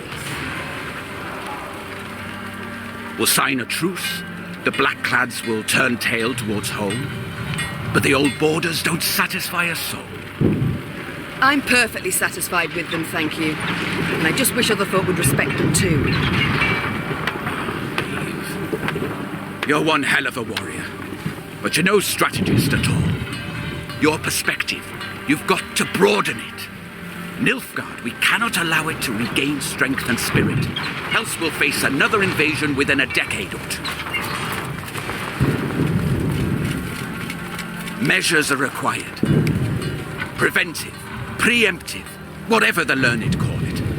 Build an army, a vast one, wait in ambush, and when they least expect it, break their bloody spine. Just think if we were to join forces. Enough. I don't wish to hear it. Won't even entertain the thought. I'll help you take Aldersburg, but then I'll go home, where, God's willing, I'll live to a ripe old age. As you wish. We can mount the assault at any time, but... But? My scouts report a small Nilfgaardian force approaching from the south. They've stayed off the roads, moved only under the cover of night, escorting someone. Who? I've no notion. Could be a mage. Devilishly unpredictable, that lot. Could wreak havoc in our ranks. Either way, before we rush at the walls, we must make certain they don't reach Aldersburg at all. I shall see to it. Are you sure? You've just arrived. Must be weary after the long journey. An understatement if I ever heard one. But I wish all this to be over, quickly. Meve set out after the Nilfgaardians immediately, a cavalry escort in tow. Her unmatched scouts, who had led the army through the mountains of Makakham and Angren swamps, quickly found the enemy's trail. This way, Your Grace. It's not far now. That very same day, Meve's force caught up to the mysterious black-clad unit. Lyrian riders surrounded the foe, forcing the Nilfgaardians to halt. All fell so quiet, the creaking of taut Lyrian bowstrings could be discerned. The common tongue. Which of you knows it? I do, Your Majesty. You also know who you deal with, I see. What is your name? Kaldvin, Your Majesty. At last, a Nilfgaardian name I can pronounce. So, Kaldwin, it seems this war will reach its end in 2 days' time at the most. 'Twould be silly to die today, wouldn't you agree? It would, milady. Precisely. I've spilled enough blood. I've lost the appetite for more. So, provided you don't give me a good reason to kill you, you'll walk away with your lives. Now tell me, you carry something for General Ebdahi. What is it? A letter. Urgent to the point of insanity, it must be. Who wrote it? The dear Madam Ebdahi? No, Your Majesty. The Emperor. My. A letter from Emir himself. You must be an important person. A noble or... Yet your uniform is simple, with no discernible distinctions. Who are you truly, Kaldwin? A spy? A simple messenger, Your Majesty. Don't lie. I know messengers, how they travel. Alone, armorless, atop a swift steed. You're escorted by cavalry of the heavy sort. For I often carry orders the recipients don't wish to perform, thus the escort. Give me the letter. I've sworn to deliver it to General Ebdahi, or to die in the quest to do so.